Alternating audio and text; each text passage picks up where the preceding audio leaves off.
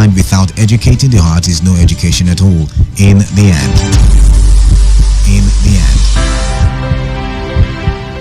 It is not the years in your life that counts. It is the life in your years.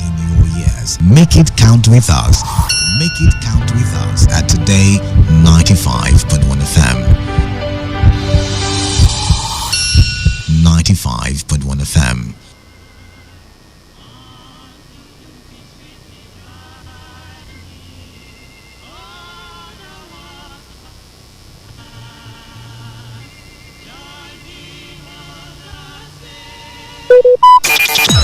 Talk radio. I listen to a lot of talk radio. 95.1 FM.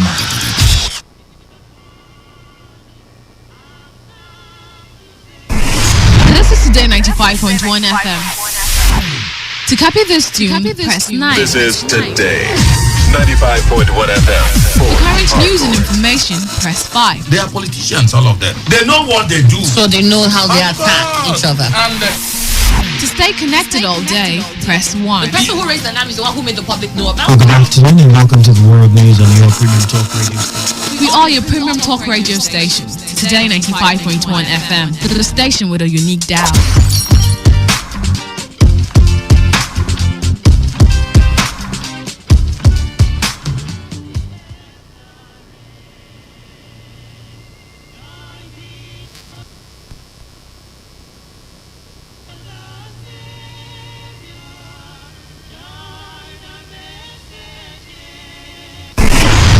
Today 95.1 FM.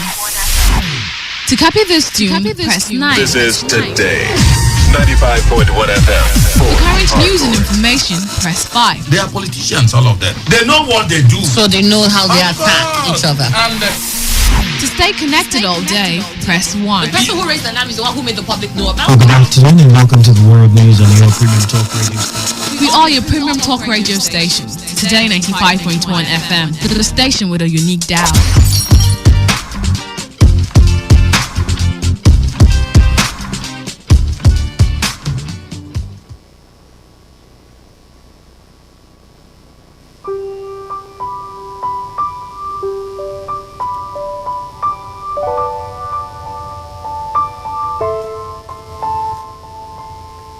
This is the story of a brother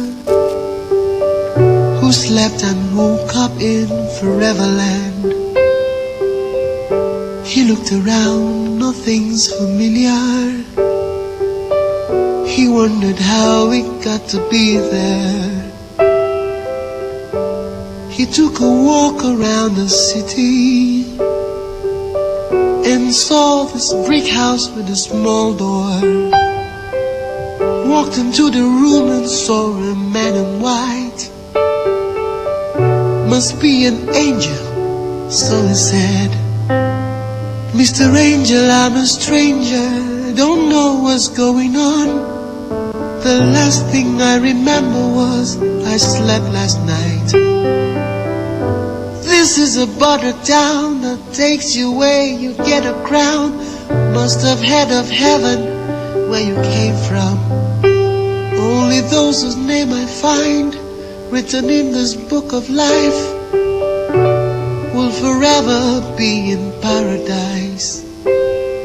Is your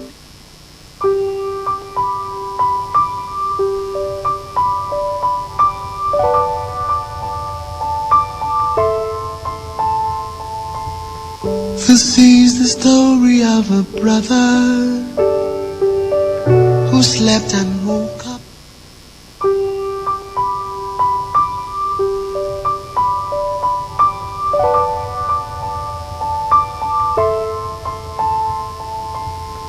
This is the story of a brother who slept and woke up in Foreverland. He looked around, nothing's familiar. He wondered how it got to be there. He took a walk around the city. A very beautiful morning to everyone out there, those that are connecting with us online And those of you by your listening device or radio set, whichever way, the Lord has been faithful. And it is He that had kept us. We're in His presence, and it is wonderful. I know many might have said, we didn't hear you last Sunday, 2 Sundays. Yeah. But we're here now. We make the most of today. It is wonderful. Please, if you will do well to tell somebody to come online or to tune in, I'll be very, very glad. I'll be very glad if you can tell somebody to tune in. Please, just help me tell somebody to come online, either on Facebook or on YouTube. Or you tell the person to tune in with his radio or her radio, or call the person to your own. Let's fellowship together. I'm your brother, I'm your friend, Pastor Ambrose Lechalum, for those on radio. And then I want to permit you to share as wide as you can. There are some people that record when it is playing on radio, or as we are broadcasting, they are recording. You are permitted, record and share, send to people. If you come on Facebook, you can share. Come on YouTube, you can share. The only thing, please, you don't do is don't sell. Don't sell. Freely you are given, and freely you shall give. It's a very beautiful time. We are drawing towards the close of the year, and a lot of things are going on. But no matter what is happening around you, the important thing is, how close are you to God? What's your relationship with the Master? Bow your heads and let's pray. Eternal Father, we appreciate you this hour, for you are good. It's by your mercies that we are not consumed. It is you who had called us to yourself, and you that call us and not called us in vain. Before you made us, you have known who we will be, because you declared the end from the beginning. I'm therefore praying that as your eyes are set on us, for you promise to guide us with your eyes. Your eyes are on us. Are 2 sparrows not sold for a penny? Yet you do not allow even one to fall to the earth. We are better to you than millions of sparrows. And that's why I know that your eyes are on us. And I therefore pray that you will instruct us as you have said. Let your word come as an instruction. Let your word come as an encouragement. Let your word come as an empowerment, so that, Lord, we can come off and up, standing with our heads lifted, for you are our glory and the lifter up of our heads. Thank you this morning. In Jesus' name, amen. I appreciate God once again for you who is already there. It is wonderful and it's glorious. It is the Lord that had made it.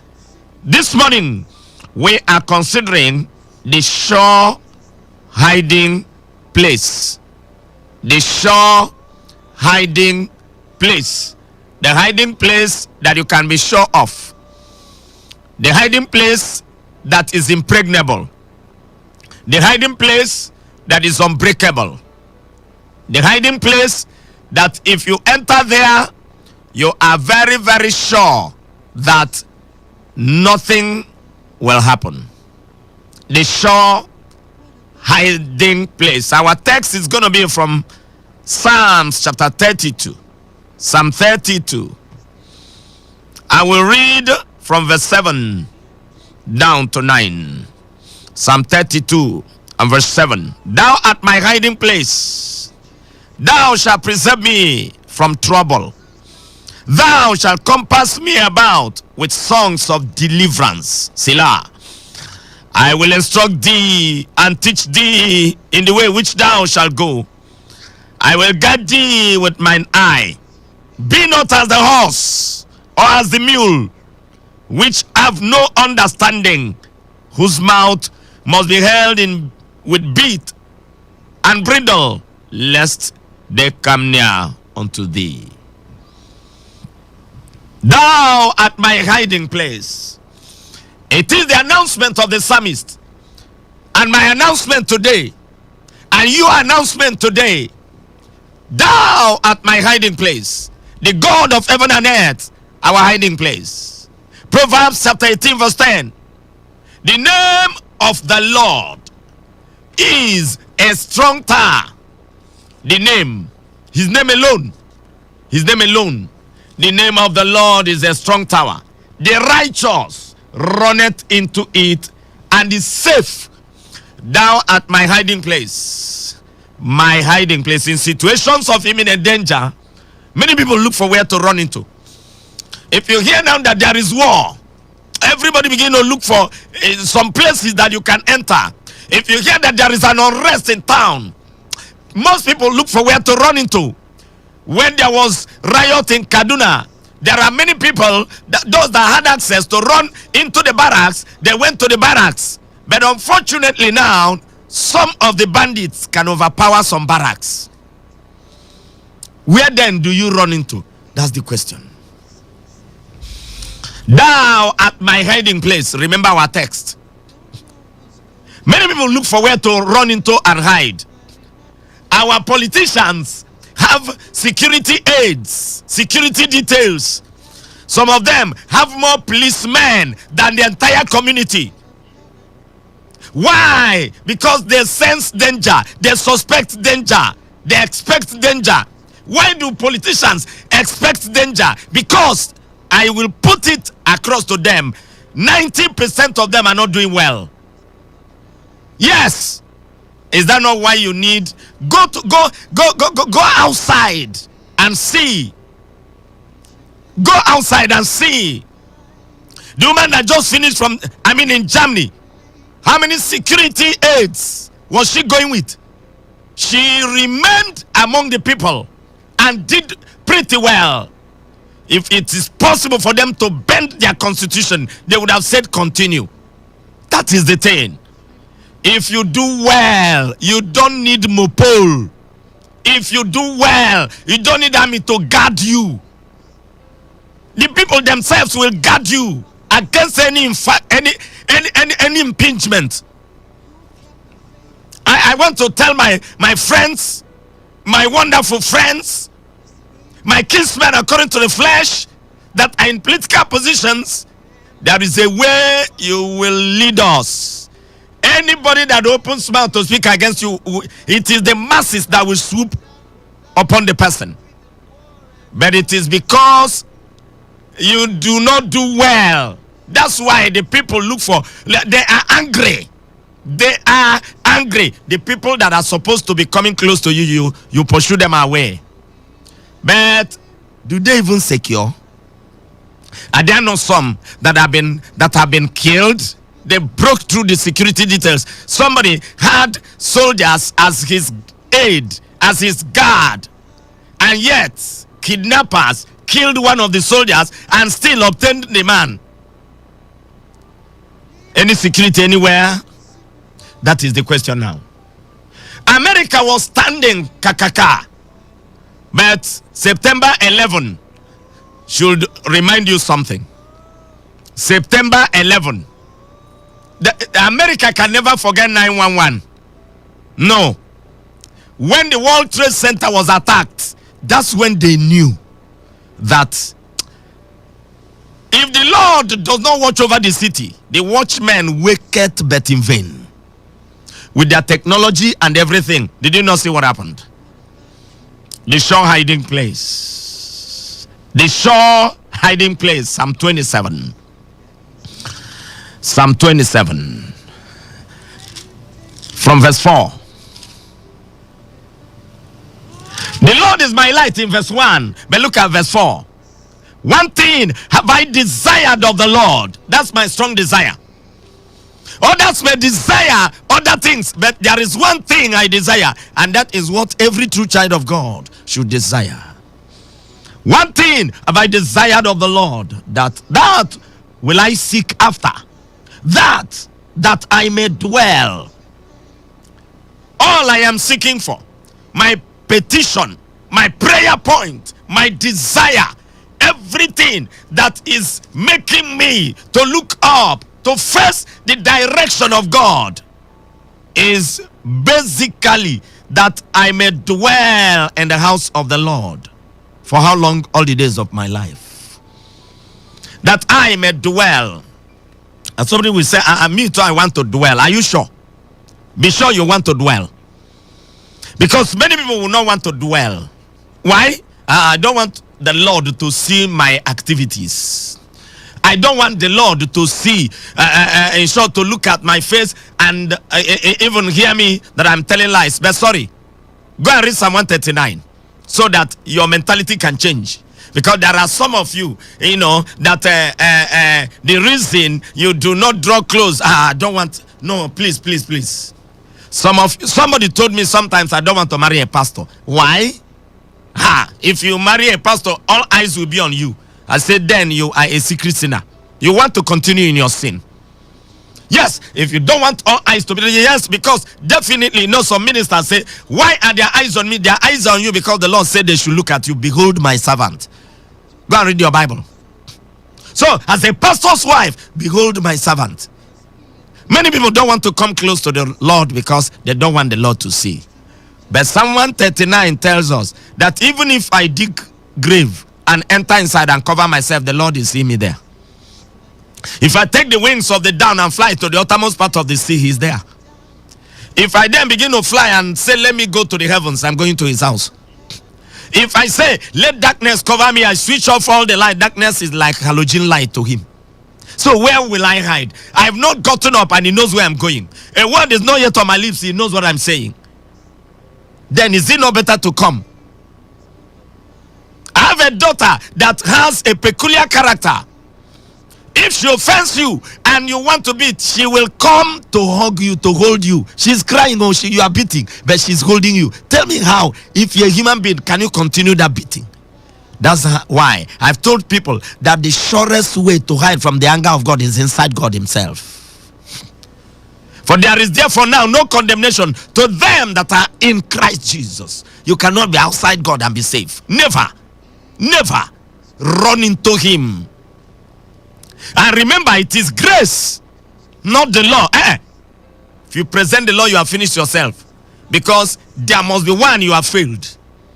Yes, it is not the law, but those under grace are no lawbreakers. Shall we continue in sin so that grace shall abound? God forbid. But if you base it on the law you are being able to keep, you are in trouble already. Because your righteousness is like a filthy rag. And that is why simply, can you step out and accept Christ? We're still in verse 4 of Psalm 27. One thing have I desired of the Lord, that will I seek after, that I may dwell in the house of the Lord all the days of my life. What am I going to be doing there? I just want to be looking at you, to behold your beauty. I'm not going there to begin to bombard with every petition, because there are many of us we can get up and begin to speak in tongues from early morning till for about 3-4 hours. God, you have not done this. God, do this. We bombard and bind and loose and cast. We have not said good morning, sir. We have not said, Daddy, how are you? I know we say, should I tell God? Ask Him, how are you? Ask Dad, is everything well? And you could hear Dad say, no, all is not well. How can you talk like that? Dad could tell you, because I know anything that touches me touches him. Dad could tell you that my son, the other my daughter, is having this problem. They are about to fall him. They are about to fall her. Pray. Oh, you don't know. Heaven has a problem. And the problem is problem you can solve. That's why sometimes you can approach the Father. Just come and look at his face. Daddy, are you okay? If you have a child that could call one man, one CEO, one day told his secretary and say, for 3 hours or 6 hours now, I am on leave. I am on break. No calls. Don't link any call to me. That's the time of, the other time the phone is rang. Grrr, grrr. And after the man had given the instruction, in the next 30 minutes, the phone rang, the secretary picked, And it was the voice of the man's son. A son that is about 8-10 years. Let me speak to my daddy. The lady was halting between the devil and the high sea. If I do not link this man, oh, what do I do? But he said no call. In short, this is his son. If he wants to sack me because of his son, let him sack me. He linked. The man was imagining, who is this that the secretary, does she not take instruction? And the man picked the phone. And the junior said, Dad, just want to say hi. Pam, he dropped the call. And the man laughed and was so happy. The son just want to say hi to his father. Not dad, school fees. Not dad, buy shoes. Not dad, do this. No, dad, hi. Dad, how are you? Can you wake up one morning and all you do is worship? Just glorify God. Just say, Father, is everything all right? You don't know that Father will be happy. Just to look at you, that's all. To behold your beauty, that is all I want. To behold your beauty. And to inquire in his temple. Verse 5, for in the time of trouble. In the time of trouble. If you're somebody that comes and every time you are in the house of the Father, every time you are before the Lord, then in times of trouble, who is the person? Where is the antelope that can approach a lion? Who are you? They never born a even giraffe. Giraffe. The tallest. I think giraffe is the tallest in the bush. Even elephant, the heaviest, does not dare a lion. It goes on his way. Anything kept for a lion to guard, no other animal nears it. I want to dwell in his house so that when there is danger, other animals can be pursued, but not the one that is close to the lion. Not the one that is sitting in front of the lion. Other animals can be attacked, but not the one that the lion is watching. Whatever is put under the watch of a lion. For in the time of trouble, he will hide me in his pavilion. He hideth my soul in the cleft of the rock. That shadow say greatest land. He hideth my life in the depth of his love, and covers me there with his hands. And covers me there with his hands. Anybody that comes close, he will hide your soul. He will hide your life in the depth of his love. And when you are hidden in the depth of the love of God, who is the person that will touch you? For in the time of trouble, shall hide me in his pavilion. In the secret of his tabernacle shall he hide me. He shall set me upon a rock. And now shall my head be lifted up above mine enemies round about me. Therefore will I offer in his tabernacle sacrifices of joy. Wonderful thing. Sacrifices of joy. That is it. I will sing, yea, I will sing praises unto the Lord. Hiding place. In Exodus chapter 33, you remember Moses and God. God said, I will send an angel. Moses said, wait, sir. If it's angel, leave us here. We don't need an angel. An angel goes by instruction.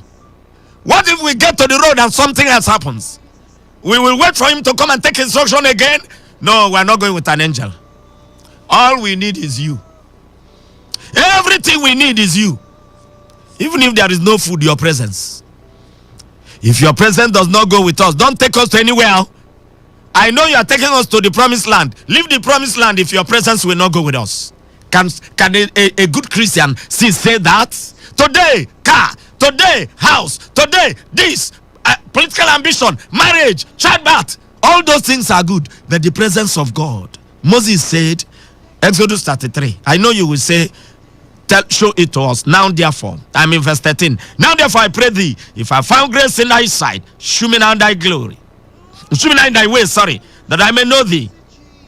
And that I may find grace in thy sight, and consider that this nation is thy people. And he said, my presence shall go with thee, and I will give thee rest. And he said unto him, if thy presence go not with me, carry us not up hence. Wherein shall it be known here that I and thy people have found grace in thy sight? Is it not in that thou goest with us? So shall we be separated, and I and thy people, from all the people that are upon the face of the earth. Separated. Presence of God separates you, because when you are very sure that you are in the presence of God, you watch what you say, you watch what you do, you watch your thoughts, and when you do that, you are separate from the whole world. Remember that Christianity, relationship with God is separation, no more, no less. Separation.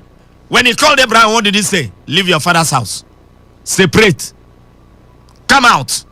For him to use Joseph, what did he do? He separated him from his brethren. Excuse me. Daniel manifested when he was separated even from Judah and was carried captive into Babylon. And there and then, Daniel, Shadrach, Meshach, and Abednego, they showed that God is God. Separation. And today, Christianity is separation. Wherefore, come out from among them, but you love the world. You love the things of the world. You love what they rub on their faces. You love what they hang on their ears and everywhere.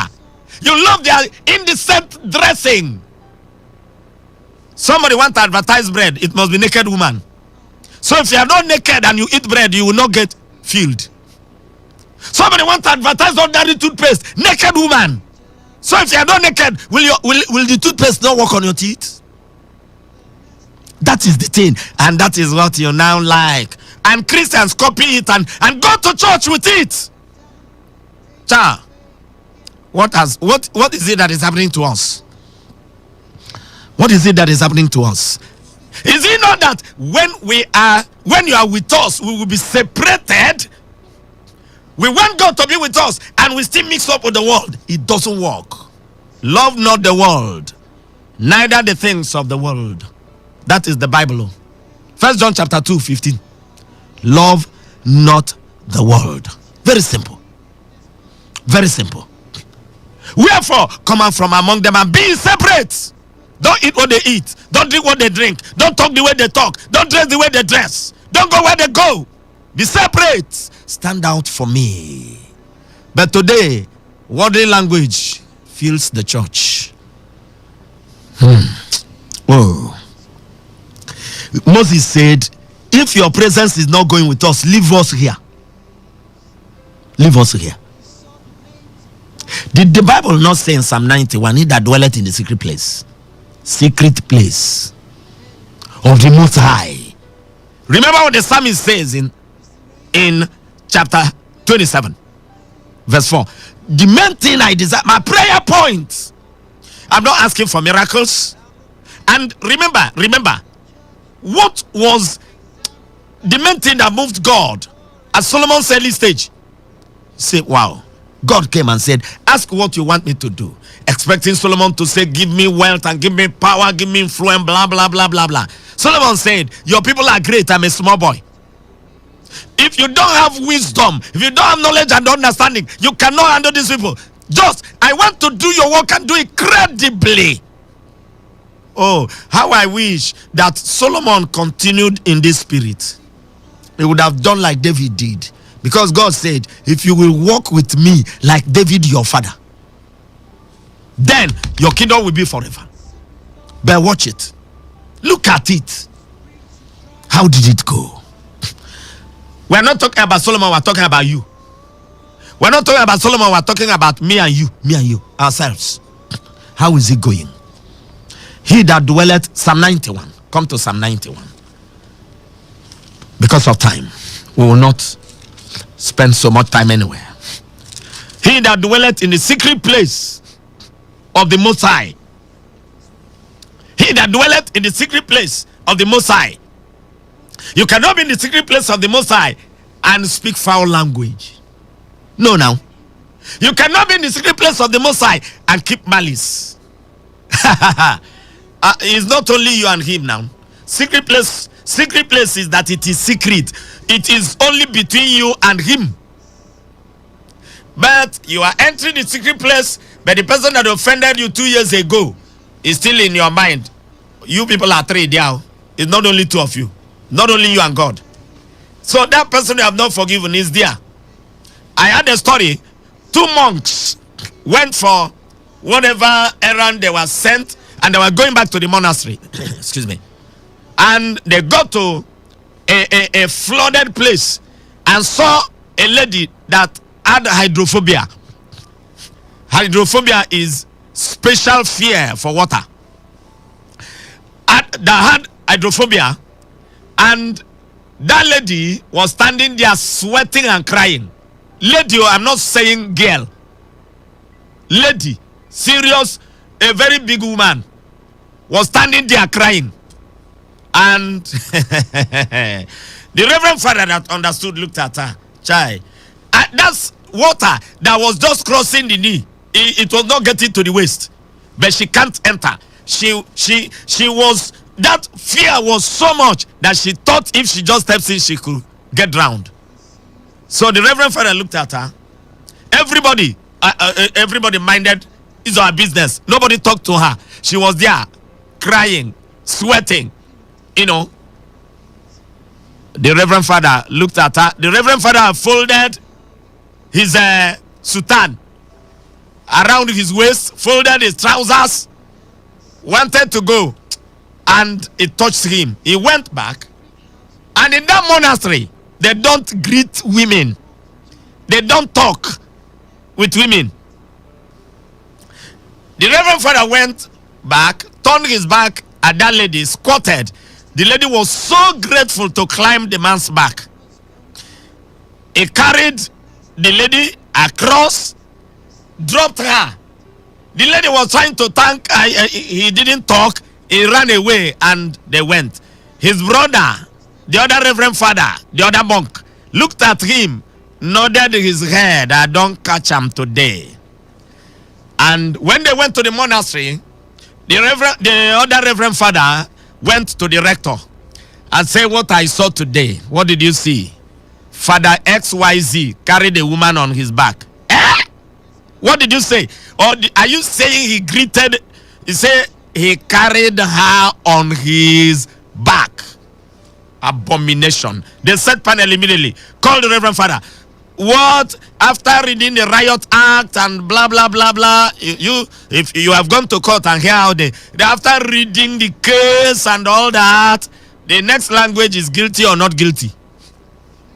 By the time they asked him, he said, well, in actuality, I carried the woman on my back, carried her across the water.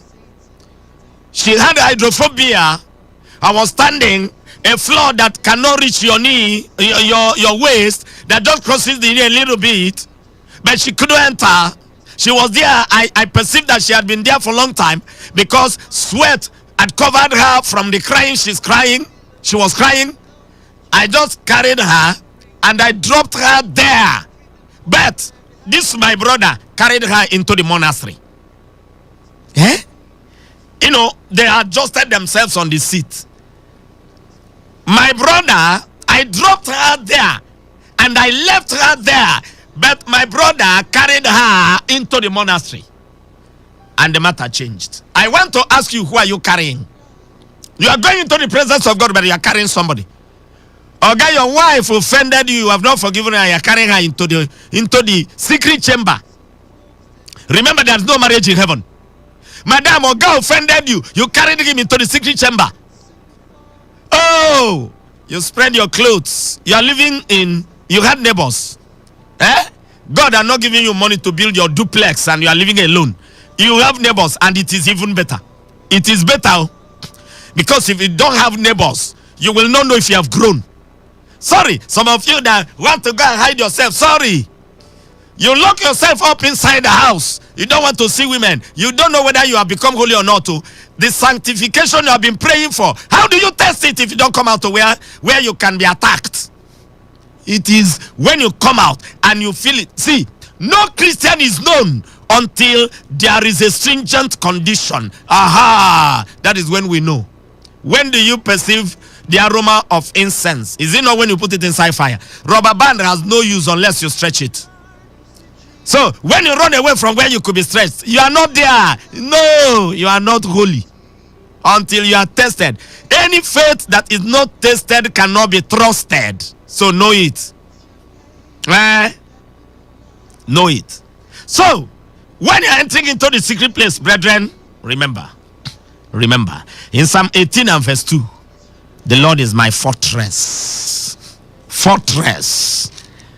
Oh, be it as it may, one of my neighbors, his name is Fortress. The woman's son's name is Fortress. Fortress. The Lord is my fortress. You know what is fortress? Oh, the Lord is my fortress. The strong place. I will stand there. Everything, there will be earthquake, there may be volcanic eruption. No matter what happens, is unshakable. It is unshakable. The Lord is my rock and my fortress and my deliverer, my God, my strength, in whom I will trust, my buckler and the horn of my salvation and my high tower.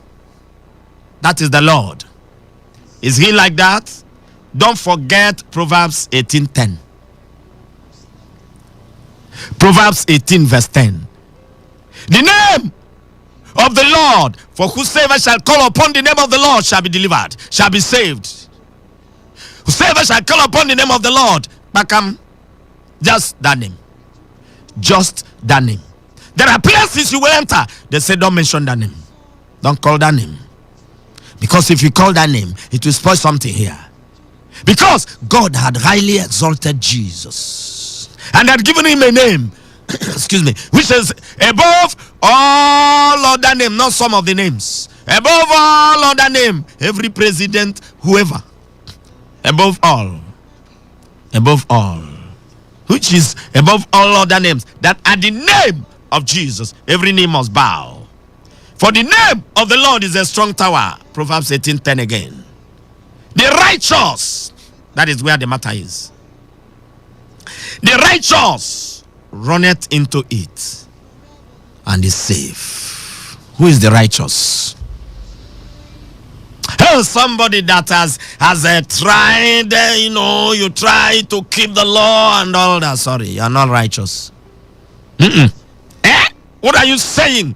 I've never hurt a fly, I've never stolen, and blah blah blah blah blah. Sorry, you are not righteous. Your righteousness is unacceptable. How? Are you the person? You have the meter, I have the meter. I know the meter with which you measure it, whether it is credible or not, whether it's acceptable or not. What is the meter? The meter is Jesus. Does it pass through Jesus? Or is it your own? Go and read your Bible in Philippians chapter 3 now. Paul first of all gave his brief profile. Who he was and who he became. That's why he said that I may know him. He said, so that I will not have my own righteousness that comes according to my obeying the law. Because if you consider obeying the law, I was blameless. I was pure, going by the law. But I discovered that obeying the law does not get it from it. Is grace. All I see is grace. All that saves me is grace. Yes. What is righteousness? That I may have not my own righteousness now, but the righteousness of God that passes through Christ. It is the righteousness of God coming through Christ. That is the matter, brethren. Are you born again? Nicodemus was a righteous man, if we want to look at it. Because by my standard, that man was a cardinal. Righteous man. Righteous by keeping the law. Because he was a Pharisee. Those that know the law, that teach the law, that keep. And they make sure you do it. That was him. But Jesus says, except a man be born again. Sir, you don't hurt a fly. You have never looked at another person's wife. You have never told a lie. You have not even told a lie. Because that is the one that is very easy for people to do. Many people now, coin it and they baptize all sins. All sins are now baptized. Fornication and adultery is no more fornication and adultery. It's either dating or they are making love. Who told you it's love? Infatuation. Yeah. Bribery is no more bribery. It's gratification, is appreciation. How do you appreciate somebody before he has done what he wants to do for you? Appreciation is after somebody has done something and you come and say thank you. And there are people that their consciences will not even allow them to take appreciation. They tell you, I am being paid for the work I do. When I went for admission in UST, excuse me, in the 90s, early into mid-90s, I went for admission. It was a part-time program. And when we were in the process of admission, I came from where I was working then. When we came, I saw an elderly man still working. In me, I said, can this man still be working? Wow. If this man finishes, I go finance something. From my mind, lo and behold, the man said, you must pay 50 kobo. 50 naira, sorry. You must pay 50 naira for him to treat your paper. People lined up. People, in short, before he finished it, the people were holding it like flag. If I talk before the man does anything, people may lynch me here. By the time it was my turn, I came, greeted him. I said, sir, I will not give you money to do the job for which you are being paid. If you think that I am late or for any reason, you can close and tell us to go. Tomorrow we'll come back. He dropped his pen and looked up. Who is this person that could come to challenge? I stood before him. He looked at me. Others were already. I'm not interested in them. I'm interested in the man hearing the truth. Finally, he angrily, however, somebody say, call me fool, but pay me correct. Collected my paper, When he finished and gave me a copy of what I was to go with, I've already made up my mind that I'll give him something. I drew out 200 naira. He was collecting 50 naira bribe. I drew out 200 naira, landed on his table. He has not opened his mouth. I disappeared. Before he, oh, thank you, I don't waka. Today, you appreciate before the work is done. What is the name? The correct name is bribe. So, know it. Let us call a spade a spade. The righteous in Genesis chapter 32. Genesis chapter 32. You remember Jacob? You remember that Jacob was, in short, there was an imminent problem. Esau was coming. God had said, go home. But it was then he remembered there is something that you have been covering, but something is happening that is making you to remember. You better go to settle it now. Who is your Esau that have vowed he will kill you? What is the sin that you committed, that you covered, that seemed not to be discovered? You better open it and deal with it now before he deals with you. Yeah. Then, by the time he was coming, the closer he got to his place, to his home, the more it became real. You may soon die. Esau vowed, the day I set my eyes on him, I must kill him. Aha. The fear had made him to strategize and map out and divided his people, and this one go, if he meets you, say this, blah, blah, blah, blah, blah. After that, the most beloved family was with them. At a stage, he separated from them again. It was when he separated from them that God came. Separate from that thing that is distracting you, and God will come. And God came and fought with him. And fought with him. And fought with him. How did it end? Genesis chapter 32. Let me read 11 and then I'll jump to 28. And verse 11.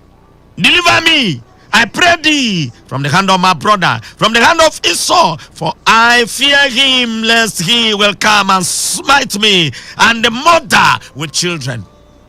How did it end? Verse 28. And he said, thy name shall be called no more Jacob, but Israel. For as a prince and a power with God and with man, and has prevailed. And Jacob asked him, what is your own name now? Yeah, why are you asking my name? What are you doing with my name? Your name has been changed. And the Bible says, and he blessed him there. It was the change of name It was that transformation that settled the matter. Can I tell you, that sin you are hiding, you will die. You know, I had a story of those that came to attack. They came to a church and persecute us, kill us. And they said, stop that rubbish. And the fear ones, remember Revelation 21 verse 8, the fearful and the unbelieving and all those people shall have their part in the lake that burneth with fire and brimstone. The fear people started denying Jesus. They were separating them. Those that were ready to die with the Lord, they sang them more. They worshipped them more. After separating, they threatened, cocked their gun. They drew it, and immediately bullet entered into the chamber. Some people still, more people were extracted. Those that were hiding behind others. By the time they finished, the boys asked their Oga, do we kill these people that are disobeying us? He said, don't touch them. They are Jesus. We ask us of their blood. Kill these people that have denied Jesus. Because even if we draw them to our religion, they will still deny our own Oga. And they killed all the people. The devil. You think that the devil is a foolish person? No. The Bible says he's wiser than Daniel. So the moment you make your way perfect with God, he will not touch you. He is waiting for the day you will fall. That is why the best thing you can do now is to retrace your step and make league with the Lord. And then your security and your safety is completely activated. In Isaiah chapter 64 verse 6, the question is, the Bible says that your righteousness is like a filthy rag. I want to ask you a question. Are you righteous? How can somebody be righteous? Just accept Christ. You will receive justification. All the sins you have committed, if you have never been born again, all the sins you had committed from the day you became conscious of knowing what to do, that is good or bad, all of them, he says, I will forgive your transgression and remember them no more. I will cast them into the deepest sea. I will throw them at my back. I will never see them again. That's what he says. Because Romans chapter 8 verse 1 says, there is therefore now no condemnation to them that are in Christ Jesus, not them that are in the church. You may be a bishop, but are you still in Christ? You may be the chairman of your church committee, but are you still in Christ? You may single-handedly build a church, but are you still in Christ? It's not the church you built. You're a philanthropist. You pay house rent for pastor. You bought pastor's car. You do this and that and that and that. And in short, you take care of widows and blah, blah, blah, blah, blah. Are you still in Christ? You are like somebody, if you don't have Christ, you are depositing money in a bank, you don't have accounts. Do you want the account? Bow your heads. Receiving Jesus gives you the account. The account number is JESUS. You mean it? JESUS. Then your name is the account name. What is the name of the bank? Bank of Heaven. Bow your heads. Are you ready to do like Nicodemus did? Because when Jesus told him, he immediately, without any delay, immediately, bow your heads.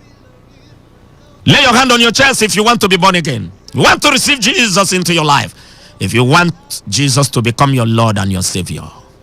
Father, everybody that is putting hand on his or her chest, I bring before you. They talk now, hear them. In Jesus' name. Just say what I will say. Say, Heavenly Father, I acknowledge that I'm a sinner. My righteousness does not suffice. I need the righteousness that comes from you passing through Christ. Therefore, I recognize the death and resurrection of Christ, and I invite him into my life. Lord Jesus, come into my heart. I acknowledge you as my Lord. You are my Savior. Write my name in your own book. Deliver me from the world and from hell. In Jesus' name. Thank you, Father, for everybody that made this confession. I pray, Lord, your mercy be activated. For when mercy speaks, judgment is bypassed. Thank you for doing it. In Jesus' name. Lord, for the security of everybody that trusts you, and for the security of the vulnerable in this country and in the world. Lord, arise and let your enemies be scattered. Help us in Jesus' name. Amen. Amen. I bless God for you. I bless God mightily for you. I'm expecting you in worship today in Rukmoku. But apart from that, on Sunday, we are coming out to tell God thank you. Will you come? I'm going to give you the address. I'm going to give you the address so that you may not miss your way. Throne of Grace Bible Church is in Rukmoku. Before we open the phone lines here, let me give you the address and possibly the phone you could call if you want to join us tomorrow.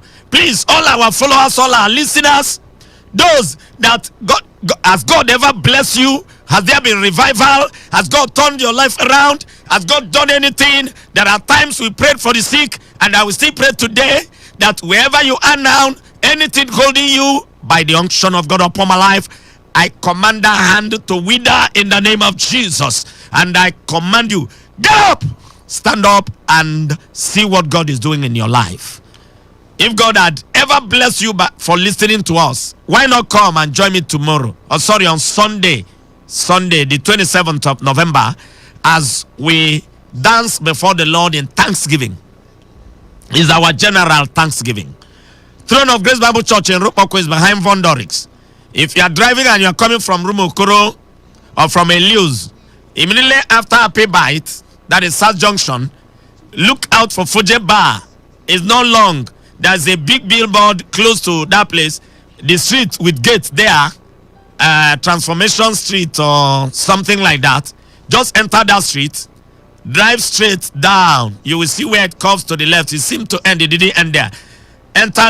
Curve along it to the left. You will see where the street empties into another street. If you're standing at that intersection and you look left, you will see Throne of Grace Bible Church. Just drive. Security and ushers will show you where to park, and then you come in and we worship.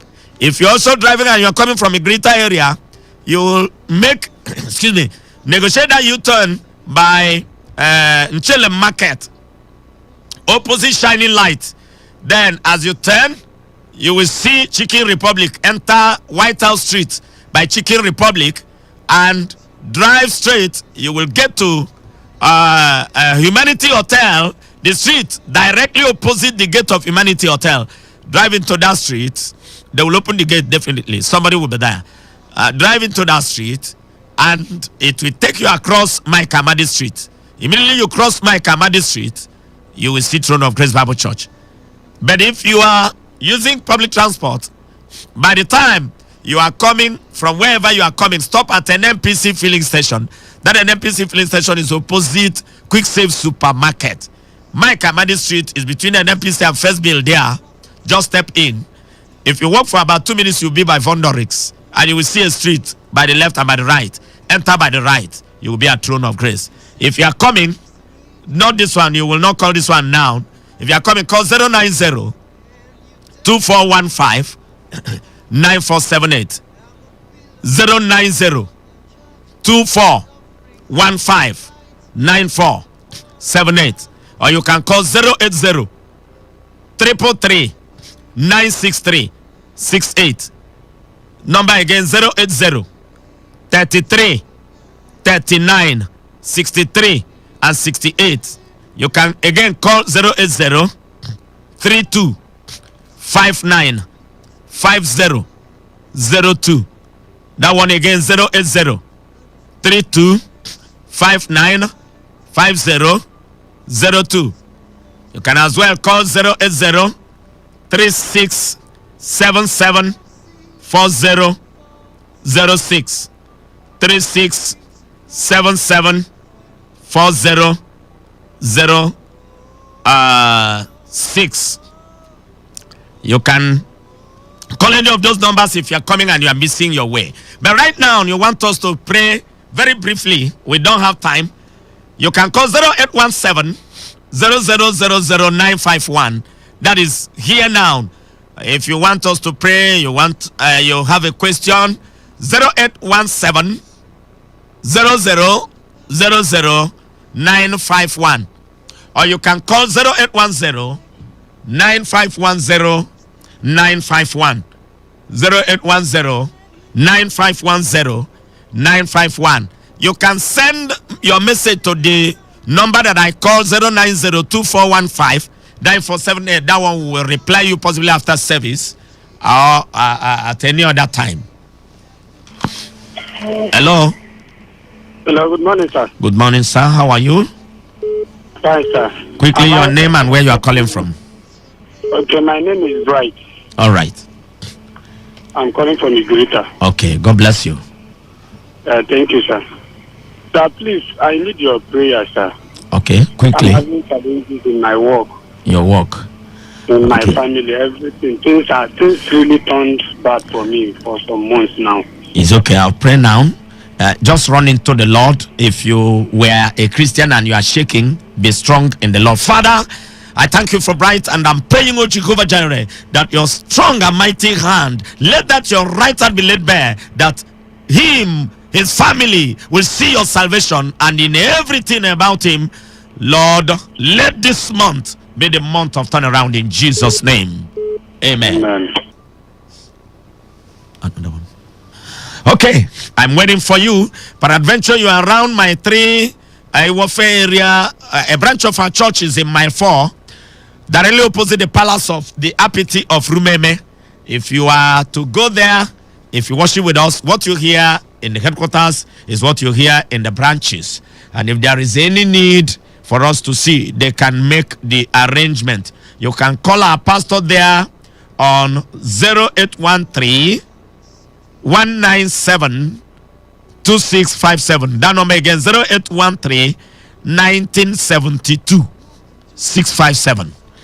If you are around Oyibo area or that axis and you want to worship with us, we are at number 43 Ohita Street, Mbano Camp. Hello? Hello? Good morning, sir. Good morning, sir. My name is Thomas. All right. All right. Since I was working, nothing good for me. Having ticket, nothing good for me. Before the end of the day, the owner of the ticket will collect it. I drive motor now. The end of the day, the owner collected for me. Nothing works out to me at all. It's okay. I'll pray for you, but just make sure that you are faithful, because sometimes they collect because of your unfaithfulness. Father, thank you for this man. I am praying on Jehovah Jireh. Help him unto faithfulness. But this time around, any vehicle that will be given to him, he will finish it up. If it is higher purchase, he will finish it and own the car. And Lord, I pray, put food on his table in Jesus' name. Amen. So if you are worshiping with us around Oyibo, 43 Ohita Street, Mbano Camp, 070 337 66744. 070 337 66744. If you are around Eche, we are at Okehiwan. Hello. Hello. Good morning, sir. Good morning, beloved daughter. How are you? I'm fine, sir. All right. I'm better by now. All right. So I want you to pray for me. I always eat in the dream. Oh.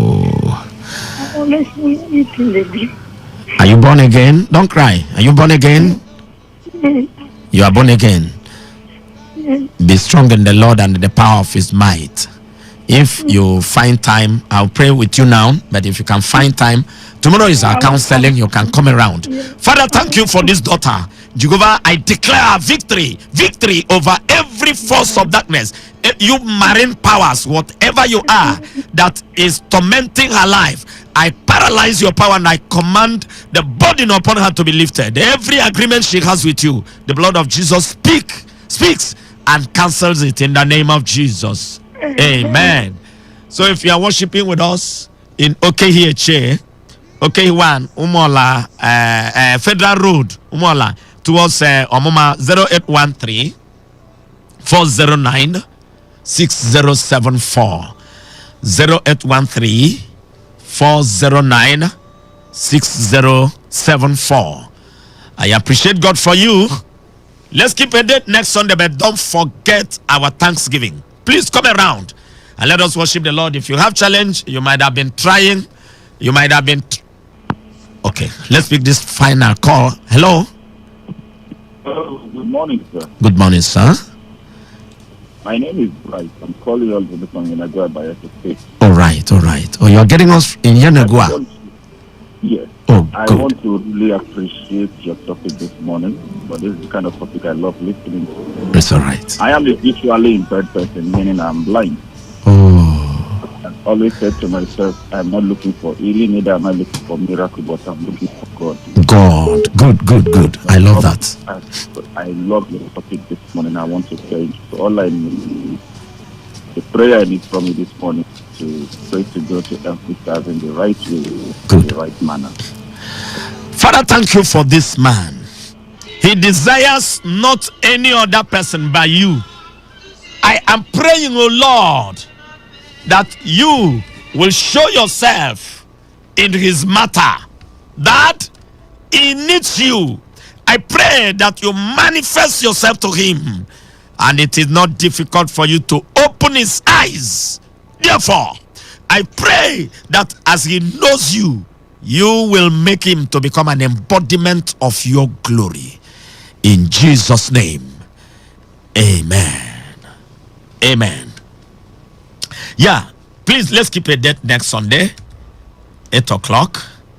And follow us on Saturdays. Every Saturday, 6:10. After the news, we are on this station. God bless you. God bless you. Who slept and woke up in forever land? He looked around, nothing's familiar. He wondered how. Talk radio. I listen to a lot of talk radio. 95.1 FM. You also sing here. Don't worry. This government. For that station, don't worry you. We're passionate about it. We love talking. We are Your number one talk radio station, 95.1 FM.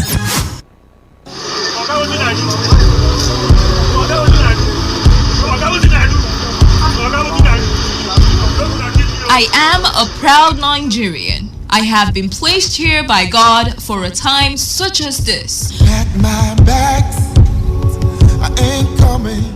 The degradation, challenges, and problems faced by Nigeria are the perfect backdrop for me to develop and utilize my God-given potential.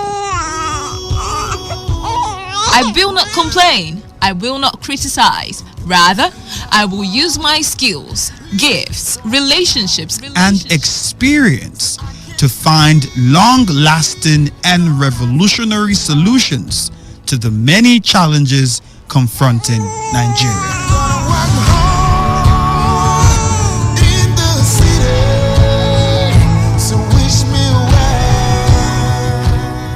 Nigeria will rise again.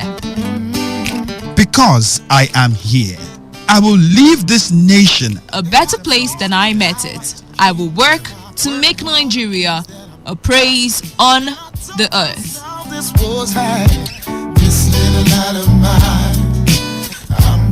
I will work to make Nigeria a praise on the earth. So help me God. Let me tell you how I got this far. This message is brought to you by Today 95.1 FM, Voice of the People. You also sing here. Don't worry. This government. For that station, don't worry you. we're passionate about it. We love talking. We are Your number one talk radio station, 95.1 FM. Fire incidents have become a regular occurrence, with thousands of lives and millions of properties lost every year in this country. Hardly a day passes without news of a fire outbreak in some part of the country, causing fear and panic among the people. Needless to say, We need to remind ourselves of the possibility of an outbreak at any time. This is what is likely to prevent us from being taken by surprise. Always put off appliances when not in use. Do not overload electrical sockets. Fuel your generator before, not when in use. Avoid fixing electrical faults personally when you apparently do not have the skill. Keep the candle on a candle stand. It takes only a minute for a fire to get out of hand. In case of a fire outbreak, please call the fire service hotline 070-315-221-99. This message is brought to you by your premium talk radio station, Today 95.1 FM, Port Harcourt, voice of the people.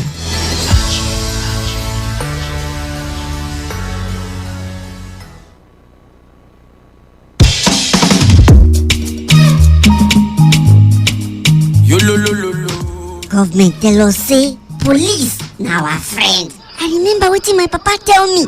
He say make I mind who I dey call my friend.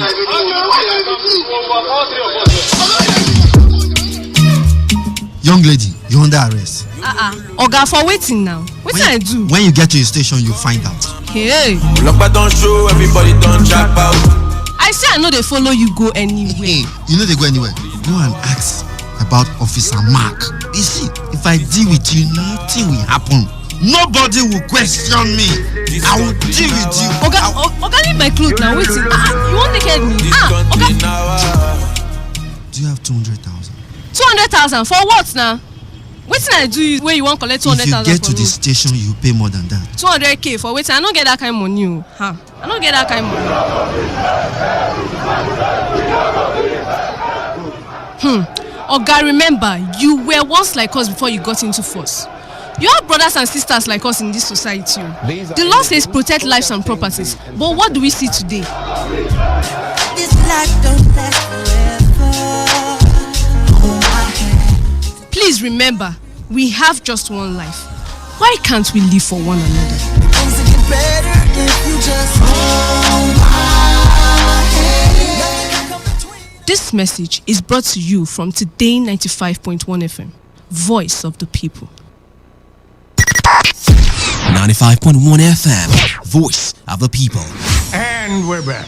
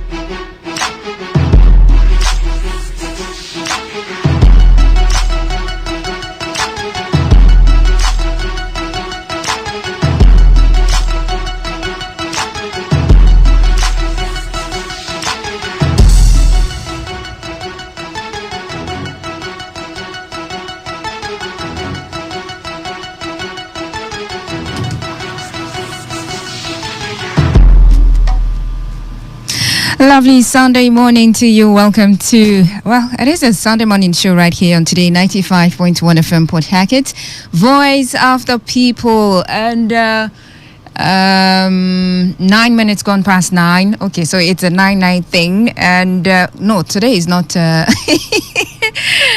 it is not the 9th day, really. It is the 20th of November 2022. How are you doing?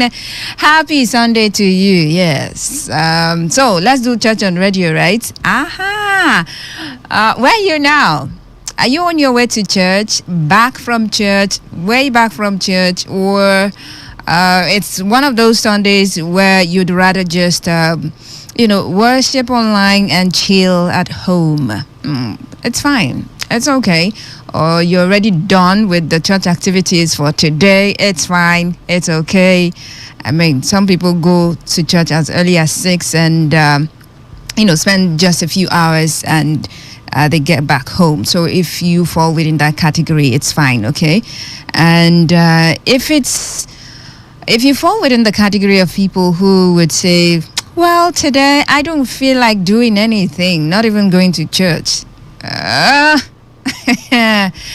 Oh, well, but you should definitely know that that if you're a Christian, really, you should know that all of the times you would need someone, you would need somewhere or someone you can draw strength from. Yes, you can draw strength from. Someone you can look up to, when you feel so down. Someone, that you think that might have all the answers that you seek for in life. And if you're a Christian, that person would definitely be God, the higher being, the infinite being that has created you. So you should try as much as you can to have a relationship with him, okay? A relationship with him. That's paramount. Totally. It is absolutely very important that you have a relationship with him. And just do something about it. Do something about it. You can worship online. You can go to church, your local church and worship. Oh, please, by all means, do something, okay? Do something. Today is Sunday. For every other day, you've been going about your activities. For some people, it's only on Sunday they get to read the Bible. After Sunday, they just place it somewhere. On Sunday morning, again, they dust it off and take it to church.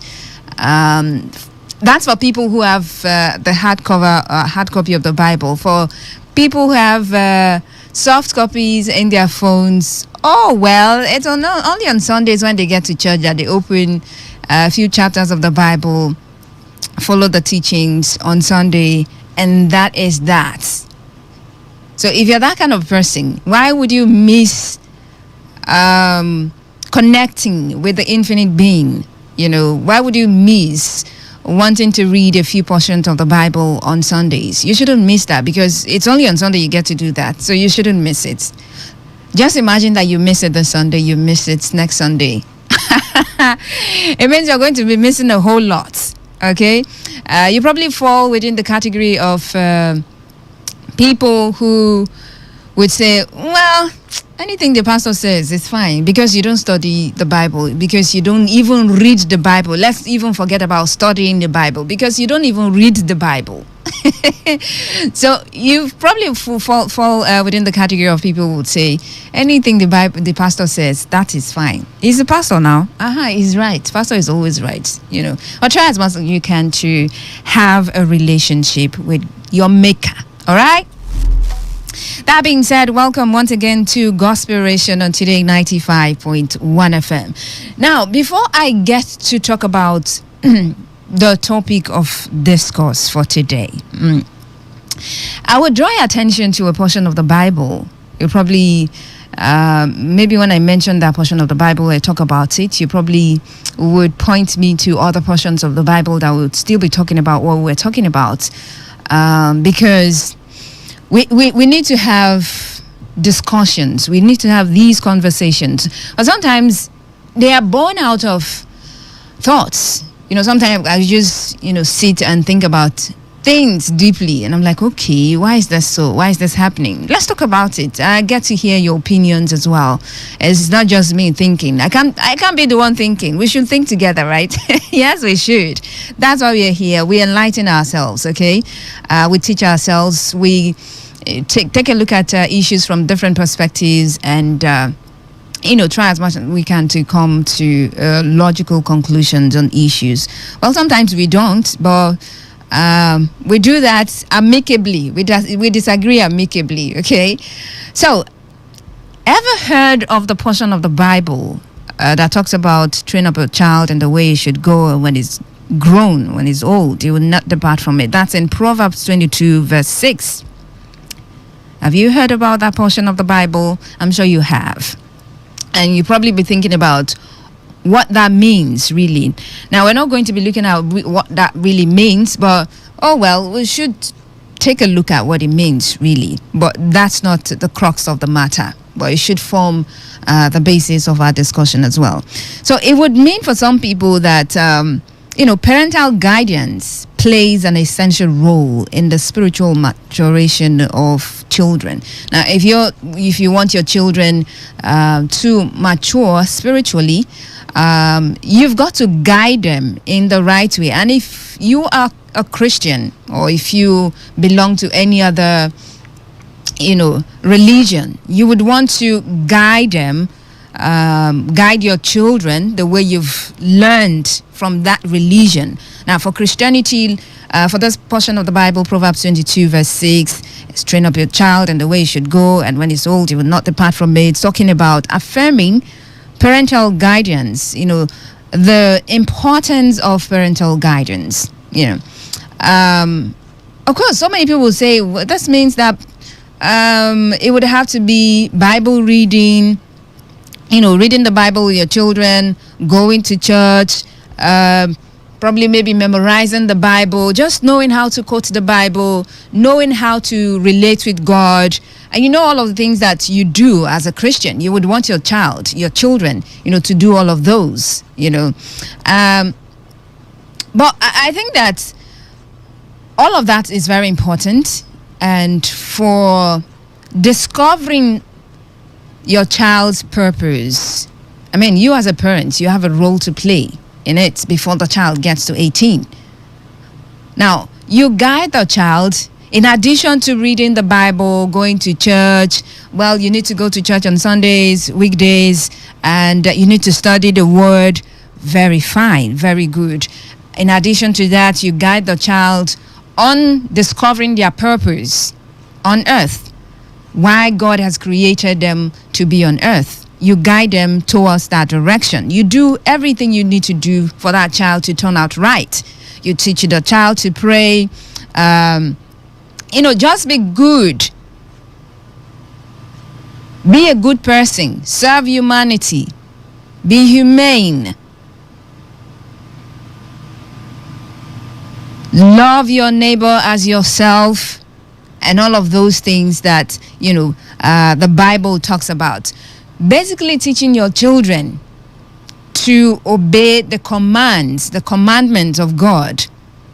That way, you just want to ensure that your child is going towards the direction that you want that child to go. Now, I'm talking about if you are a Christian and you want, born again Christian, or maybe really not born again Christian, but you just know that this is what God wants you to do. God will want you to direct the child in the right way, so the child does not derail. I don't know if any parent will give birth to a child and would want for that child to be an armed robber. I'm not sure. I don't know. I've never heard a parent talk about the fact that, oh, well, I want to give birth to a child and the child has to be that. I'm not sure. But every parent would want their children to be better than them. Oh, well, that's what I think. Maybe there are exceptions, because these days, I don't know what's going on in the world. But normally, every parent would want their children to be better, to do better than them. Go through a path that will make them proud in life. So that portion of the Bible talks about it. Parental guidance, you guide them in the way that they should go. That's why growing up as a child, you don't have the choice. You don't have the right to say, Daddy, I'm not going to church. When the family is going to church and you're saying you're not going to church, they probably bundle you to church for deliverance. How can every member of the family would want to go to church and you're saying, Daddy, Mommy, I don't want to go to church? Well, that can happen in other places where they're so liberal about almost everything. Oh, love the child. He said he doesn't want to go to church. Okay, let's leave him. Okay, take care of you. And then they leave him. But here, oh well. You might be whooped on a Sunday morning if you dare to do that. So you must go to church. Now, being an adult, from growing from a child to being a teenager to being an adult. Now, when you become an adult, now that confers on you certain rights and privileges. Now, it is that time of your life when you're free to take decisions and make your choices that affect your life. Now, that includes religious beliefs and choices.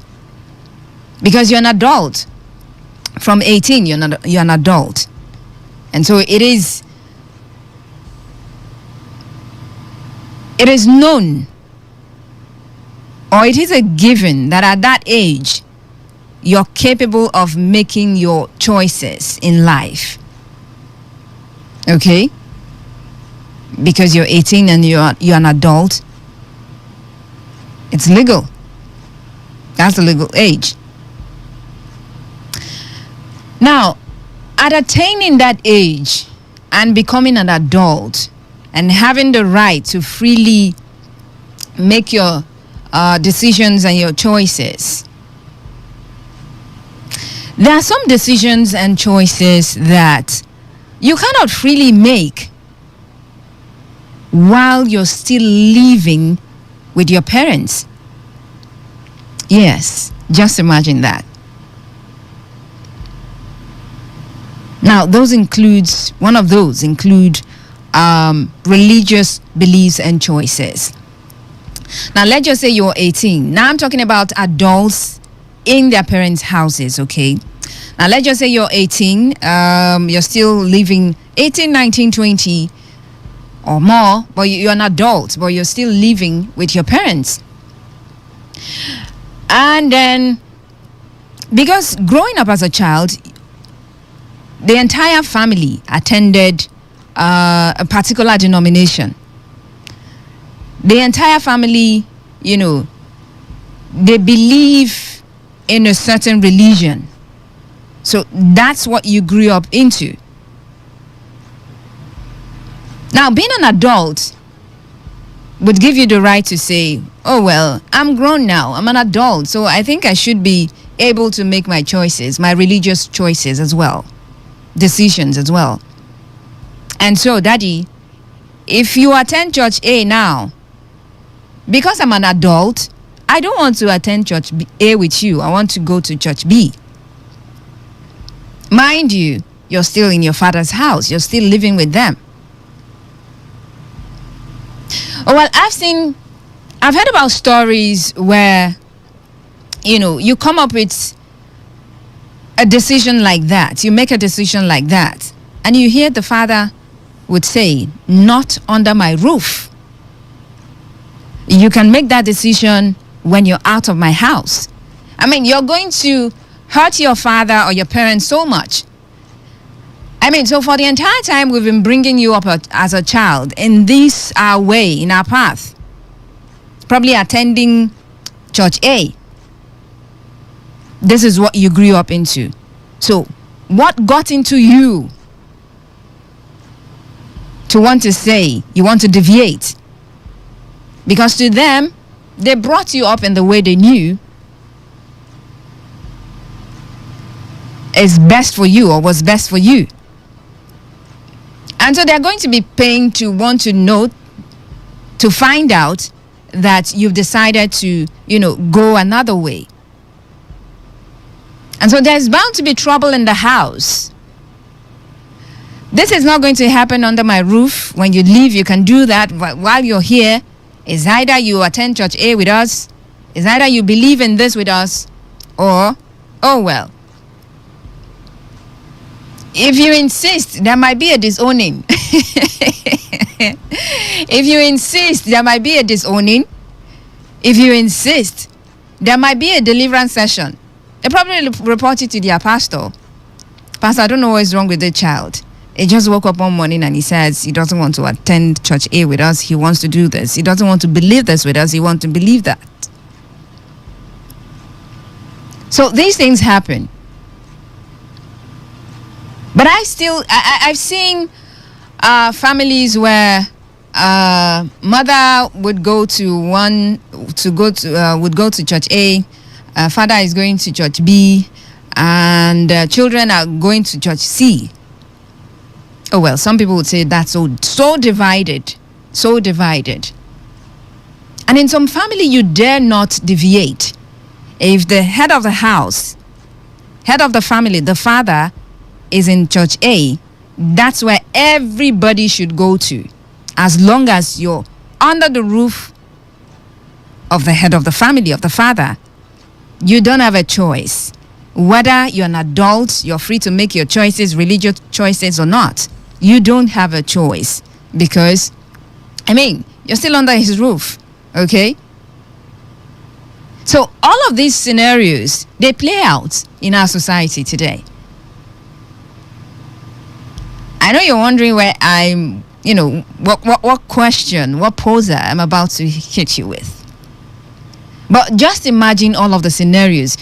For someone who's probably listening to me, you would have, you would have encountered this, or you must have heard stories of people who were in this particular situation.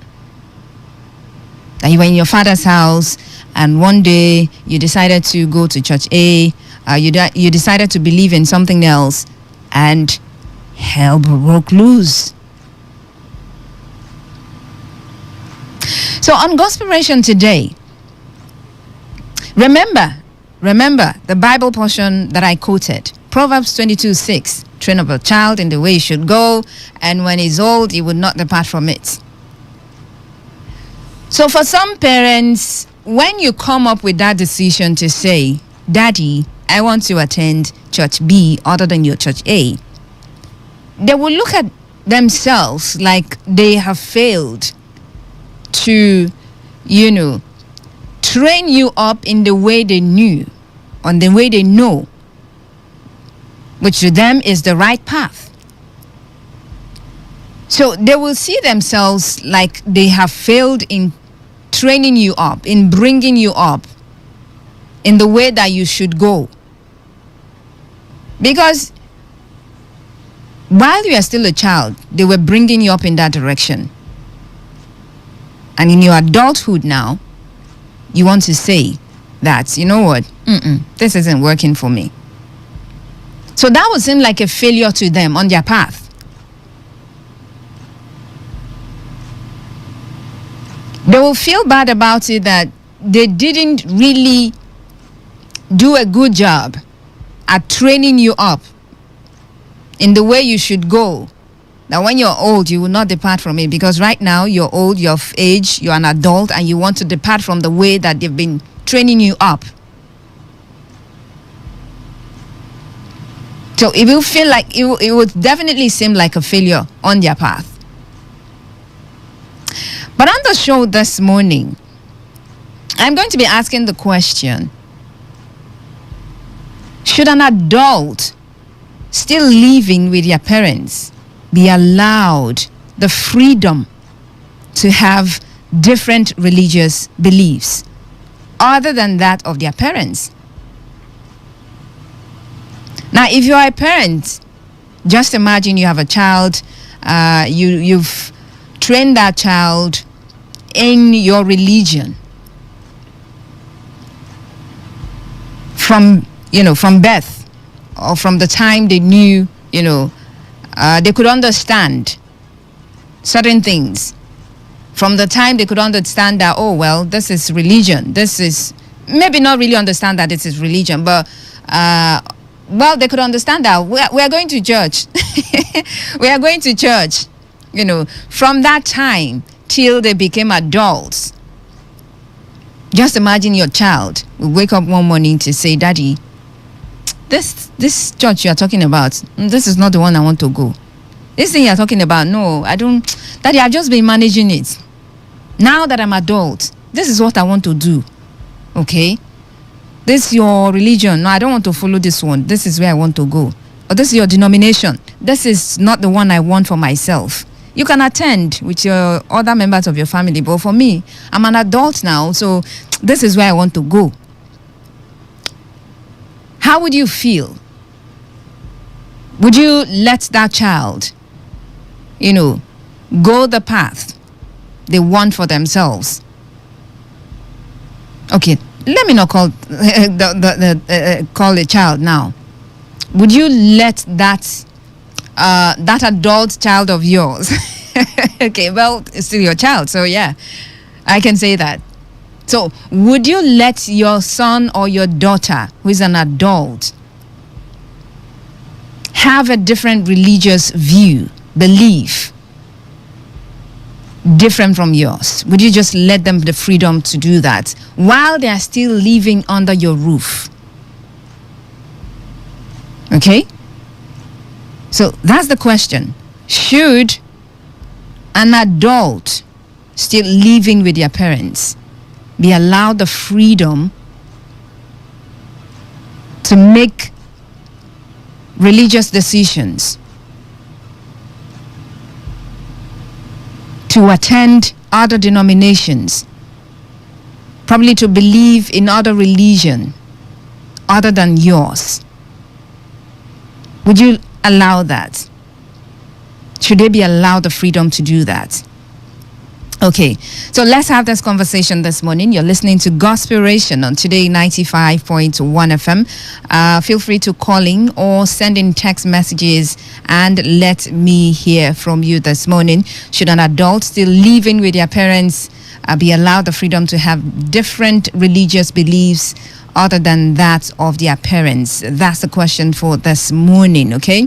0817 0000951 and 0810 9510 951. Those are the lines to call, but you can send me a message as well on 0701 933 9962. WhatsApp messages and regular text messages. Hello, Today 95.1 FM. Good morning.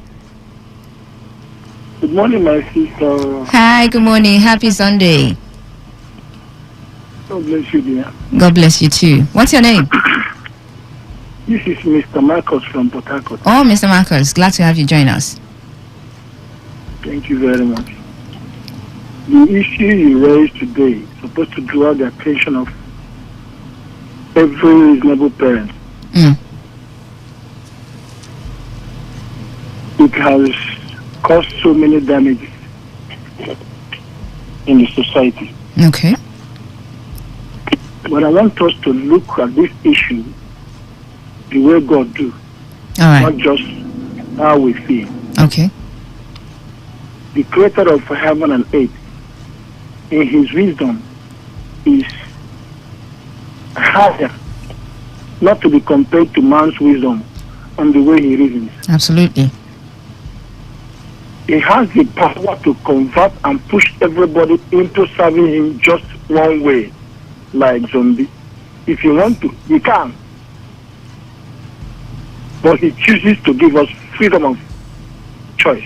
Right. As great as he is, he chooses to allow us to choose the God we serve. In the time of Moses, I can recall some comments which Moses have dropped through him. Joshua 2. On Joshua, he called the Israelites. This is the information from God to him. Choose the God you serve. But as for me and my family, that is, God has given every one of us chance to choose who to serve. Can't we emulate him if we want to be his servant? It's a question we have to reason around. I am suggesting every parent who has seen the matured heart from 18 or even before 18 that is reasonable, that is making a different choice. It is a good thing, if possible, you call to the attention of that child. You might even learn from him or her. Doesn't mean he or her cannot make mistake. He can make mistake in the choice he wants to choose at last.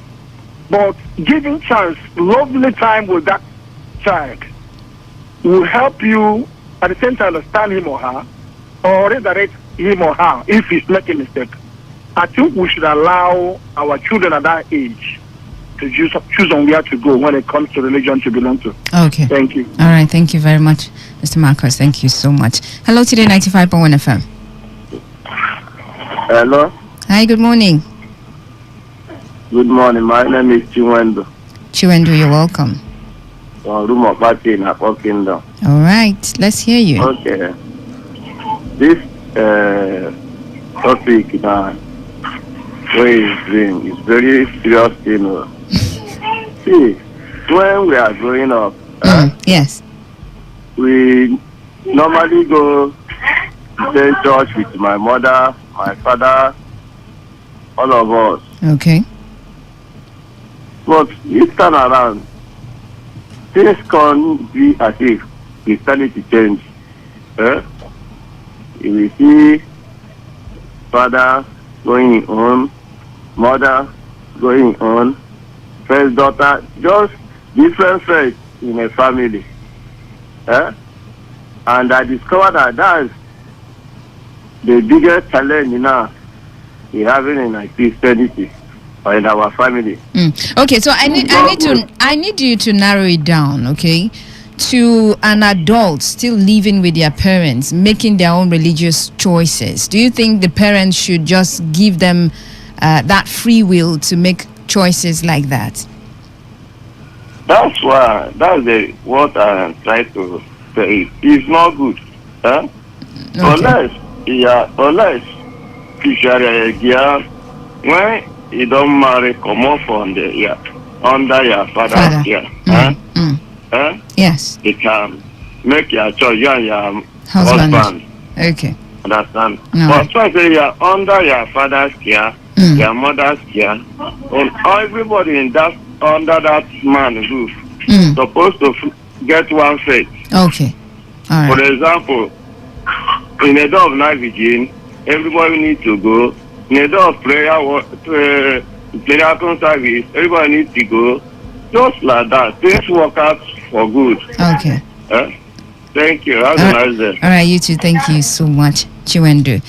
Thank you so much. You're listening to Gospiration on Today 95.1 FM. We're asking the question this morning, should adults, should an adult still living with their parent be allowed the freedom to make religious choices for themselves? I mean, are they allowed to have different religious beliefs other than that of their parents? Now, I'm talking about adults still in their parents' houses, okay? Hello, Today 95.1 FM. Good morning. Yeah, hello, good morning. Hi. Good morning. What's your name? Yeah, this is Carlo, Mr. Liverpool from Oyibo. Mr. Liverpool from Oyibo. Yes. All right, go on. Let's hear you. Well, with my own opinion and experience, as far as you are still under in form of their parents, their parental care. Yes. You shouldn't, because they are still taking care of you. You are still, seeking advice and something from them.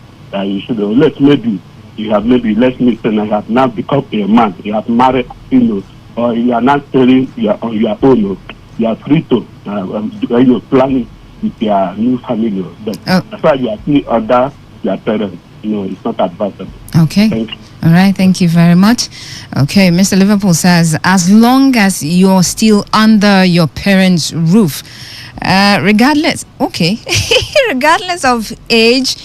So what if you are like 40 and you're still, someone will come now and say, how can you be 40 and you're still living with your parents? Well, in the event that you're that age and you're still living with your parents, should you still be bound to their religious beliefs as well, even though you deep down in your soul and in your mind you want to have different choices, you want to make different choices, but because you're still under your parents' roof, should you still just follow them to their denomination, believe what they believe, even though your mind is somewhere? Today 95.1 FM. Good morning. Good morning. My name is Omale, calling from GRA Port. Omale, how you doing? I'm great. Happy Sunday to you. Wish you the same. You said first time caller? Yeah. Oh, thank you so much for joining in. I hope that this won't be your last time. No. Your first and last. All right, thank you very much. I really do appreciate it. Yeah. Okay, so let's hear you. Yeah, in my opinion, Yeah. sometimes parents can actually learn from their children. Okay. I will allow them to make choices. But I will be on the serious level and to watch if they actually improve spiritually or not. Okay. But if they are missing their step, as a father who's in charge, I can stop them and bring them back to where I and my wife are worshiping. Okay. Yeah, because sometimes in these days, where you are worshiping, you might not know it all. True. You understand? Yes. But maybe because of association or the influence you are creating in that church, you find it difficult to leave the place. True. So when you allow your children to make choice, they might become a better person than you and your wife. Okay. So as long as they are adults, I can't stop them. Okay. What if they have married and left their house? Are you able to make sure for them in the houses? So that is my own humble opinion. All right, thank you very much. I really do appreciate it. Okay, so in his own opinion, I mean, he's going to let the children make the decisions, believe in different, probably attend different denomination or probably just explore. They might know one or two things and, you learn from them. So, well, that's a way of learning as well. So you just let them go where they want to go and then you watch them carefully to know if they are really into what they are going into, and then you probably study what they are going into, the belief they want to believe, the denomination they want to attend, and if you see that it's in line. I mean, you know how it is that we are the church, we just have different denomination, sometimes different doctrines for different people. So you probably want to just study the denomination, the faith that your child wants to go into, and if it's okay by you, well, you just let the child continue. Otherwise, you drag him back. You know what, this place is not working, yeah, come back. Since you're under my roof, I still have authority over you, okay? So you're going to do what I say you should do. I'm your father, I'm the head of the family, so I have the right to tell you what to do, even though you're an adult now, because you're under my roof. 0817-0000-951 and 0810-9510951. Remember, you can also send text messages and WhatsApp messages to 0701-933-9962. That for WhatsApp messages and regular text messages only. Okay, so we're taking a look at if adults, who are still living with their parents should be allowed the freedom to, go for different beliefs. Should they be allowed to attend different denominations?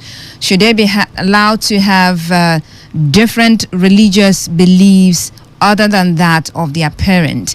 And if you're a parent, would you allow your children the freedom to do that while they're still under your roof? But they are adults, okay? And at that age, being an adult, they have the right to choose which church they want to attend, which religion they really want to follow, okay? They have the right to do that. But you as a father, because the Bible says, like the portion of the Bible I quoted, Proverbs 22:6, train up a child in the way he should go. When he's old, he would not depart from it. And remember, you've spent years, okay? If the child is 18, you spent years, like 17, 18 years, trying to bring up the child in the way that the child should go. And by the time he turns 18, he's coming to say, Daddy, that way that you've been dragging me to, that's not the way I want to go. Okay, Today 95.1 FM. Good morning. Good morning. My name is Thank God. Thank God, you're welcome. How are you doing? Happy Sunday. Same to you. Fine. Okay, regarding to the issue on ground, yeah, I would say if they are children, as far as they are still children, they should. No. We're talking about adults still living with their parents. Okay, like myself, I would say I'm a case study because that says that a lot. Okay. I used to follow my parents to church, but when they'll grow up, enter the university, so have to start going. Oh, thank God I lost the connection right there. Do well to call me back. I'm sure a lot of people have had that same experience, okay? Thank God was going to share his experience before the line dropped. He was saying, he was attending the same church as his parents until he got into the university. And, one thing led to another. He decided, you know what, I don't want to follow my parents anymore. But we still have some adults who would, they're in school, attending different churches. But when they go back home, they still follow their parents because they still live under the roof of their parents. So they don't want that issue to crop up. Issue of, you know what, I gave birth to you. You do what I say, regardless of you being an adult. Hello, Today95.1 FM. Good morning, thank God. All right, you call back. Thank you so much. Yeah. So, like I was saying, so when I left, I stopped following them to the former church. In fact, they had to call a meeting. They had to report me to the pastor. Okay. The thing there is that even as an adult, you want to read, you must be prepared for the war because it's not always easy. Right. There must be back and forth. Yeah, resistance. So, but later they now saw that the decision was okay. They had to now let me. In fact, they are not the ones now defending me. Oh. When because of most of these things, because of the position the parents are in the church. Yes. So if the children now leave the church, other parents will be like, I look at you, you could not hold your child. True. But when they saw that what I did was okay, they are not defending me in front of those people that we are now arguing because they saw that the things they knew, what I learned now was higher than that thing they knew. I was even helping them more. Oh, wow. Eventually. So they were happy. Oh. And they let it fly. All right. Thank you so much for sharing. Oh, well, you can also share your stories with us on the show today. How did you maneuver if you were in a situation like that? If you were in your parents' house and you decided to change faith, or you decided to change denomination, you didn't want to attend that the one your parents were attending, you just decided that, you know what, my parents, I don't want to do this anymore. I found somewhere I want to go, and I think that this new place I'm going to would definitely help me. So this is where I want to go. How did you handle the resistance? I mean, like Hangod said, if your parents are, elders, if they hold certain positions in some denominations and you come up to say, you know what, I don't want to attend this denomination with you, the resistance is going to be stiff because they're going to be looking at what people would say in their denomination. They would say, oh, well, you're an elder in church and you could not even control your children. Your children are breaking out from your grip and, you're not doing anything about it. So most of them will probably be thinking of what people would say. And so the resistance is going to be stiff. So if you were in a situation like that, how did you handle that particular situation? Some would never let you go like that. Some would lead to breakup of families. Oh, well, if this is what you've decided, you might as well just leave my house right about now, okay? If you want to be stubborn, if you want to be disobedient, yes, that's the word, disobedience. Some would say as a disobedience to parents, okay? They would see it as if you're disobeying them because, this is the path we have trained you to follow. And you just woke up one morning to say you don't want to follow that path. So they would take it as disobedience on your path. So that would bring about some form of chaos in the family. All right, you're listening to Gospiration on Today 95.1 FM. Today we're looking at the issue of adults still living with their parents and if they should be allowed the freedom to have different religious beliefs other than that of their parents. Do you think they should be allowed to attend different churches?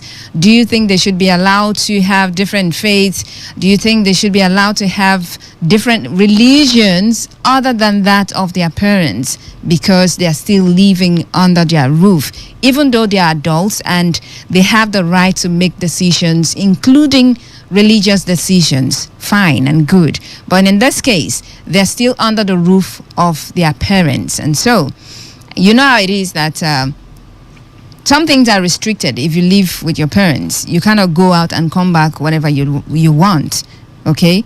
That's one of the issues. This religious issue, religious belief is one of those. For some parents, you dare not do that.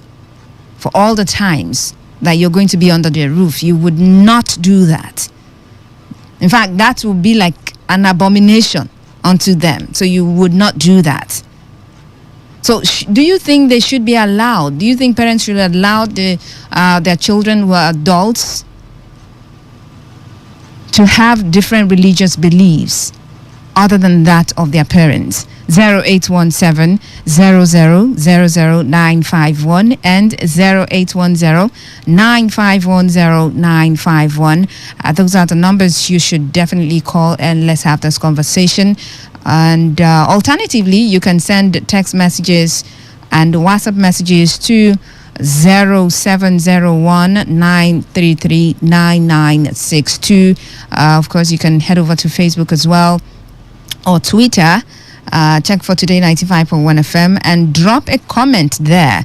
Definitely read your comments, okay? So feel free to do that. Have a message right here. I think that okay, I think that as adults, the parents should let their children make their religious choices if they think the religious choices they have made is somewhat in line with theirs. Okay, so that would definitely entail the parents looking out for their children. If a child comes to say, Daddy, I don't want to attend your denomination anymore, this is where I want to go. So from what you're saying, the parents should look into that particular line that the child wants to go and see that, well, it doesn't really deviate from anything. It doesn't really destroy anything. It doesn't, take the child far away from God. Then it's fine, right? Okay. This one says you can't be in your parents' house if you don't fend for yourself. Like me, from Muslim home, I became a Christian when I got my own house at the age of 23 years. From Abdulwalik S. All right, thank you very much. Okay. Well, regardless of if you can fend for yourself or not, but you're still in your parents' house. And so some of these parents would not allow you the freedom to change religion. Some of them would not allow you to change denomination because you're still under their roof. I mean, if you're outside, oh well, what would they threaten you with? I will disown you. Oh well, maybe if in extreme cases they can do that.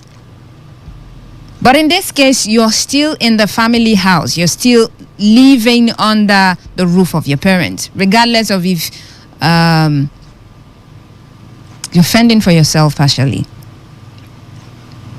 Because there's no way you won't eat food from the house.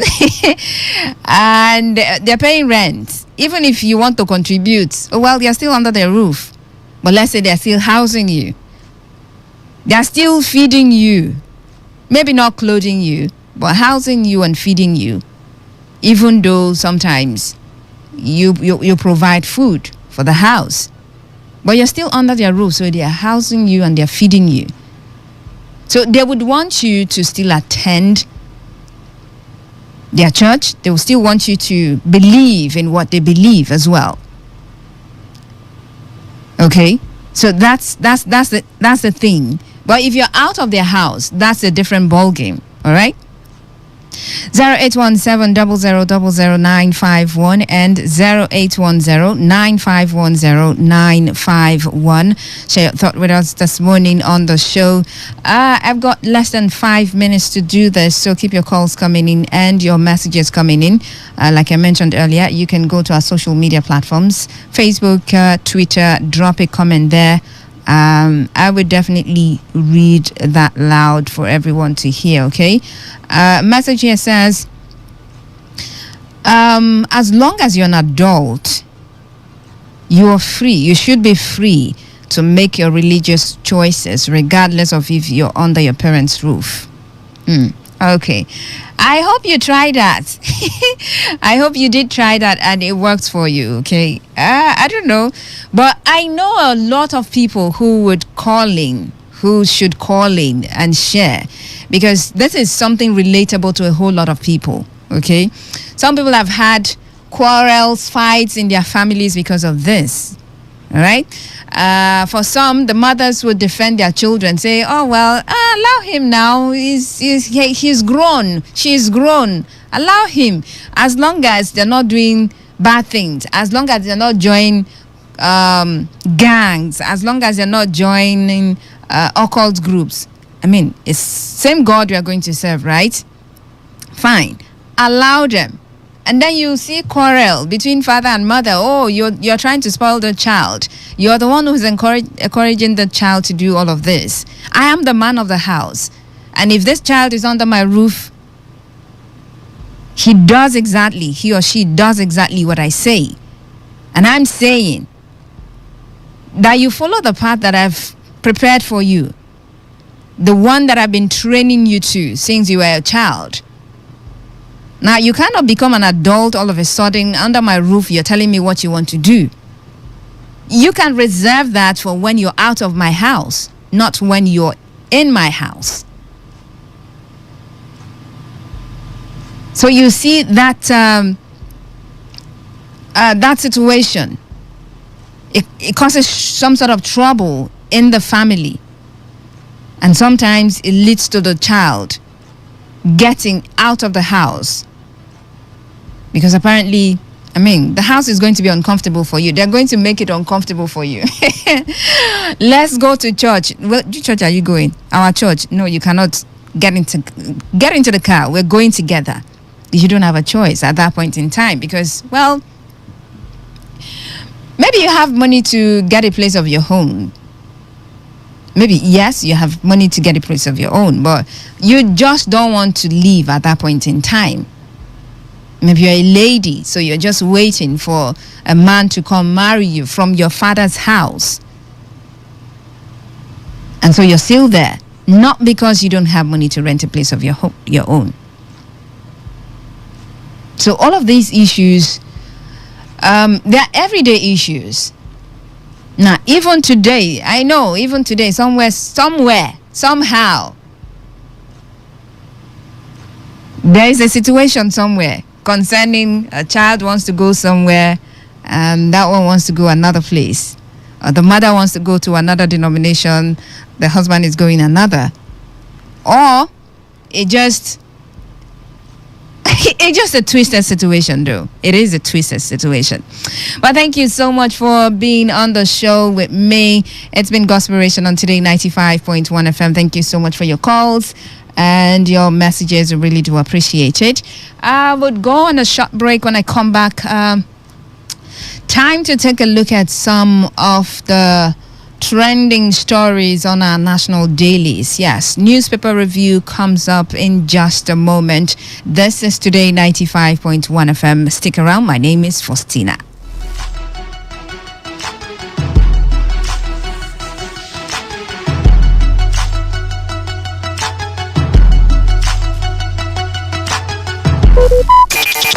Talk radio. I listen to a lot of talk radio. 95.1 FM.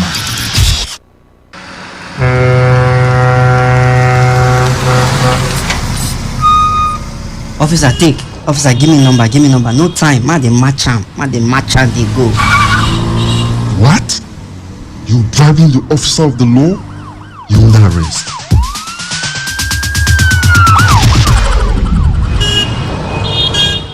Let me see your papers.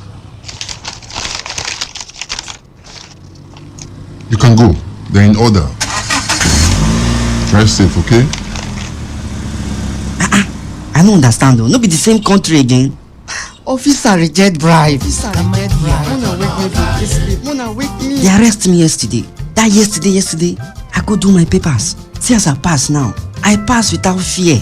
You too, make you do wetin dey right. For we country to better, e dey for we hand. If you like, do like say you no hear am. To give or to take bribe na offense. Una don hear am, abi? You hear am too, abi? you hear am. You hear am well. They themselves, they hear am. They hear am. Now the voice of the people. Now him bring this message give una. Today 95.1 FM. Now we be the voice of the people.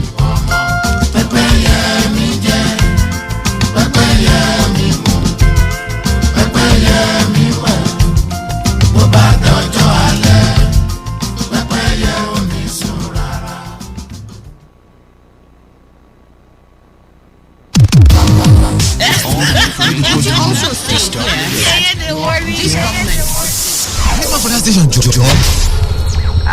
Yeah, don't you worry, We're passionate about it. We love talking. We are Your number one talk radio station, 95.1 FM.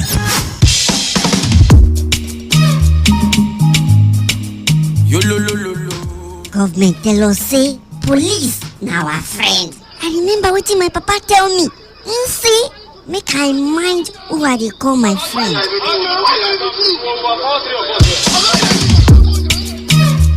Young lady, you're under arrest. Oga, for waiting now. What I do? When you get to the station, you find out. Hey. Look, don't show, everybody don't drop out.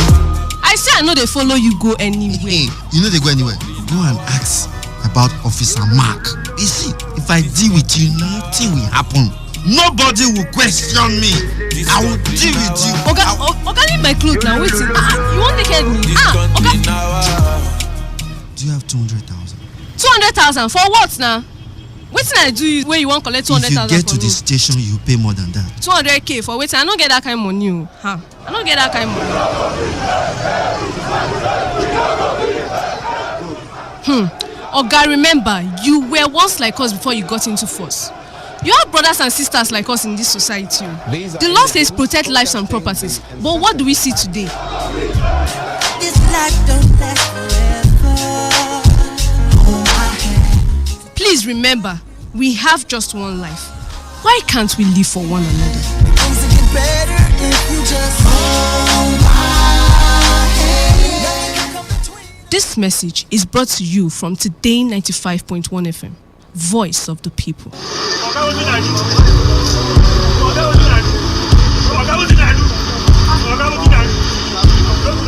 I am a proud Nigerian. I have been placed here by God for a time such as this. At my back, I ain't coming. The degradation, challenges, and problems faced by Nigeria are the perfect backdrop for me to develop and utilize my God-given potential.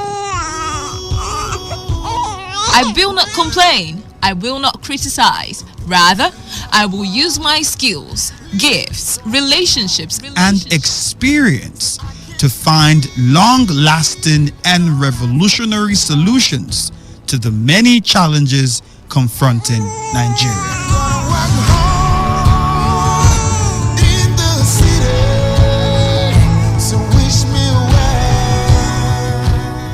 Nigeria will rise again. Because I am here, I will leave this nation a better place than I met it. I will work to make Nigeria a praise on the earth.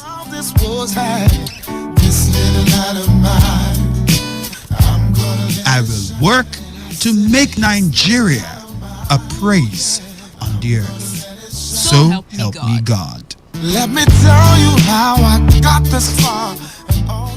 This message is brought to you by Today 95.1 FM, Voice of the People.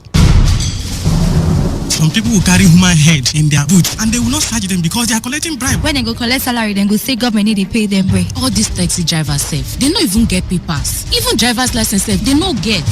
Hey, you back there. Hold on there. Their cars are in bad shape, very, very bad shape. They have no ethics of driving. That is why they will continue to bribe so that they can have their way. I will shoot you down. I will shoot you.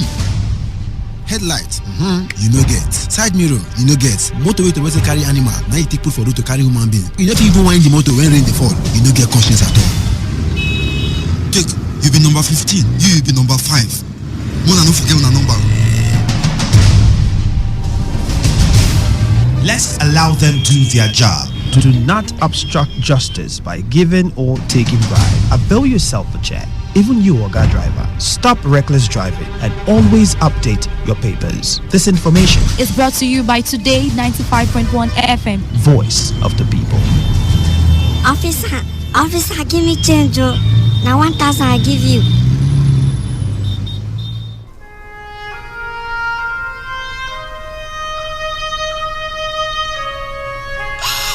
Crying out loud, why should you leave me at this point in time? Oh my God, in my life now. I couldn't do a thing like that to me. What on earth did I do to this?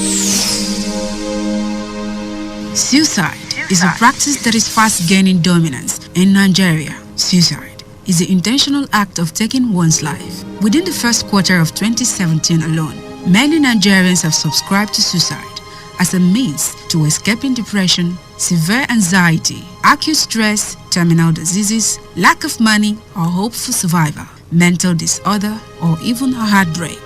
The World Health Organization revealed that no fewer than 1 million people die annually from suicide, which represents a global mortality rate of 16 people per 100,000 or 1 death in every 40 seconds. It is also a fact that approximately 10 to 20 million people attempt suicide every year. But is anything worth dying for? Oh my God. Suicide is a major public health concern, but it is preventable. Talk to someone when you feel depressed. You can also prevent others from a suicide attempt by contacting the Nigerian Suicide Prevention Initiative on 080-621-06493 or 080-921-06493. Choose to live today because life is beautiful. This message is powered by your premium talk radio, Today95.1 FM, the voice of the people. The voice of the people.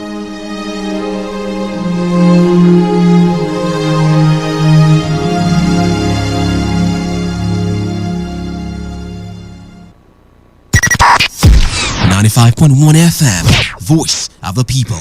And we're back.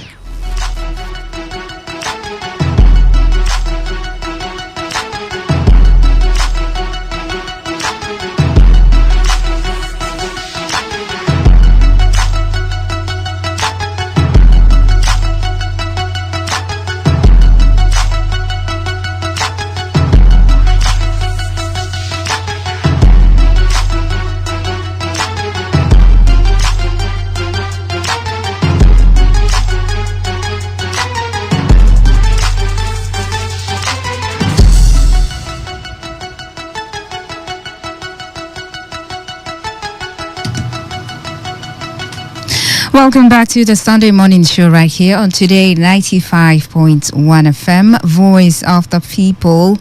It's minutes gone past 10. Okay, so it's time to take a look at some headlines from some of our national dailies, okay? So we're going to do that from now till 11 and make way for Moment of Truth when I get to share a story with you and get your thoughts on the stories. All right, so we're going to begin with the Punch newspaper this morning with the bold headline right here saying vehicle importation drops by 40% as clearing charges skyrocket. Vehicle importation drops by 40% as clearing charges skyrocket. Okay.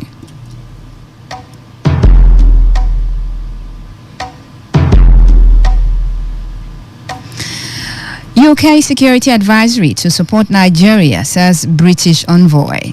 UK security advisory to support Nigeria, says UK envoy. All right.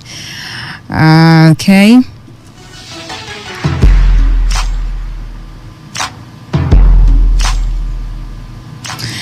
All right. Despite reactivation of Twitter account, Trump declines return. All right. Despite reactivation of Twitter account, Trump declines return. Okay. And moving on. We will smoke out Ebubuago officers' killers, says Ebonyi State government. We will smoke out Ebubuago officers' killers, says Ebonyi State government.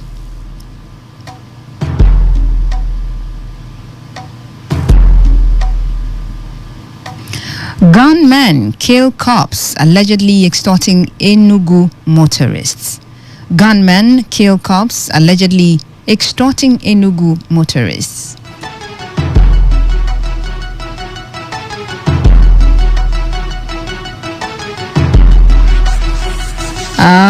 Let's move on to another newspaper this morning. That's going to be the Vanguard newspaper.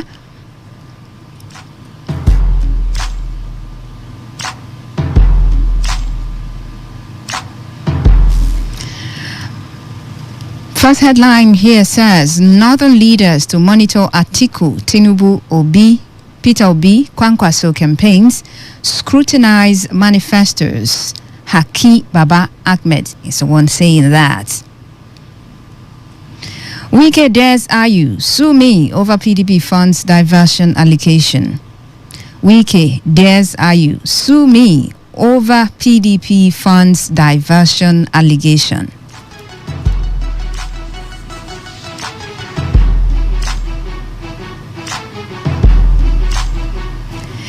Incompetent people in government, bane of Nigeria's development, says Peter Obi. Incompetent people in government, bane of Nigeria's development. That's according to Peter Obi.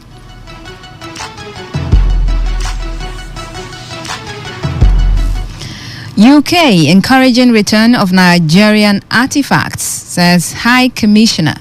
UK encouraging return of Nigeria's artifacts, says the High Commissioner.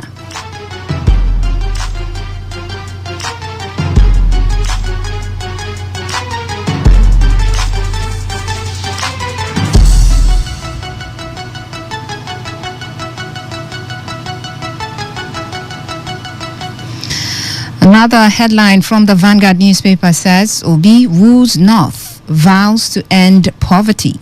Obi woos North, vows to end poverty.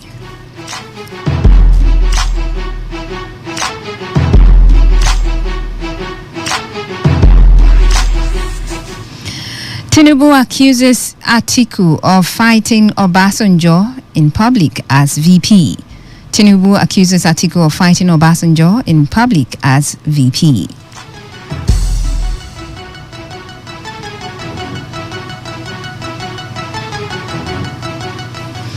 Tension in Ebonyi as gunmen kill Ebubuago men near police headquarters. Tension in Ebonyi as gunmen kill Ebubuago men near police headquarters.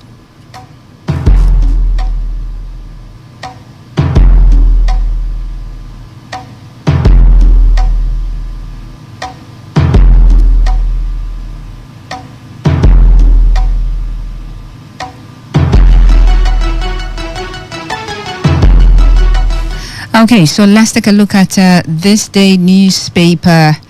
Bold headline staring at me in the face.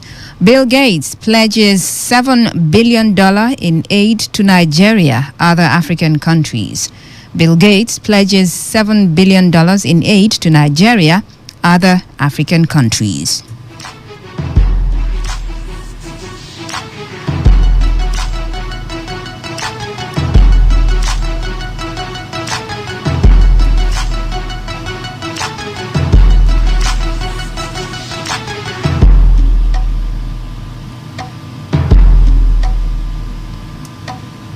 And now to some stories from the Leadership newspaper.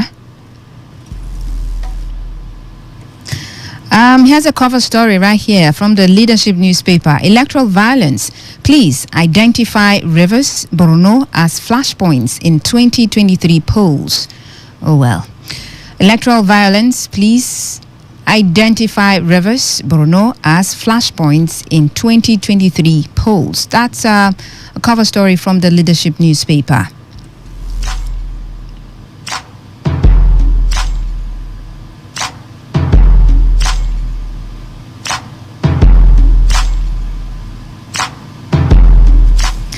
Oil market records higher demand in September over pre-COVID period. Oil market records higher demand in September over pre-COVID period.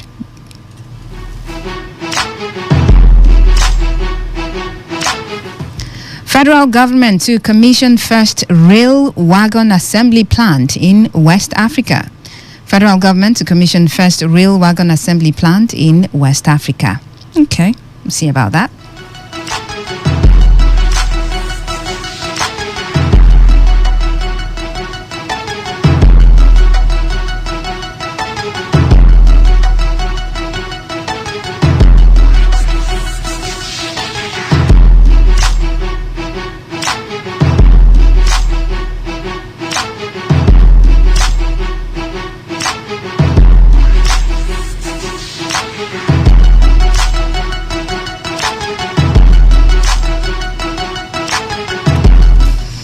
And finally, let's take a look at some headlines from the Daily Post newspaper.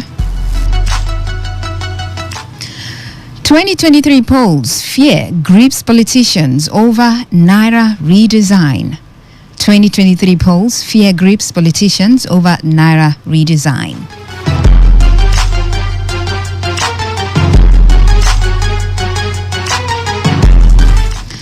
2023 will monitor election closely. UK government reveals punishment for violence perpetrators. 2023 will monitor election closely. UK government reveals punishment for violence perpetrators.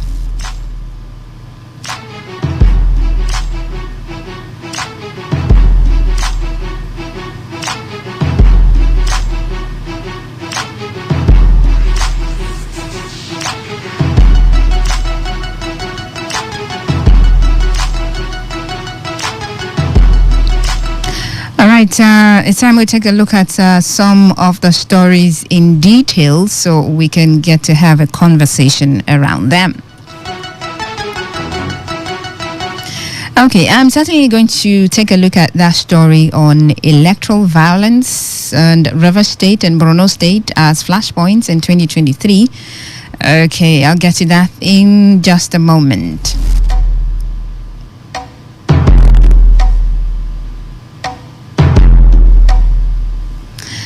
Okay, so it says, ahead of the 2023 general elections, security agencies have expressed concerns about likely violence in a number of states like Rivers and Borno states and other places where offices of the Independent National Electoral Commission, INEC, have already been attacked by hoodlums. INEC offices in Osun, Ogun and Enugu have been attacked in recent times, forcing police and other security agencies to increase security surveillance around its offices across the states. Political thugs have also attacked or disrupted rallies of opposing parties in states like Zamfara, leading to fears that security personnel would be overstretched during the elections. In Oyo, violent protests erupted on Saturday as some angry youths reportedly killed an ally of the Motor Park Management System leader who allegedly joined their chairman, Mukala Lamidi, popularly called Auxiliary, in destroying political party billboards belonging to opposition in the state. The deceased, identified as Jamiu Sego, was alleged to have destroyed billboards in Ibarakwa axis of the state on Saturday before he was killed in Igbura. It was gathered that the body of the late Jamiu, who was the head of Okada riders in the area, was burned to ashes after he was killed by angry youths. Now, it wouldn't be recalled that Auxiliary and his boys... Okay, so apparently that's talking about... because it's quite a long one now, but it's talking about... the violence. This seems like a pre-election violence already. And they're saying that there are a couple of places that are flashpoints, okay? And another place you talked about, I'm going down to where they talked about River State, so we'll talk about it. Okay. Reacting to the statement, a senior police officer who spoke to the leadership on Sunday on the condition of anonymity identified Rivers and Borno states as the hotbed for violence before, during, and after the elections. It said the recent attack on the People's Democratic Party campaign train in Borno State is just a sign of more violence that will come as the people of the state will continue to attack any opposition party that comes to campaign in the state. He also said Rivers State is another likely hotbed of violence in the upcoming elections because of the tension in the state. Now, the security agent said with the ongoing crisis between the governor and the PDP at the national level, the state is likely to witness violence during the elections. Speaking on political violence, the Inspector General of Police put the blame on some governors. Okay. So apparently this is all talking about violence, electoral violence. Now the headlines once more says, please identify Rivers, Borno as flashpoints in 2023 polls. Now, they're taking a look at all of the incidents that have occurred. I remember the case in Omoma, where some PDP, members of the PDP who were, they were there to, install posters of the presidential candidate of that party. They were attacked. I remember, and I also remember, I think about twice now, the governorship candidate of the SDP, Magnus Abe, who was, said was attacked by different people, I think about 2 times now. So looking at all of those, and then they talked about the fact that the crisis between the Rivers State governor, Nyesom Wike, and of course, the party national leadership, talking about the chairman of the party, Yocha Ayu, all of that would contribute to the violence that is expected. This is not good enough. It's not good, but then it is what it is. Now, all of this is said, and I hope that something is being done about it, because leading to 2023, most people have talked about the fact that we need to do things differently this period. We need to do things differently this time around if you want a better Nigeria. This is a Nigeria that everyone is, choking. Now, you might not feel it that bad because, you have, a couple of people, maybe they don't feel it that much because, I don't know, maybe they're doing something we don't know about. But, this is the Nigeria that we're complaining about, inflation. We're complaining about the fact that prices of goods and services are skyrocketing. And so a lot of people would want 2023 to come and thereafter see a Nigeria, by virtue of what we do during the polls, see a Nigeria that is better than what it is now. Now, how best can we go about that than having a violence-free election, be it pre, during election, and after election? Now, with all of these, crops of violence from different places already happening, with all of these attacks happening already, we've not gone to the polls. All of this is happening. And they are saying, Rivers State, Borno State, hotbed for electoral violence. This is bad news for as long as I'm concerned. It's bad news. Why should we be mentioned? Why should we be the hotbed? We need to put things straight. We need to get things right in the state. We don't want to be heard for the wrong reasons. Now, leading up to the elections, we don't want to hear that, this happened, this attack happened in Rivers State. And then they would look at us and like, okay, yes, this is what we said. We said it, that Rivers State is a hotbed. Can we just prove them wrong by being peaceful? No attacks. I mean, if they are aggrieved members, well, they are certainly aggrieved members. Can they go about resolving their issues amicably? I mean, some of the issues they've dragged on for a very long time. It seems like, okay, there's no solution in sight. But I'm certain that all of the issues, they've got their solutions. It's just that, okay, I no go agree, shirt good here, right? That's what's happening. But that doesn't mean that there is no middle ground. That doesn't mean that there is no solution. So all of the issues that will lead us to the electoral violence in the state, can we begin to handle them? Can we begin to find a way to settle them? So we proved them wrong, that they mentioned us as a hotbed for electoral violence come 2023. Can we do that as Rivers people? But then again, someone said Nigerian brand of politics is somehow, okay, it's a do or die affair. It's a do or die affair. So in some places, you cannot do away with violence because of the people, the personalities that are involved in it, because of the issues surrounding these personalities.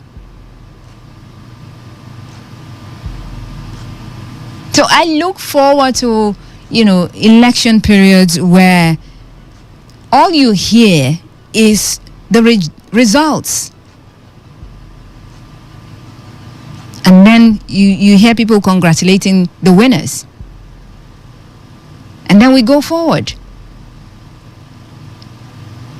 I look forward to that time where we wouldn't hear, oh, those people have been attacked here. These other people, they've been attacked here. No, we don't want all of that. All right, before I get on to the details of another story, let's open up the phone lines and you can react to any of the headlines that interest you. Okay, so, I mean, how can we prove them wrong? That we're not hotbed for electoral violence come 2023. What can we do? What can we do differently leading up to the 2023 elections? 0817-0000-951 and 0810-9510951. Hello, Today 95.1 FM. Good morning. Yeah, good morning and happy Sunday. Happy Sunday to you. Good morning. You're welcome. What's your name? Yeah, my name is Forum and I'm calling you from Echie. Oh, I didn't get your name, sorry. Forum and I'm calling from Echie. Foruma. Forum. Oh, Forum. Yes. Oh, wow. That's nice. Forum. Go ahead. Thank you. Good morning. Good morning. Yeah. On the issue of River State being mentioned and Borno State being mentioned as a flashpoint. Yes.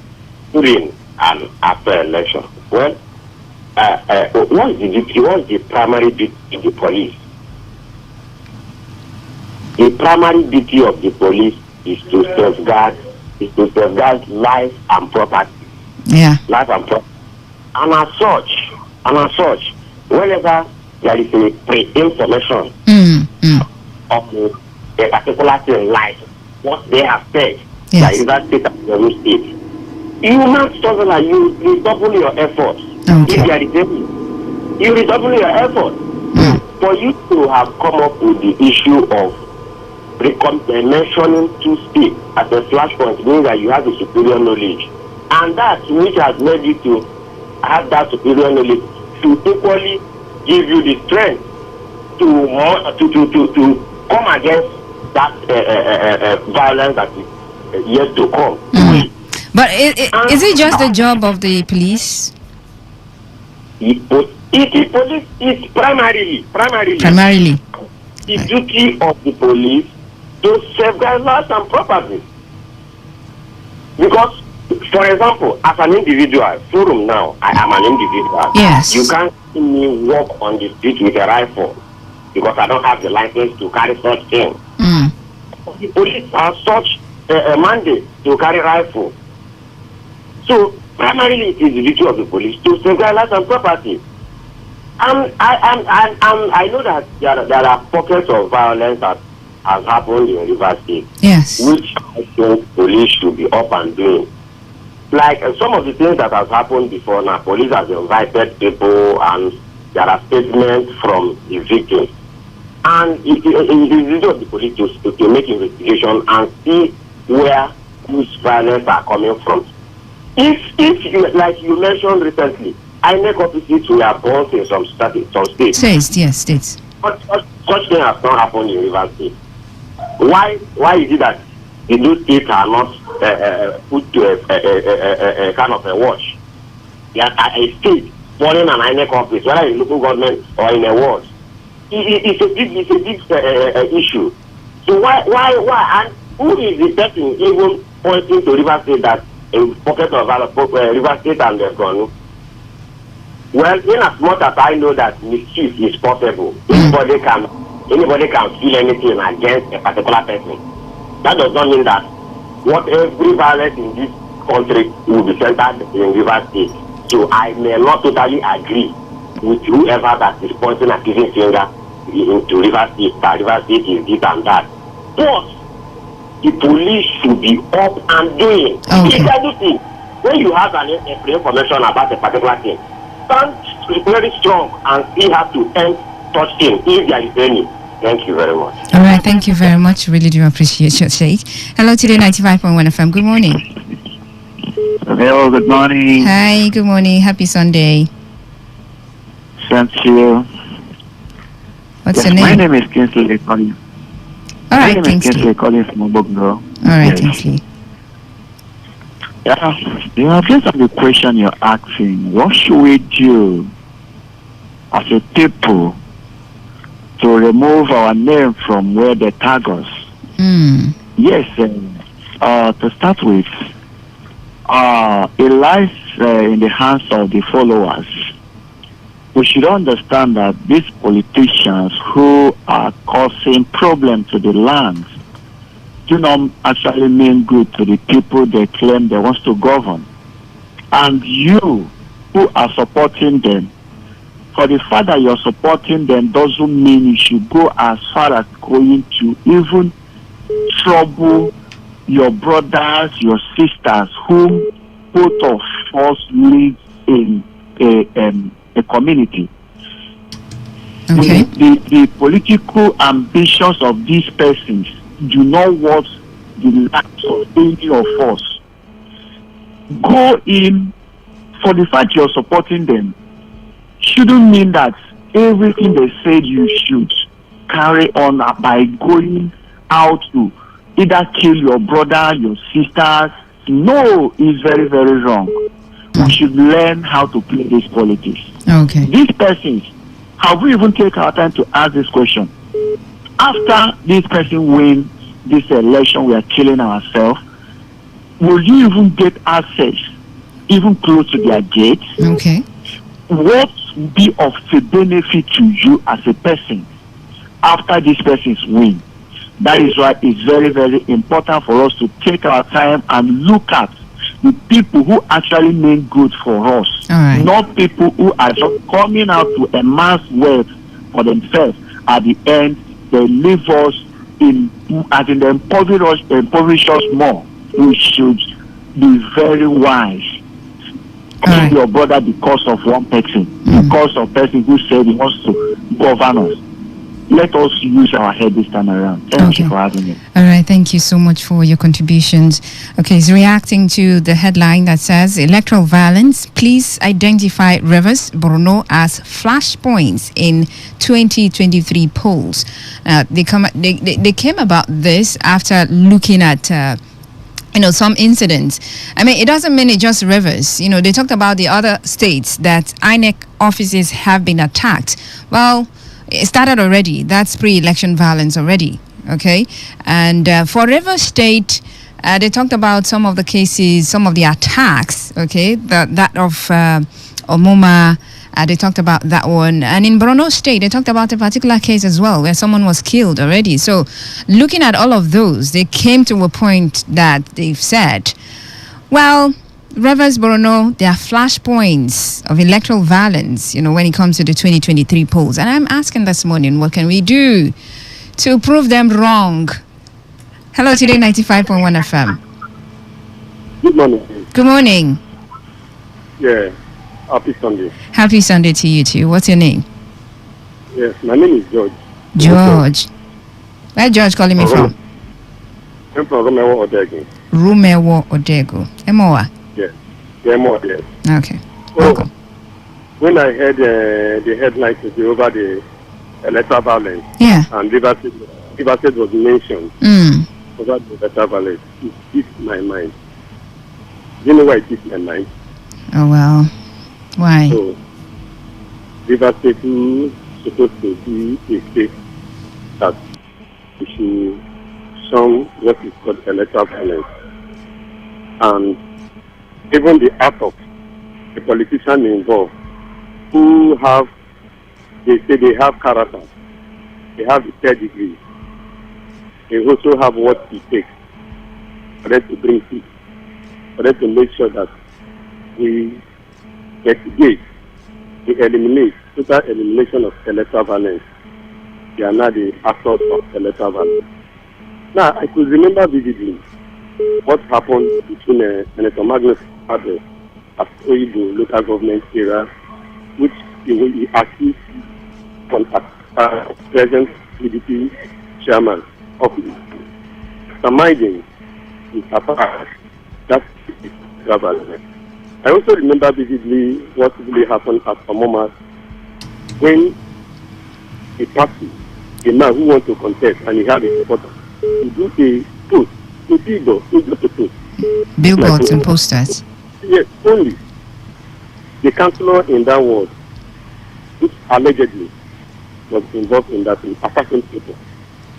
Now, you can now see the various orders that the River State government, led by Governor Wike, first, he said, if you want to use any facility, if you want to gather, now, because of time, I mean, we're recounting all of the scenarios now. Going forward, having known all of these. Having more on this is that, let me talk about the youth aspect, because I'm a youth. The people that is carrying out electoral violence is youth. Youth. These people, let us have the orientation of this politician. If you involve yourself in snatching of ballot paper, destroying people's campaign, when they will go into their offices, you will not be there, they will not represent you. Okay. But to hold your PVC, that's your vote that very day, not the 500 naira or the cap and t-shirt to design their names for you to be running like that. Because I know what happened yesterday at Amit Maka Stadium. Okay. So many women convened there did not eat. So many women, they just manipulated them. They are supposed to be in their family. They went to say they want to open the that those things are what we have to calculate. Is this government giving us a basic needs? Do we have schools? These are people you can even vote. Not like they are talking about it. Okay. Thank you so much. Thank you so much for calling. This is Today 95.1 FM. We are taking a look at some headlines from our national dailies. Chief of which people have been reacting to is the story that I read in detail, talking about a fact that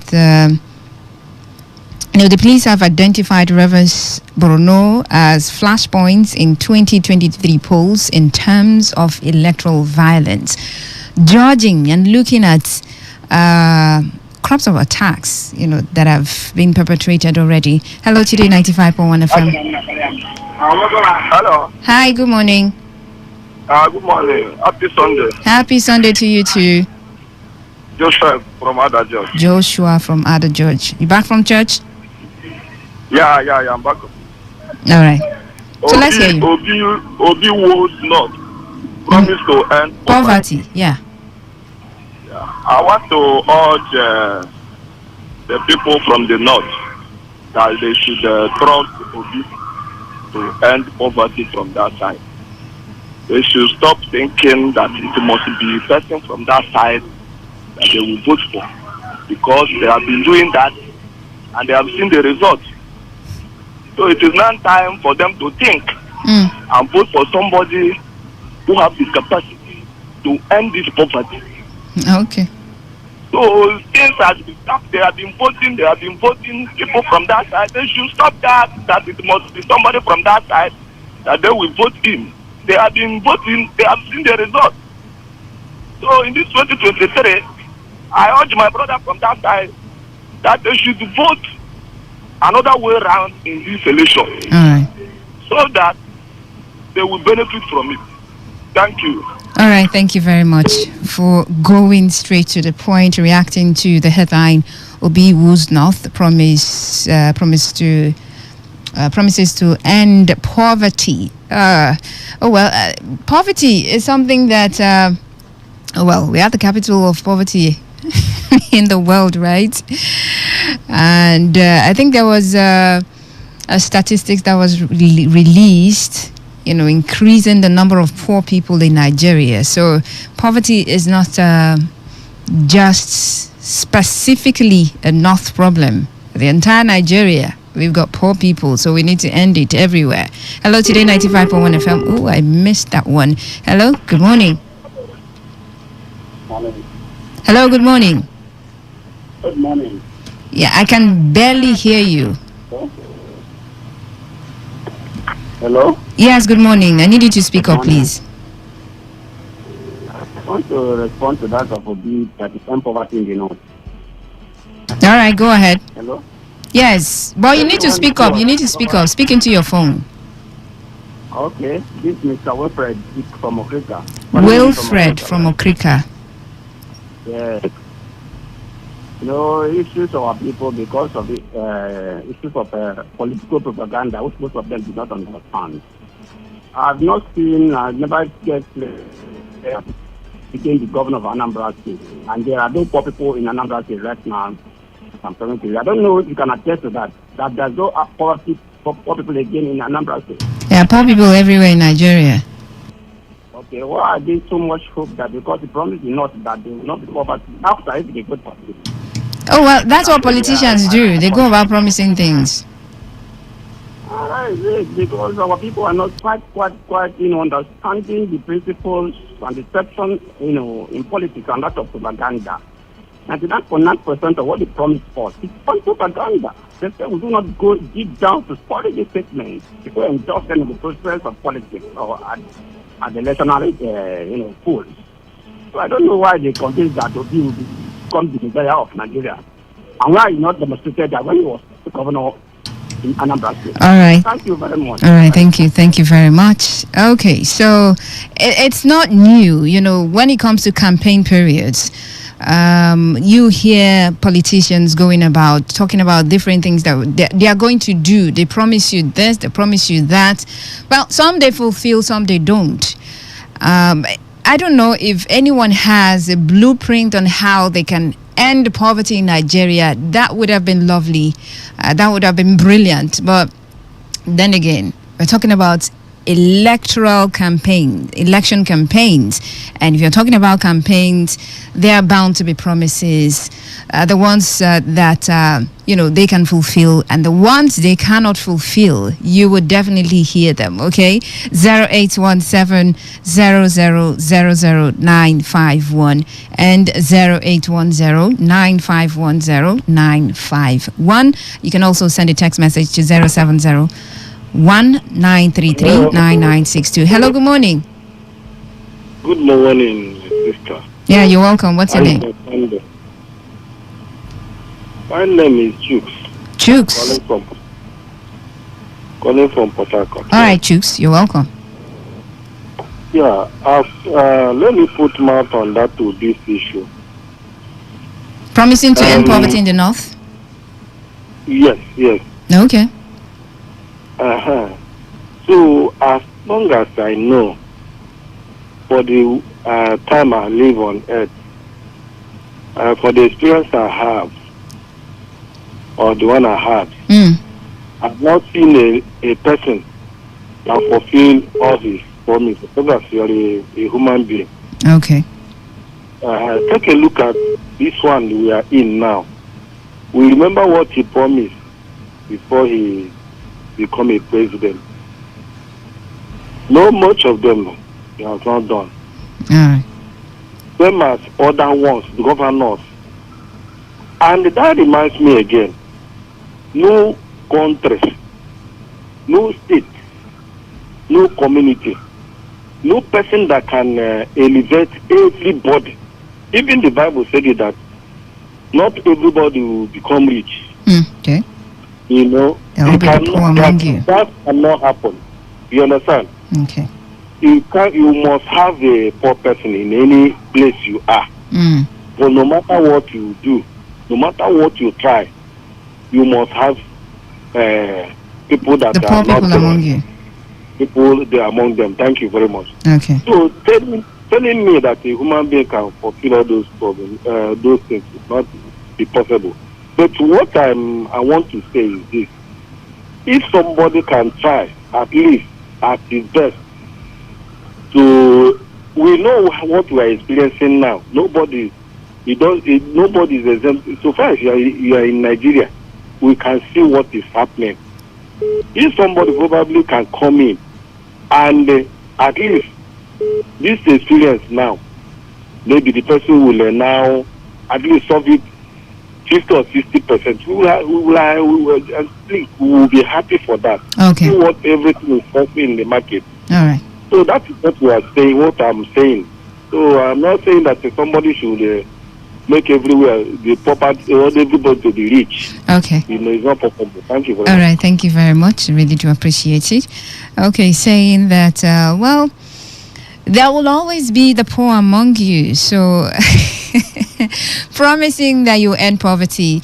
Oh, well, you can do something about, lifting people out of poverty. You can lift most people out of poverty, even though you cannot lift everyone out of poverty. You can do something about it. You can bring up our ratings so we don't we come out of that tag or that name, poverty capital of the world. So we're not we don't have millions of Nigerians that are poor, living under the poverty line and all of those. You can do something to lift it.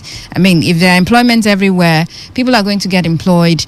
That would in turn mean that a lot of people are going to be lifted out of poverty. But you cannot, as a person, lift every Nigerian out of poverty. Okay, well, even though I look forward to a time when everyone would be able to afford what they can afford, they could afford, or what they can afford, in terms of anything, just be able to afford the things you want to afford. Okay, maybe not the big things, but just basic things. Hello, Today 95.1 FM. Good morning.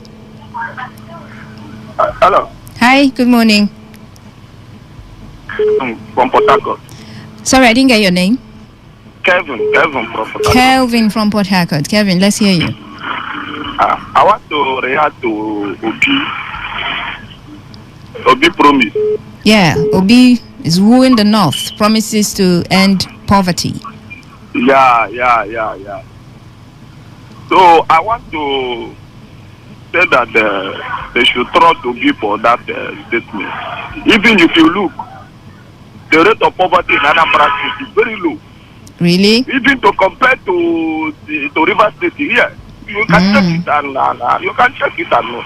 Okay. So somebody has calling to say what did Obi end or nobody will end poverty in any society.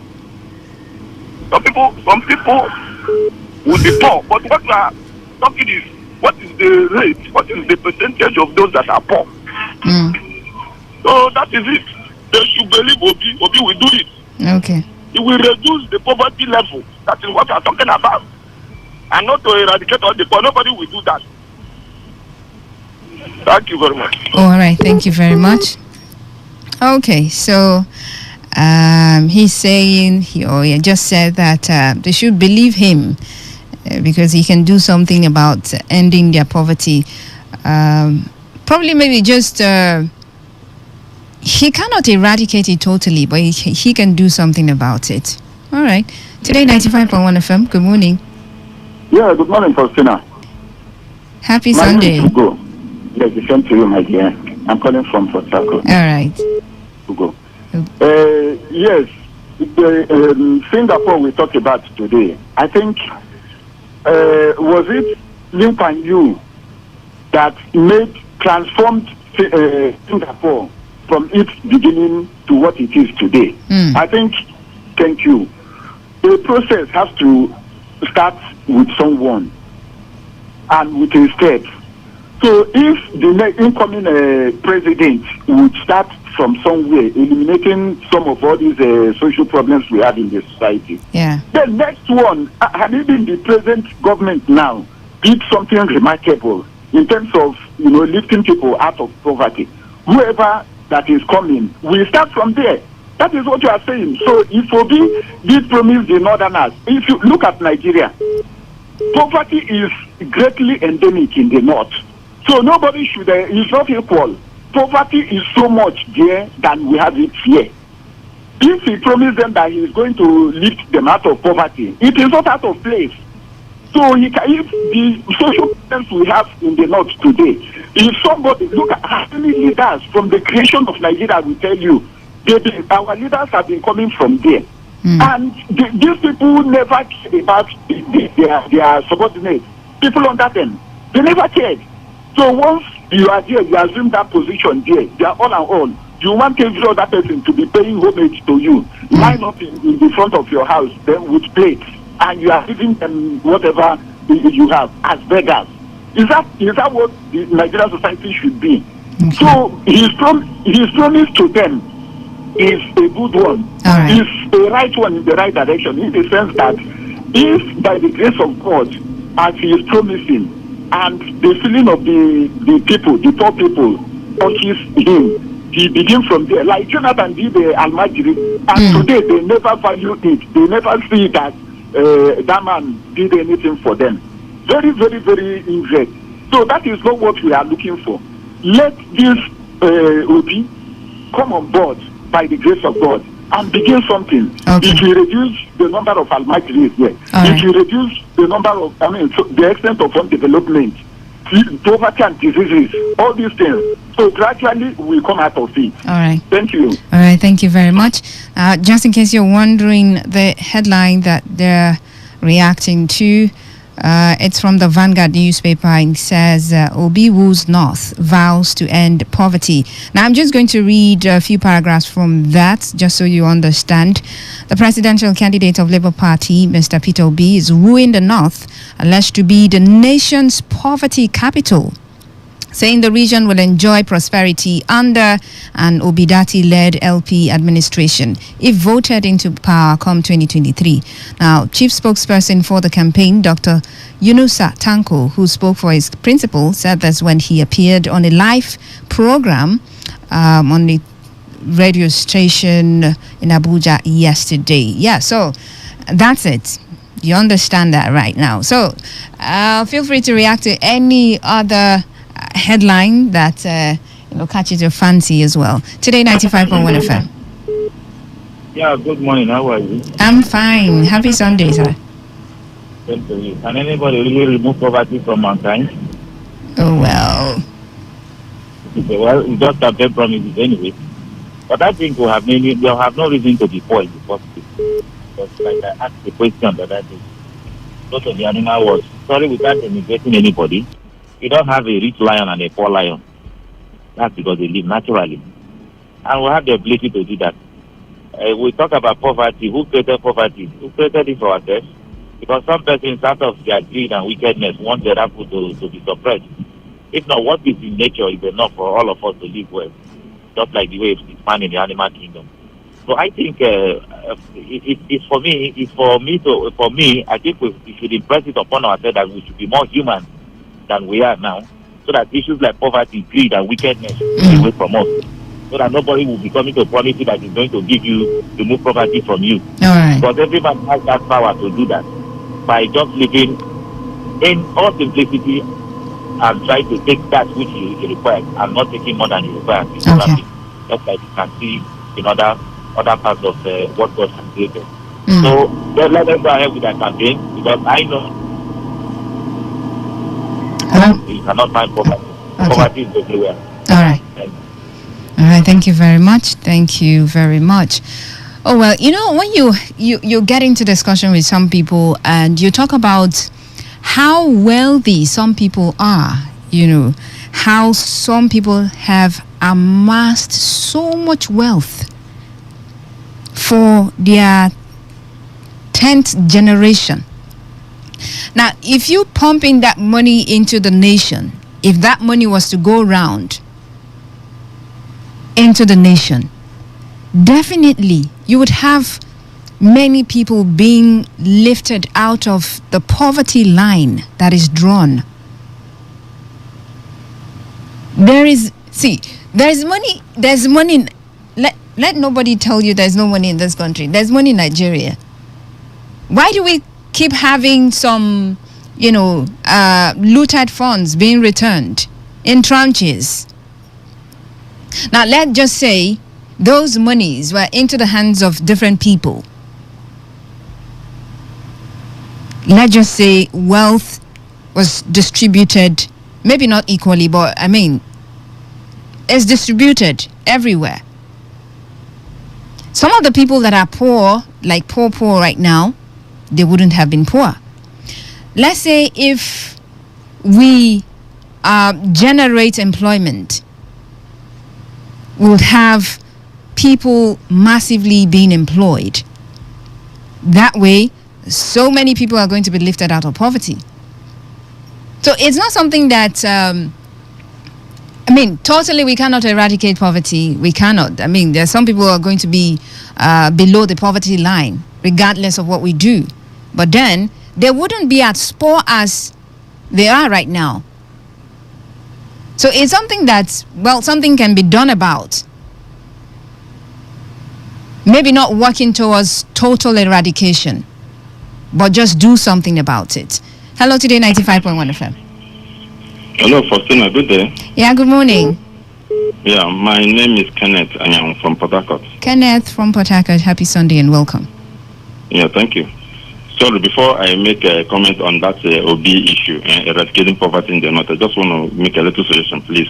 Oh, okay. It's not easy. Getting your line is just like looking for American visa. It's not easy. So I would suggest when you guys are reading and the call comes in, at least you can pick. But when other people are calling in, we know the AI is engaged. Please, it's not easy getting people online. Okay. Noted. Thank you. All right. Thank you. Yeah. So on that end, there's something people don't really understand, Faustina. You see, if I have a company now, and I believe you, Faustina, if you have a company, among the three horses now, which I believe Obidati, Atiku, and the one they call Jakaban, if these three guys come, who are you going to employ? How employ you? I've seen him. I've seen his CV, everything, and what the utterances. So what he's saying basically in the north, that's like some other callers said, is not totally eradication. It's not possible. That's like a corruption. It cannot be wiped out everywhere in the world. It's not possible. You understand? But a minimum lesson that like you just finished now, saying you are trying to analyze how it's going to be done. Great jobs now. You see these things will reduce. You see restless youth now get engaged. Someone that is doing 9 to 5 p.m. job. How can that person finish and have the strength to go and be a miscreant?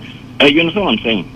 So let this 2023 election be decided. Let Nigerians do it. If they miss Obi, if they miss him, it will take Nigeria 200 years to come back again. All right. Thank you very much. Have a nice day. Thank you very much. Okay. Oh well, final call and we're done. Hello, Today 95.1 FM. Hello. Mr. Marcos from Port Harcourt. Mr. Marcos from Port Harcourt. Let's hear you. Morning, my sister. I want to talk on the caption that talked about the billions of naira being mapped out to help Nigeria and other African countries. Did that you can just state how many billions? Hello. I can't hear you clearly, though.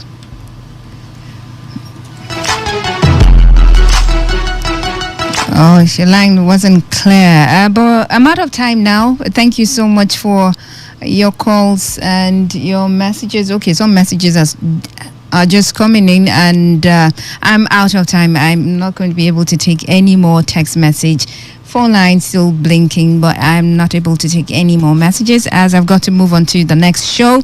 Moment of Truth comes up in just a moment. And moment. Okay, so it's a time where I got to share a story with you, and we try to analyze the story, we try to advise, we try to just put ourselves in the shoes of the people and, react accordingly or respond accordingly, okay?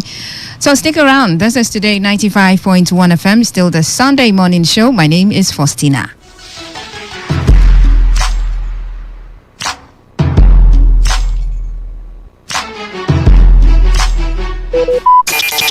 Talk radio. I listen to a lot of talk radio. 95.1 FM. You also sing here. Don't worry. This government. Listen for that station, Jojo.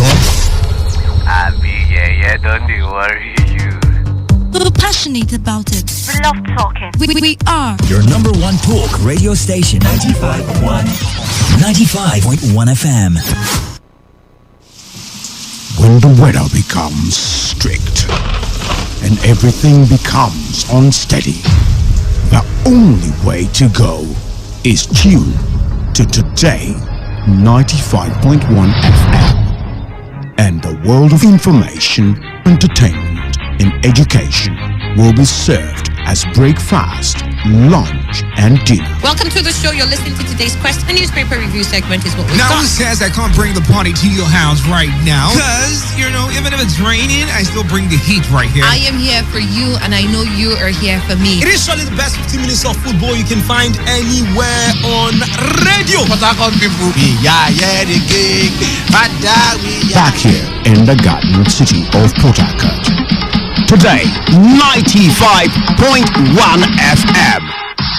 Nothing but the best. Nothing but the best.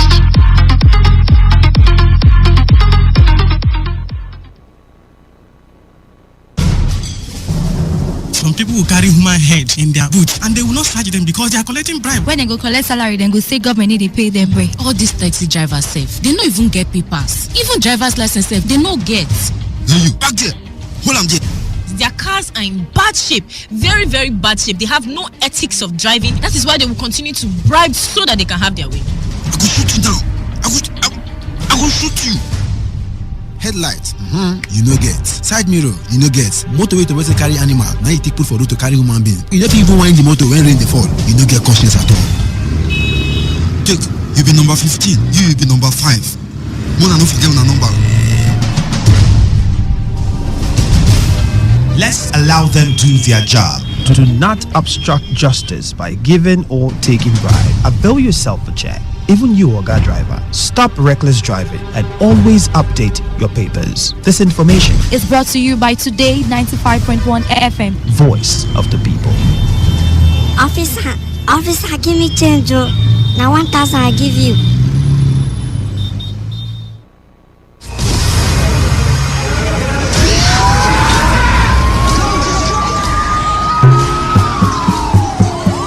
Peace is a situation where there is no war or violence in a society. Peace allows wealth to accumulate and the society to advance. Through peace, generations of wealth, education, technology can build up, thereby making people very prosperous and happy. Without peace, there will be violence, war, and underdevelopment in our society. The most disadvantageous peace is far better than the most just war. Let us embrace peace for a better society. This message is brought to you by your premium talk radio, Today 95.1 FM. It's what I pray for my all around the world. It's what I pray for my 95.1 FM, voice of the people. And we're back.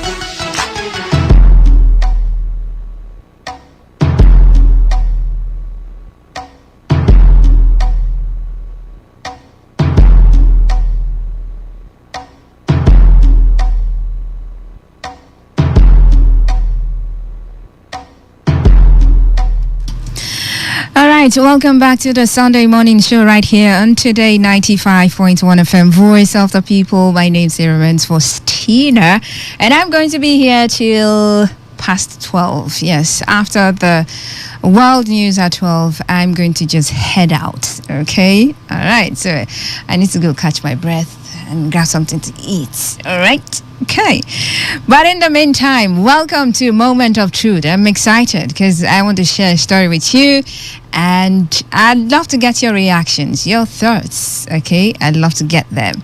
Let's just analyze the situation together. It is a situation, so let's just analyze it together.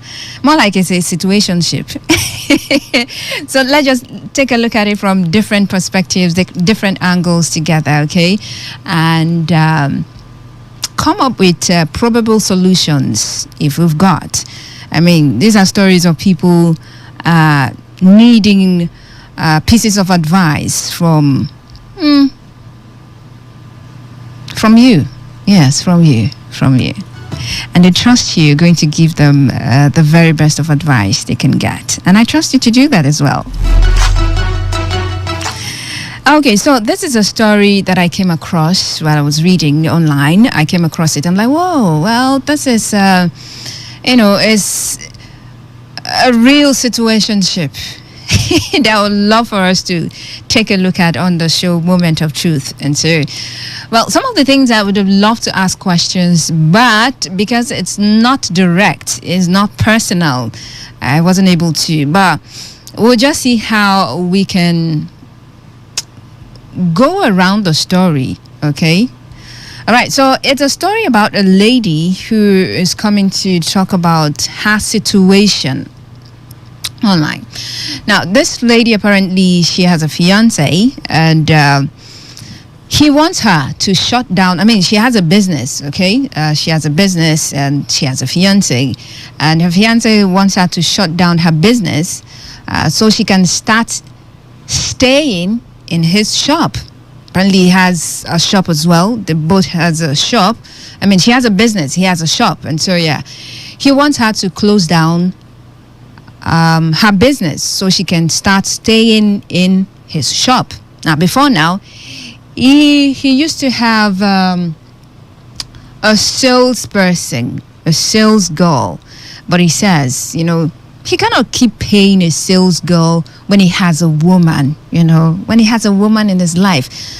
Mind you, note, they are not married, okay? They're not married, all right? So he's saying that he cannot keep paying a sales girl when he has a woman. So he already sacked the sales girl. He already sacked the sales girl, and his lady, his woman, is to start in a few days' time. Start coming to the shop, so she can close down her business, come to his shop, and start being the saleswoman in the shop. Story says they just got engaged. I mean, they are just engaged, as she put it, just engaged. And she went on to say he hasn't done anything on her head. You know how they say, never do something for my head. Oh, you don't do small thing for my head. It's just engagement. They are just engaged. He hasn't done anything besides engaging this particular lady, just so you know. And he also said that she should start living with him, meaning she has to move in with him. Just engagement. They are just engaged. But he wants her to close down her business, to come be a saleswoman in the shop. Let me not put it a saleswoman, okay?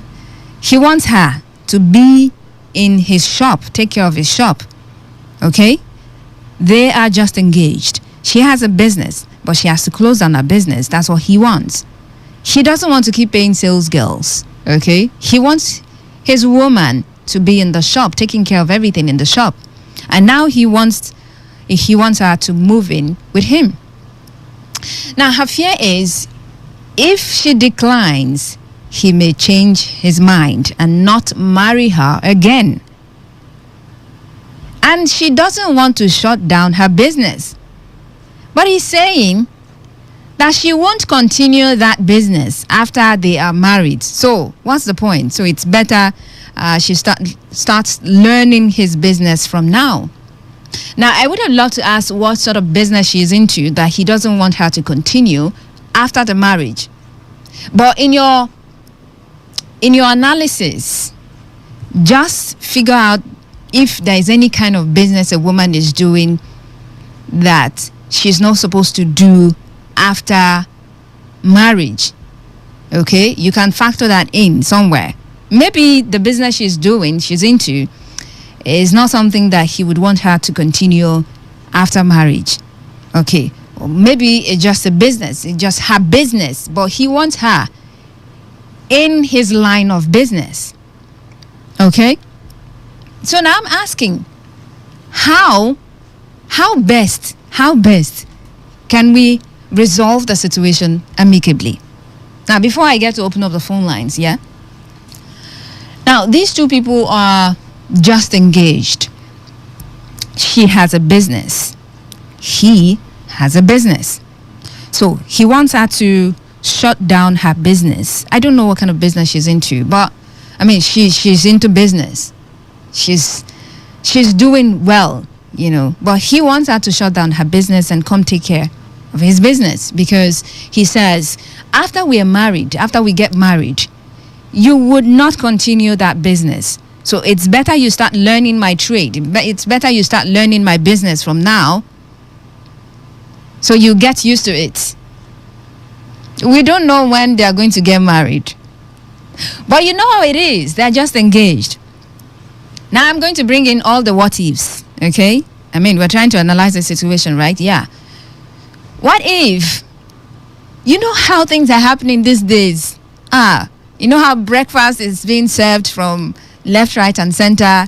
Some breakfast, lunch, and dinner served together all at once. Things are happening. I mean, we've read stories. We've heard about stories where, I paid you all the way from year one to final year, and now you're done.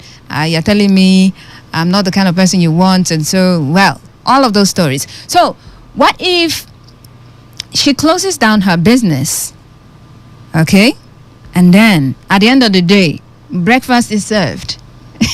What happens? Okay, what if now he's saying, move in with me, all right? Now, for some people, once you move in, it's not, I mean, things will not seem the same way they were when you were, both doing it from afar, right? Now, you're living under one roof, and some of the things that you have been hiding, some of the characters that some people have been hiding would come out once you get under the same roof. So what if she moves in with him, closes down her business?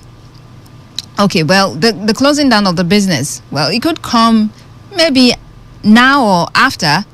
Well, it would come in now because she has to close down her business to come and take care of his business.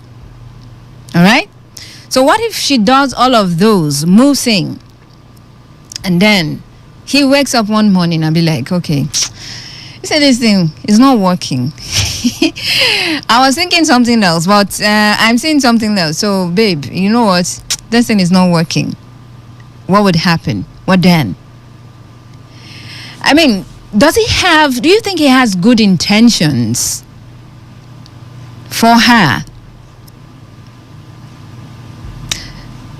How about if let's say she's into a business that he really doesn't like, maybe a business that could endanger her, so he doesn't want her to continue that line of business. What about he opens another business for her? Oh, well, someone might say, they're not married now. How can you open a business for a woman you're not married? What if she says no at some point? Oh, well, what if in this situation now, a woman you're not married to, you're telling her to shut down her business, and she shuts it down, moves in with you, and then at the end of the day, you say, I know they do again. What happens? Well, on the same level, right? The same level. And sometimes it gets extreme. She moves in and they begin to do adult things, and maybe pregnancy comes. What happens? Now, we're not praying for bad things, but you know how life is. Sometimes life happens. What if she closes down her business and something happens to his business? What happens? I mean, they're all on the ground. And you know how people, I mean, spouses or maybe even family members, all of them are on the ground. Who is going to lift the other? I mean, just imagine that the person you're with right about now, maybe even if he's not you're not related in any way, you're with someone, you're both on the ground. Maybe you're walking down the road and you both fall. Who's going to pick the next person up? I mean, someone has got to be up to pick the next person up, right? If you're both on the ground, how are you supposed to lift the other person up? So what if things happen? What if life happens? He loses his business. And she has closed down her shop. He loses his business. What happens? Back to square one, right? Fine. So I'm just trying to, dance around those particular issues, taking a look at maybe all the maybes, all the what ifs. Oh, well, some people might say, he's the man. He knows what he wants for his woman. He wants to get married. And so if she wants to get married, she should just obey now. Close down your shop, baby. And go, move in with your man. And move into his shop and be the saleswoman in the shop. I mean, you know how some women are? They're very good with business. But even though some men are very, very good with business. Some women, they're not good. But some, they know how to manage a business. They know how to manage resources. She could move in and then, that business will bloom or will blossom. That's fine. But in all of the areas that we're looking at, I mean, if we're looking at the advantages, there are bound to be disadvantages, right? Yeah, bound to be that.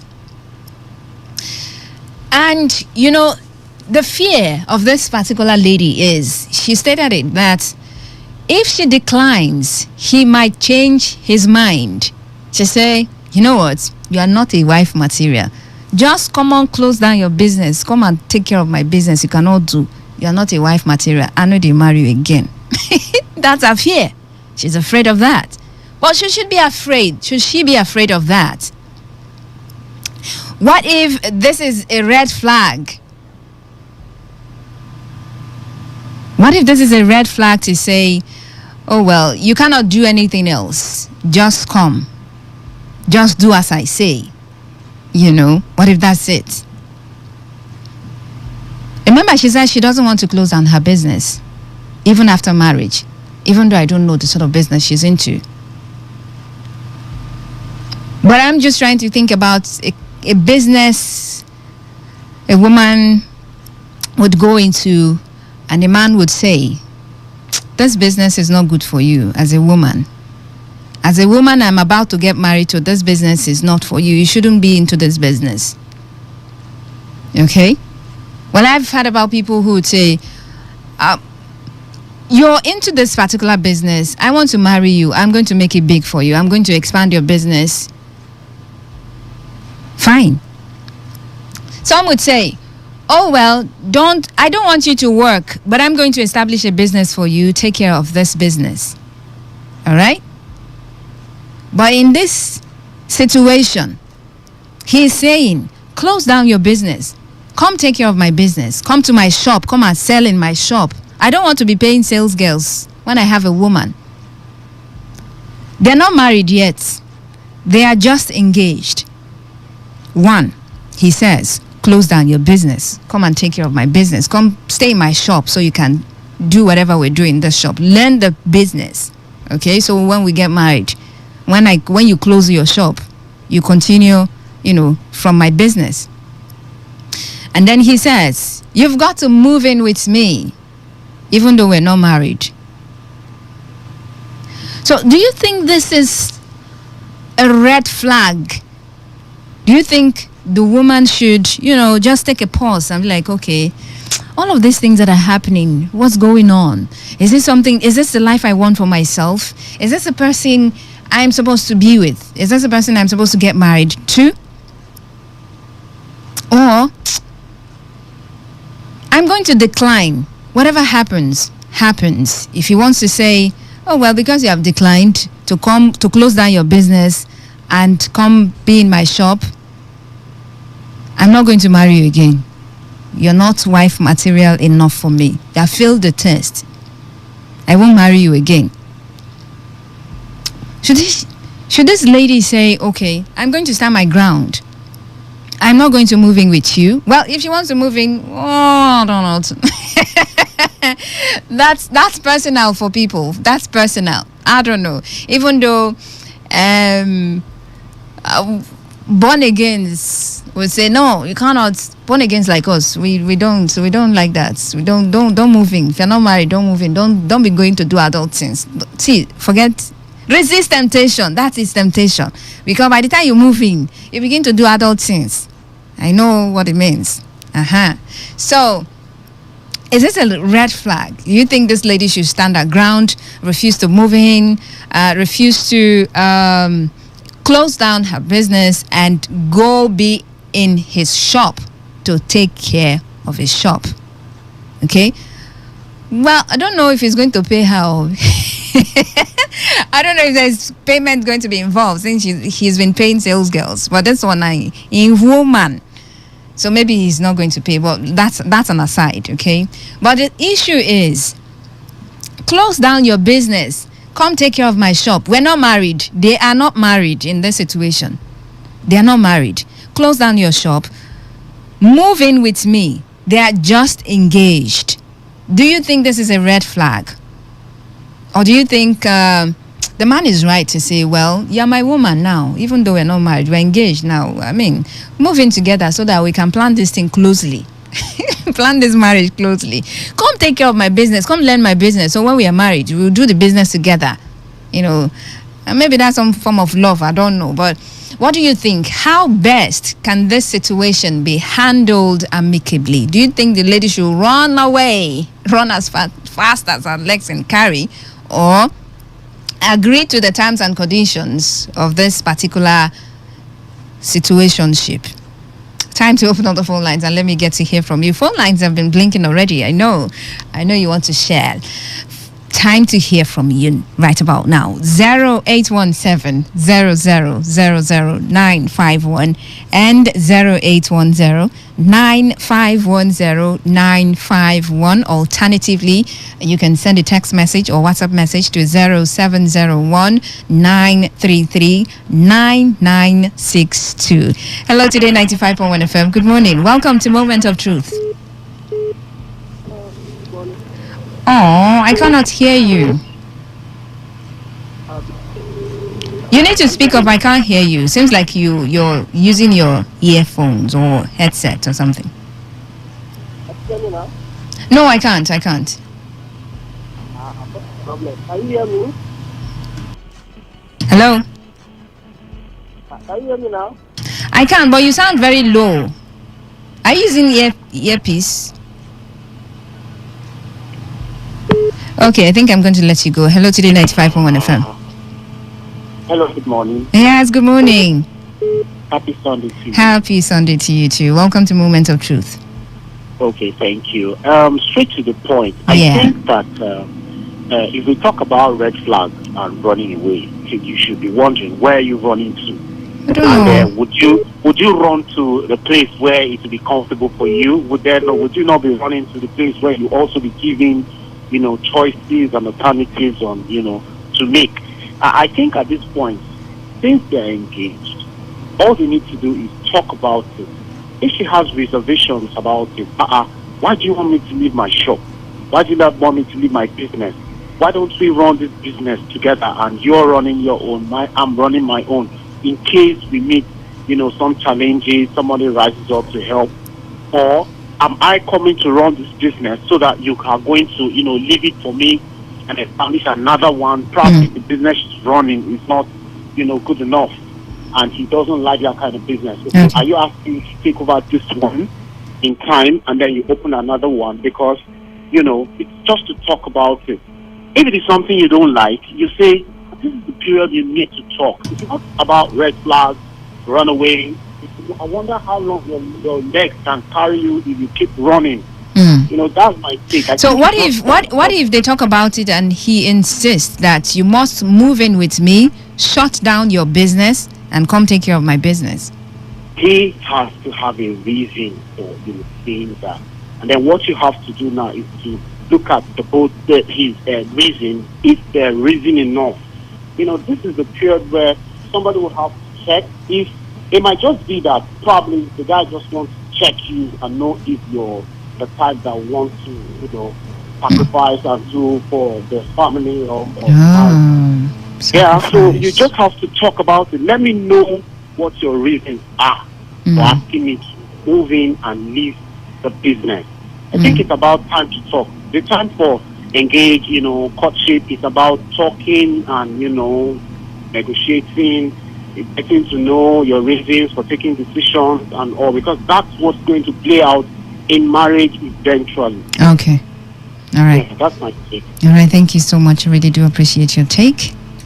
Hello, Today 95.1 FM. Good morning. Welcome to Moment of Truth.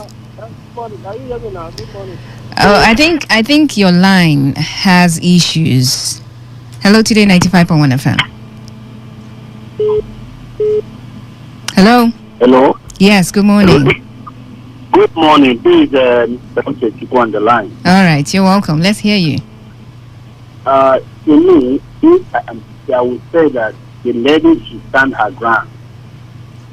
Because if the young man is serious to marry her, he has to do the necessary by going to her place, do all the necessary things and all that. Okay. Now, giving her that plus that you must have to move to my house. Yes. Shut down your business. Shut down your business. Do this and all that. No. It's out of it. What of if tomorrow the young man decided, this lady whom I think it is not what it is. I don't think this whole thing will work out again. That means the girl will be kind of frustrated. All right. Thank you. I suggest the young man, if actually loves Betty, he should go do this necessary. If actually he wants to go to the business and just his own business. Now the boy they have to tell her, say, now we are now husband and wife. They have to, because Bible says a woman should be submissive and the man should love. Now the lady kind of listen to the husband and all that, but for now it's supposed to stand her ground. That's my take. All right, thank you very much. Really do appreciate you. Hello, Today 95.1 FM. Welcome to Moment of Truth.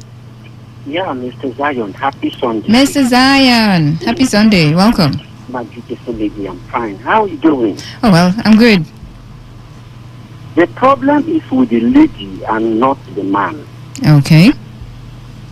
This is a clear sign that this lady did not grow up with the right vitality a woman needs or the girl child needs while growing up.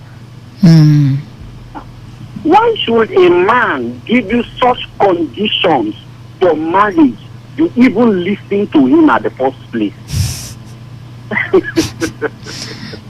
Want to marry now? Marry. Before time will pass, It like they will say. a lady that struggled to even start that business. If you look carefully, she even borrowed money. She took time in studying that business. There were trials and errors. She losses a lot. And now that the business wants to pick up, a man is telling you such a thing. That will tell that lady has a serious problem. And for the man, let me don't go to his part yet first. Let me don't go there yet. You see, it's not just a story, but a lesson you are bringing for us to learn. Right.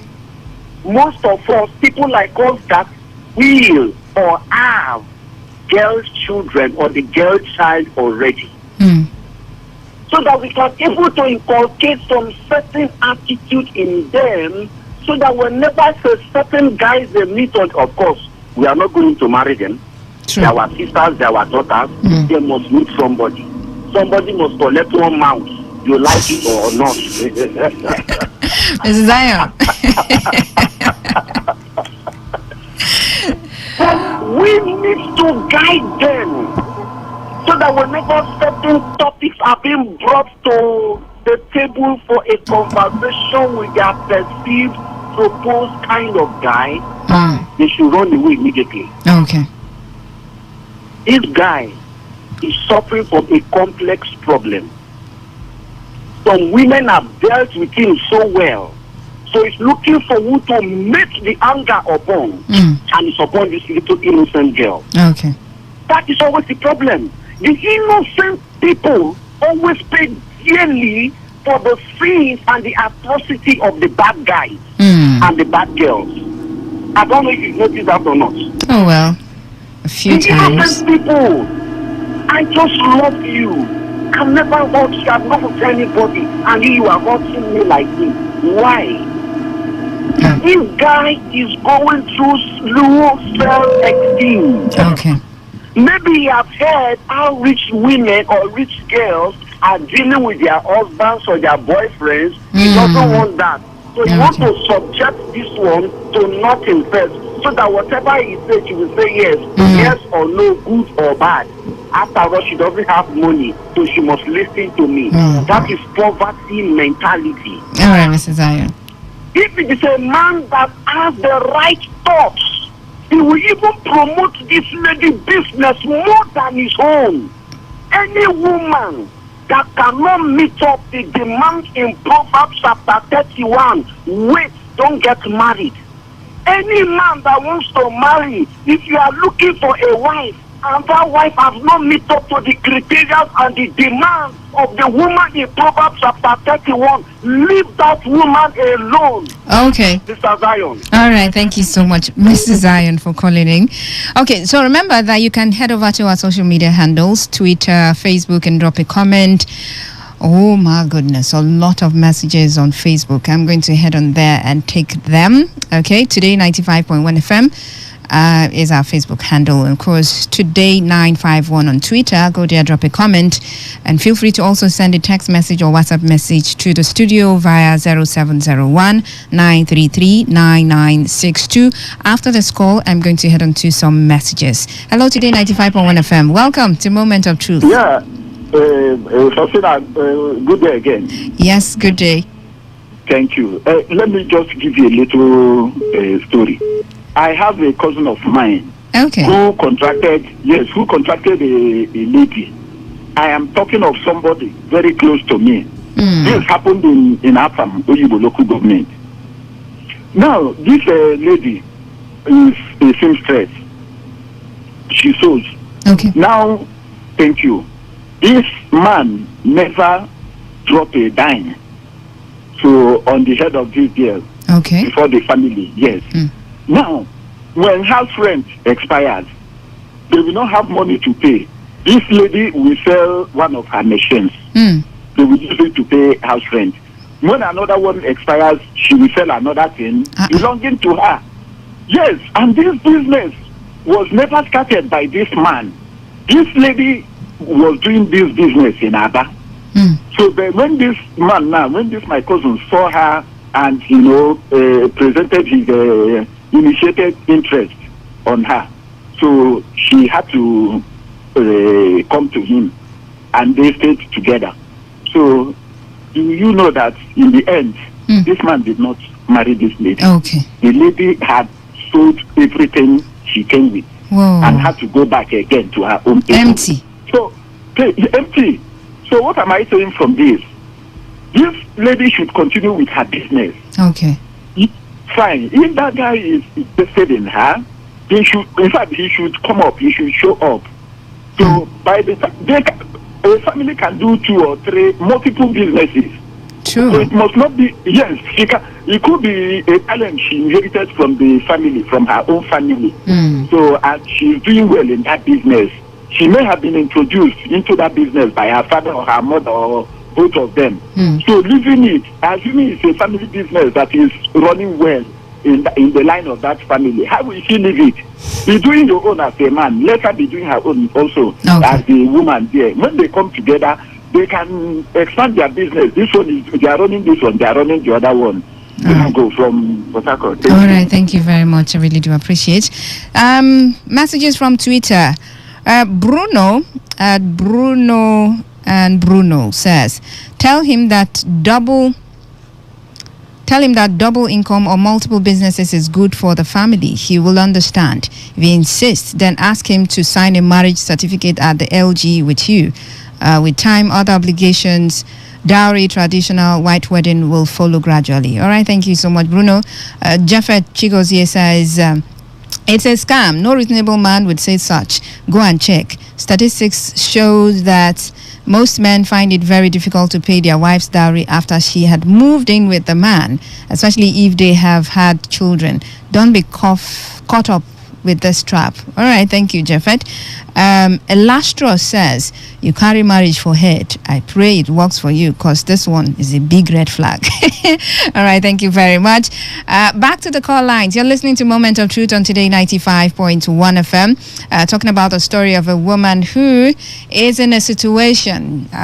She has a business, her fiancé has a business, and he wants her to close her business. He wants her to move in with him, and apparently he's been paying sales girls all this while, so he wants her, his woman, to take care of the business, because according to him, when they are married, after their marriage, she would not continue her business, okay?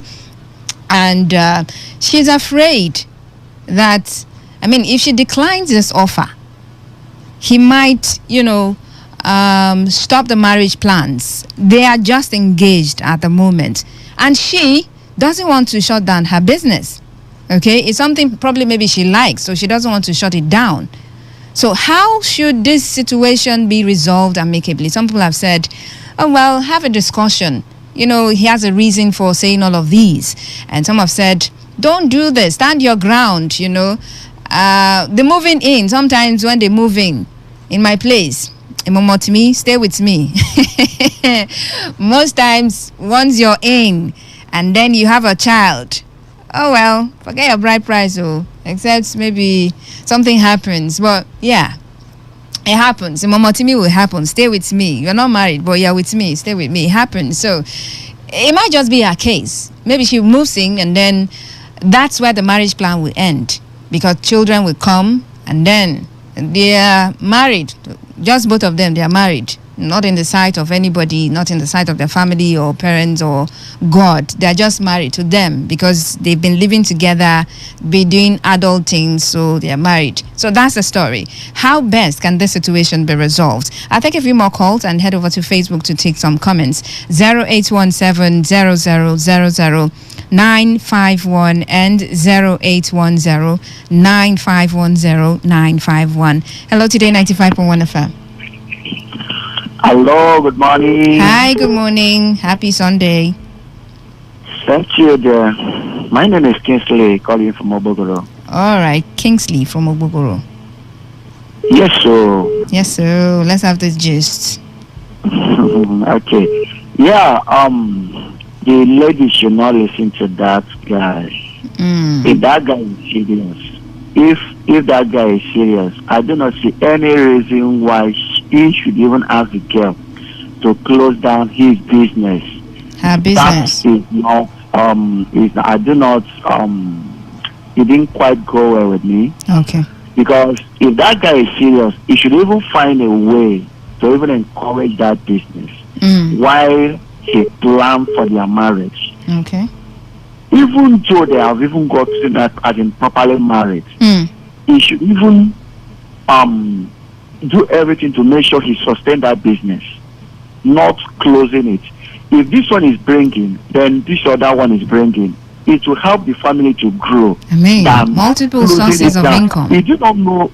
The guy do not even know if it is the talent that the girl got from the parent, that just where she will from grow, and he wants to tell the girl to close it down in the name of marriage, that is absolutely not correct. Okay. The girl should stand on her ground. If the guy is serious, let her look for someone that will manage his own business while the girl is doing her own. Then when they are properly married, and now plan how to run the business, not closing it down. It won't help them. Okay. All right. Thank you very much. Out of curiosity now, I'm going to ask this. Is there a business that a woman would get into, and as a man, you meet this lady, you want to get married to this lady, and you see that business as not befitting? Maybe not on a level, maybe not a small scale. Okay, you see that, well, it's on a small scale, so you want to just close down this petty business. No. But I'm talking about a business, a kind of business that a lady would be engaged in, and you as a man, you would say, you don't want your lady to continue that business. Okay? All right. So let's hear you. Hello, Today 95.1 FM. Hello, Faustina. Yeah, good morning. You're welcome. Mr. Marcos. Yeah, go on, yes. You said? I hope your network will not disappoint you again. Sorry, I didn't hear that. I would love for you to say that again. I say, I hope your network will not disappoint me again. Oh, okay. So, go on. Okay. Let me start with the first question you asked. If there is a business that a woman can be doing, and we want the woman to stop it. Yes. Is there a business like that you wouldn't want your woman to get into? There are some business, just depending on how they operate it. I will come back to explain the business name. Okay, quickly. But when it comes to this man's demand, wow, what I would say, if you're supposed to think about it, think about the answer to this. In the first place, this man wants this lady to disobey God in the first place. God himself and the lady is asking him. He wants both of them to disobey God, because there is no way to adult to live in the house that is not married without getting into fornication. It's wrong in the first place. And who will have that? A lot of come back to one man I met on the room who is interested in me asked me to do that my business or something like that. And then I will finally ask him to do that. Who will do that? Like somebody said, this is like scam. You should be careful. Okay. See, let's explain what I mean by business. Yes. I have a client by the of IT. I came in contact with sometime, but I decided on her own to stop the business she's doing. I asked her why. She said, Uncle, this business is so tempting. The business I'm talking about is physiotherapist. The ones that massages both men and women. Okay. The lady I come in contact with, open on her own, not even a man asking her to stop it. Now the business she's doing is so tempting that she wants to stop it and face another business.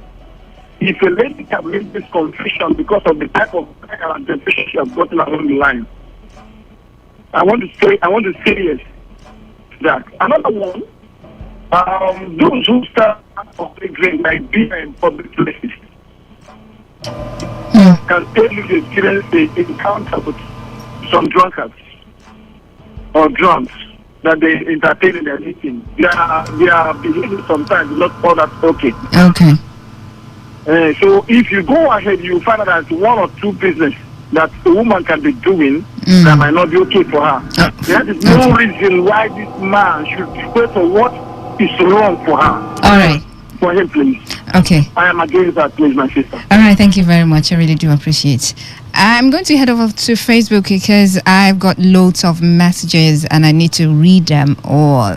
All right.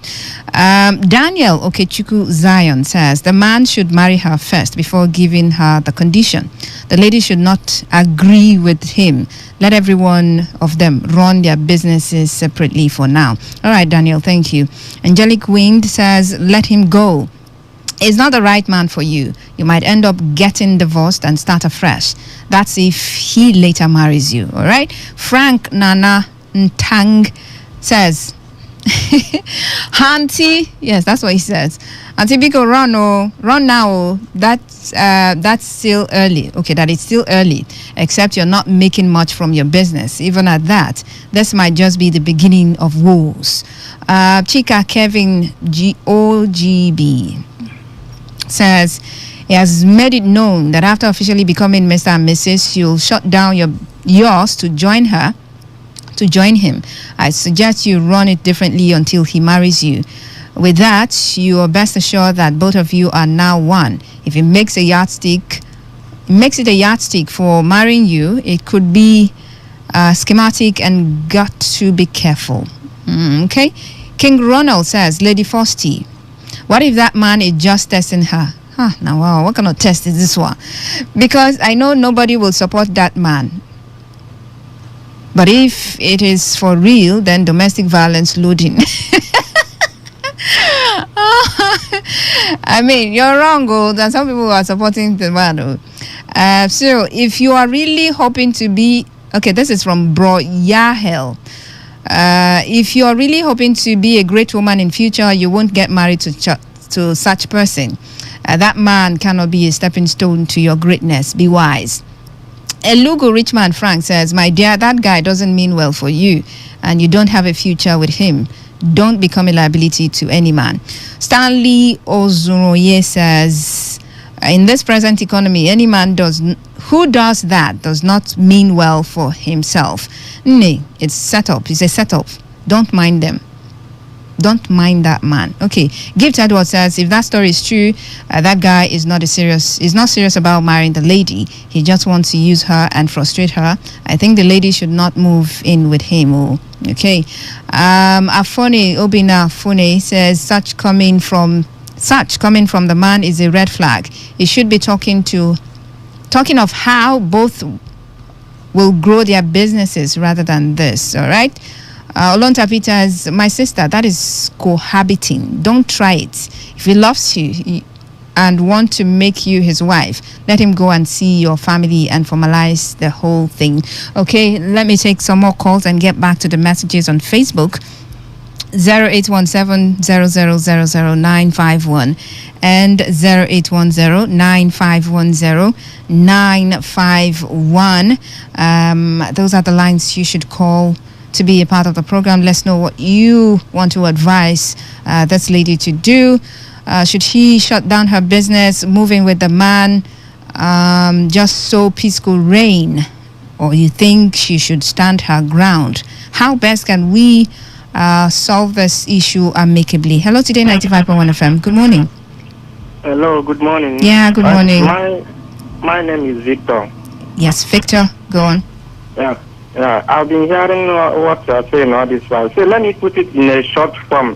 Please. The best thing that they will do, let that woman not close that shop. Okay. Instead, let them employ somebody that will be running the boat shop. Because if you see now... Not a boat, he doesn't want another person to run his business. He doesn't want to employ sales girls. In fact, he sacked the sales girl and wants her to come to the shop immediately. His woman now.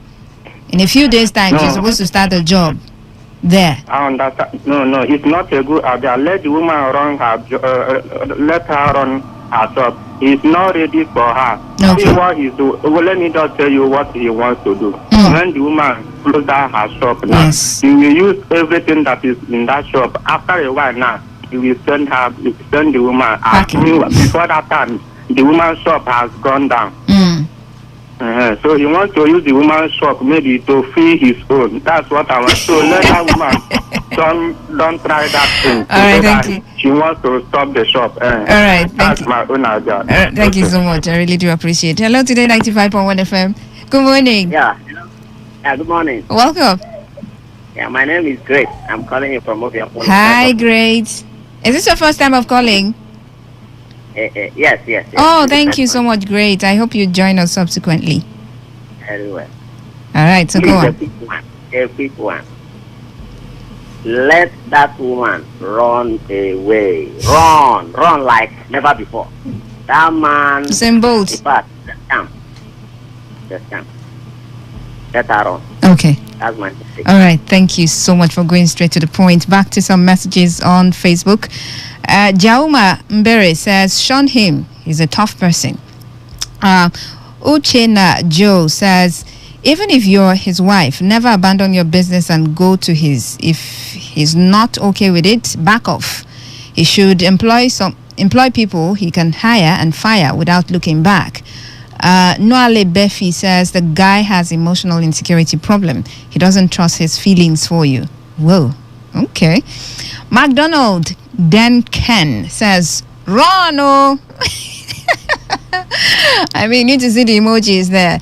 If he's not going to marry you, if you don't shut down your business for his, then he might as well not marry you even after you'd be selling at his shop. Okay. I mean, bottom line, if he's not going to marry, he's not going to marry you. She should grow her business till they are married. Then if her business is not big enough to bring good cash home, then maybe she can consider taking it out for his, especially if he's ready to run his business like a family, their business, and not just his business alone. She can't depend on word of the mouth alone. Man. Okay. I had to just add all the things you said. Men also get turned on by women that can also contribute to the family, except he's an insecure man that wants to control his wife 100%. I don't waka. Thank you so much. I mean, you said it so you can waka. Mana Eja says, I guess it all depends on the nature of your business and his own business. If it's the one paying your rent, is right. Otherwise, you guys will have to talk about it. Okay. Except his business can't pay for sales girl and he wants you to be the one selling, and probably he won't pay you, the reason being that it's a family business. Again, he must pay you for the service. Business is business and family is family. Okay, all right. Quite a long one, but I'm just going to run through it fast. But from the available information, I am made to understand that your business is more lucrative than his, and thus the man's ego keep whispering to his ear that you will not respect him as the head of the family because you'll be making more money than him. For me, I will not ask you to continue with the marriage, nor will I advise you to quit because you're mature enough to advise yourself. I'll talk more only when I know the real business you're doing and the one you're supposed man is doing, so we can check the odds. Till then, keep advising yourself. Okay. MC Lala says, for me, the guy means well for you. Assuming I'm dating a girl now, before we marry, she has to go and learn something reasonable. How much are you getting in that your business to compare? He has a perfect plan because he may open another branch of business. Go to Chanja market. You will see husband and wife doing the same business with different shops. Stay there and listen to be advised. That's your guy is my kind. Okay. My fortune says it's simple. #run. Kingsley Chinedu says the man is looking for a house girl, not a wife. I advise you to shut down the relationship with him. Okay. And look for a serious man. I assure you, he will not marry you even if you do what he requests of you.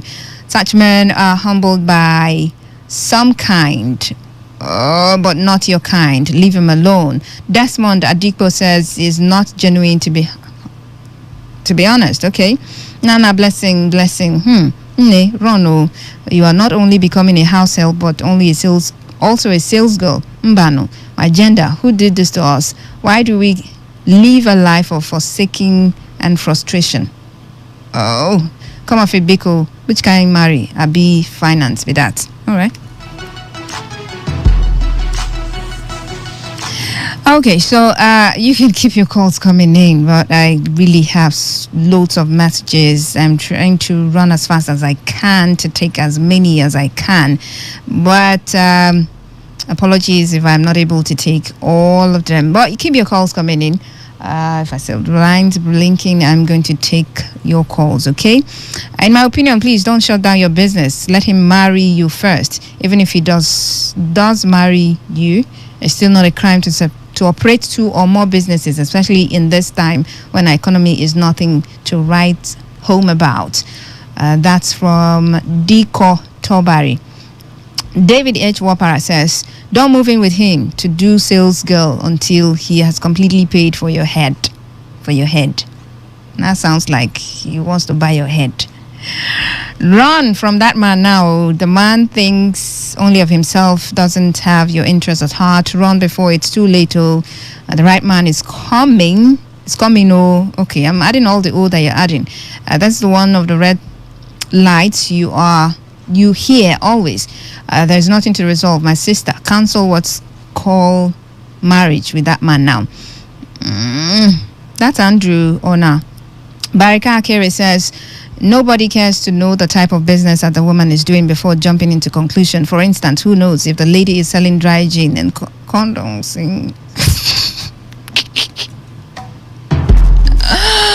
Oh no.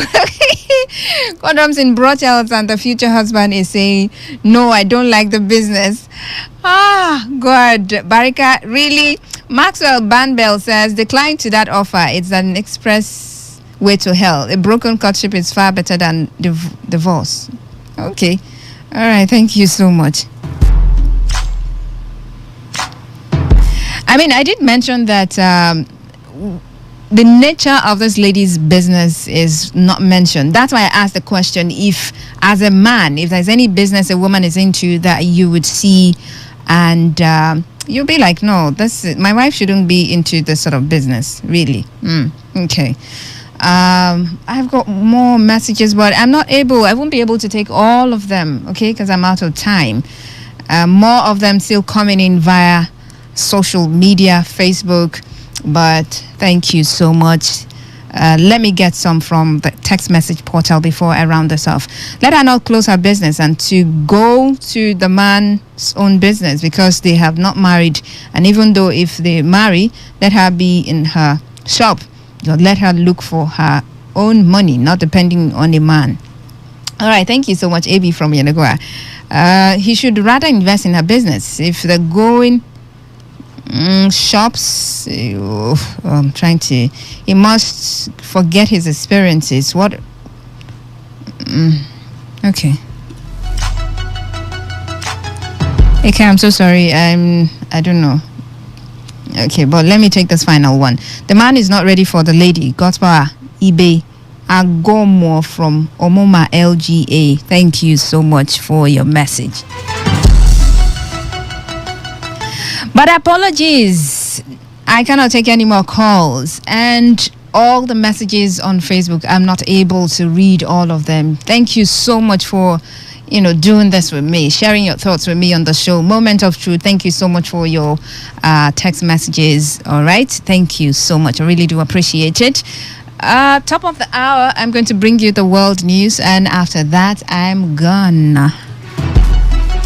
It's been Moment of Truth on Today 95.1 FM. Now, part of the reasons why we bring these stories to you is not just to advise, but to draw lessons from, these stories that we share. That's why we get to look at stories from different angles, different perspectives, okay?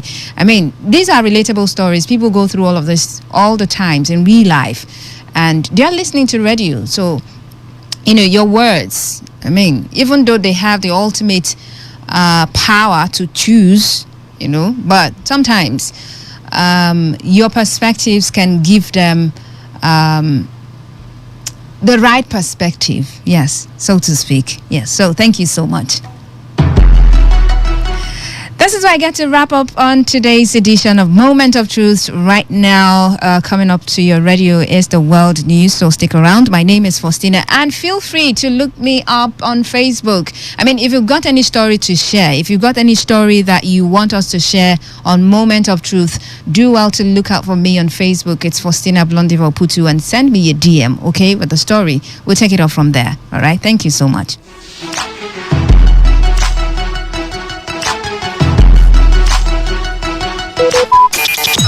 Talk radio. I listen to a lot of talk radio. 95.1 FM. Every day, every hour, when the big stories break, depend on our 24-hour news team to bring you the latest. Today, 95.1 FM. Whether it's happening in Port Harcourt, South South, Nigeria, or around the world, we've got you covered. On air, online, delivering balanced news and unbiased analysis. Today, 95.1 FM. This is Today, 95.1 FM, Port Harcourt.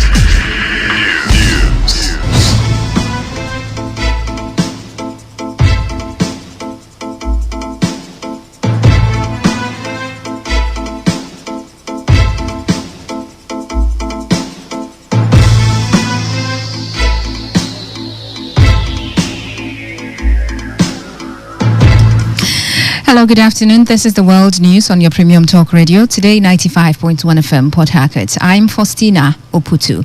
And the headlines. President Muhammadu Buhari kicks off drilling of crude oil in Bauchi and Gombe states on Tuesday. Governor Nyesom Wike accuses national chairman of PDP of building private university in Benue State within 1 year in office. Presidential candidate of APC, Bola Tinubu, mocks presidential candidate of PDP, Atiku Abubakar, for fighting his former boss, Olusegun Obasanjo. And on the foreign scene, Twitter owner Elon Musk reinstates Donald Trump's Twitter account. Details shortly.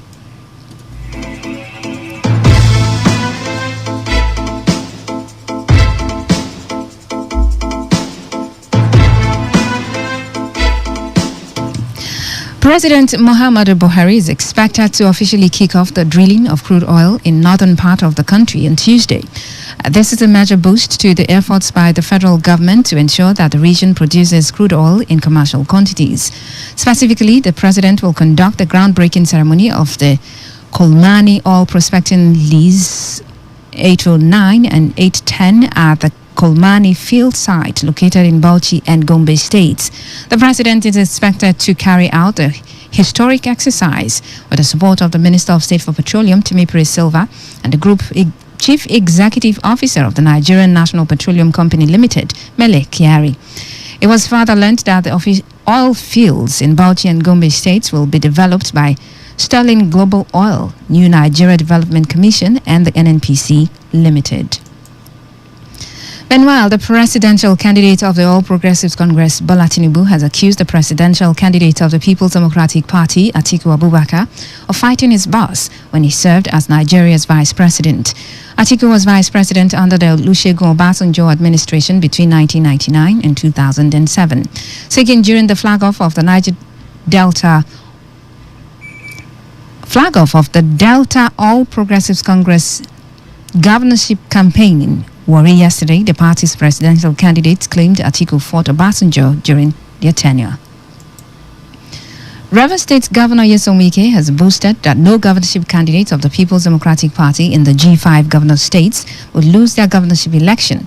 Governor Wike said this at the flag-off of the Rivers PDP campaign for 2023 and the unveiling of the party's governorship candidate, Sim Fobara, at the Adokie Amiesimaka Stadium in Omagua. Governor Wike accused the All Progressives Congress of selling all the state properties. He also made a mockery of the accord in the state, calling it an unknown party. Not one of the states of PDP integrity group will lose their governorship. No amount of rancor will make us to lose Abia State, Enugu State, Benue State, Oyo State. What you must do to chase away your opponent is Operation Show Your Report. Mr. President said we have done well. If the President said we have done well, who are these people? Today is this APC in Rivers State sold everything everything we had. Our plane they sold, we went and bring it back. Our gas turbine that the people installed, they sold them. I don't know the one they say Accord. Accord means what? People talk about some parties I have never had. I don't know the day I will die, but now I'm alive. I will tell the people of River State the simple truth and nothing but the. On his part, the governorship candidate of the PDP in Rivers State, Sim Fubara, promised to choose a day to unveil his plans for Rivers people. It's a day that we have all decided to support, to consolidate on that vision, New Rivers vision. It's a day for continuity, a day that we have all agreed to say where our present governor will stop, Fubara will continue. A special day will come when we will unveil, talk to you about what we shall do for Rivers people to consolidate on the already established blueprint of the New Rivers vision. Rivers State Governor Nyesom Wike has accused the national chairman of the People's Democratic Party, Yoche Ayu, of building a private university in Benue State within 1 year in office. Wike challenged Ayu to sue him if his allegations are false. He accused Ayu of taking the money derived from the party primaries. The governor insisted that the PDP chairman is corrupt and lacked the moral integrity to lead him and Rivers people to any campaign. I will not support anybody who says that no other person from any ethnic group can be president. Nigeria belongs to all of us. Whether you're from anywhere, you're entitled to be president of the Federal Republic of Nigeria. I believe in party. And I believe in equity, fairness, and justice. If anybody feels hot, let him go to court and challenge me. Nobody will lead me to a campaign. A man who's corrupt and challenge you are corrupt and you cannot lead me to any campaign. I'm sorry to say to the Benue governor, if I insulted you, forgive me. I went to Benue and said, you have not stayed 1 year in the office and you are fighting corruption. I told you you took the money that we realized for the primary and you are building a university in Benue State. Oh, you have not gotten to 1 year. Assuming you enter office, what will you do? Wike spoke when he led the G5 governors to flag off the Rivers PDP campaign for 2023 at the Adokia Miesimaka Stadium in Omagwa yesterday. In the meantime, the governor of Benue State, Samuel Otom, says Governor Nyesom Wike has shown exemplary leadership to ensure fairness, equity, and integrity in the country. Otom, who was speaking at the Rivers State PDP campaign flag-off at the Adokie Amiesimaka Stadium, Omagwa, in Ikwere local government area of Rivers State, said he was the first person to advocate for the zoning of the presidency to the south. He said after President Muhammadu Buhari's 8 years in office, it is only fair to take the presidency to the south. On his part, former governor of Ekiti State, Ayodele Fayose, said the G5 governors are still open for reconciliation as he called for the issues rocking the PDP to be resolved now before it is too late. Also speaking, Governor Seyi Makinde of Oyo State advised the Rivers PDP to remain focused until they get the mandate of the people. I was the first governor from the north to say that for the sake of equity, fairness, and justice, after 8 years of President Buhari's rule, the next president should go to the south. Because Nigeria today is in turmoil. And it is only when we choose the best that will help us to retain our image. I want to assure you that we remain committed to rescuing Nigeria through integrity, fairness, equity, and justice. Anything outside that, 5 of us are not there. The G5 says they are still open for reconciliation. Governor Wike and the G5 have agreed to the fact that our candidate is our candidate. But they are saying what is fair is fair. Therefore, I still plead with them to come and let us find solution before it's too late. I want to say that you should remain focused until we have the mandate of the people. The All Progressives Congress in Rivers State has called on the Rivers State government to publish the bids submitted for the construction of the 17 billion naira Port Harcourt Law School campus, Rumeme. The Publicity Secretary of the APC, Darlington Wauju, insisted that in the spirit of transparency and accountability, the bids should be published. Wauju accused Governor Nyesom Wike of awarding projects in the state to his friends and cronies without due process, and still expects Rivers people to celebrate such projects. He said the APC and the state will continue to speak on the absence of fiscal responsibility in the process of conducting these important government businesses in the state. It may interest Rivers people to know that while the dramatization of inflated projects continue in Rivers State, same government chased out law officers and senior directors of the Ministry of Justice from their quarters and has refused to promote law officers working with the state government in the past 7 years. No allowances are being paid. Even the car grants statutorily provided for these law officers is not being implemented. It is crystal clear that the state has succeeded in robbing Peter to pay Paul, while the state government under Governor Wike keeps hoodwinking the unsuspecting public in order to score cheap political points. Workers in the state civil service are daily being demotivated by the insensitivity of government to workers' welfare and refusal to pay the national minimum wage. This is the world news on Today 95.1 FM Port Harcourt. After the break, more news, sports and foreign stories. Please stay tuned. Every day, every hour, when the big stories break, depend on our 24-hour news team to bring you the latest. Today, 95.1 FM.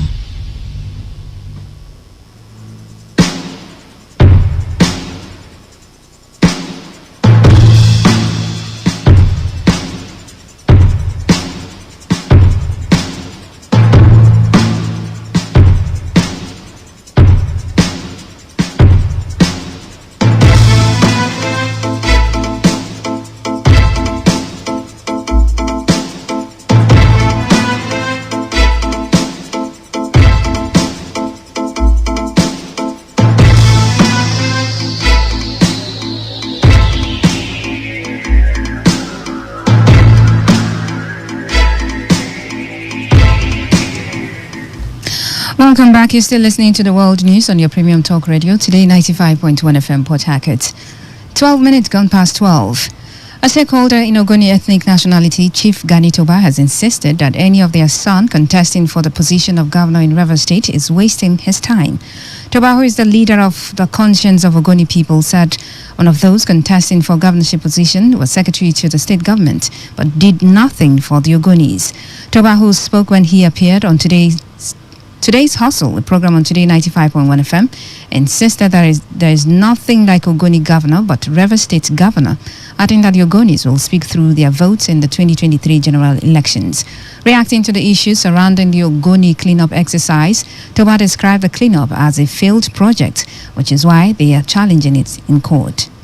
There is nothing like Ogoni governorship. Rivers State governor. Ogoni has taken a position on this election when it comes to governorship. And Ogoni candidate, this is the PDP governorship candidate. Leave people that are dancing around. They are not representing Ogoni. A man that wanted to be governor was secretary to government and he write on his board, come with your transport if you are coming to visit me. In a place like Ogoni that you claim that you love, in the time of vote for 4 Ogoni local government, you will see the vote. Ogoni people will speak. We must support characters. In fact, let me tell you, why the noise you see from few persons who give money to boys to write something on the social media every day. It's wasting his time. We're all retiring back and sit down, going to talk to our people. I will be in my village on the day of election. That is a fair project. On the high prep issues, we are in court challenging what they are doing. And I tell you, victory will be us. And we are not those people who make noise and go there and collect contract.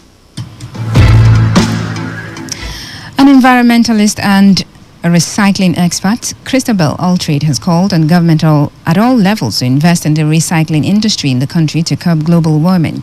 Altrade, who spoke to newsmen during a sensitization on recycling and the launch of an application on recycling in Port Harcourt, appealed to the government to take advantage of the green economy to create more jobs for the teeming unemployed youths.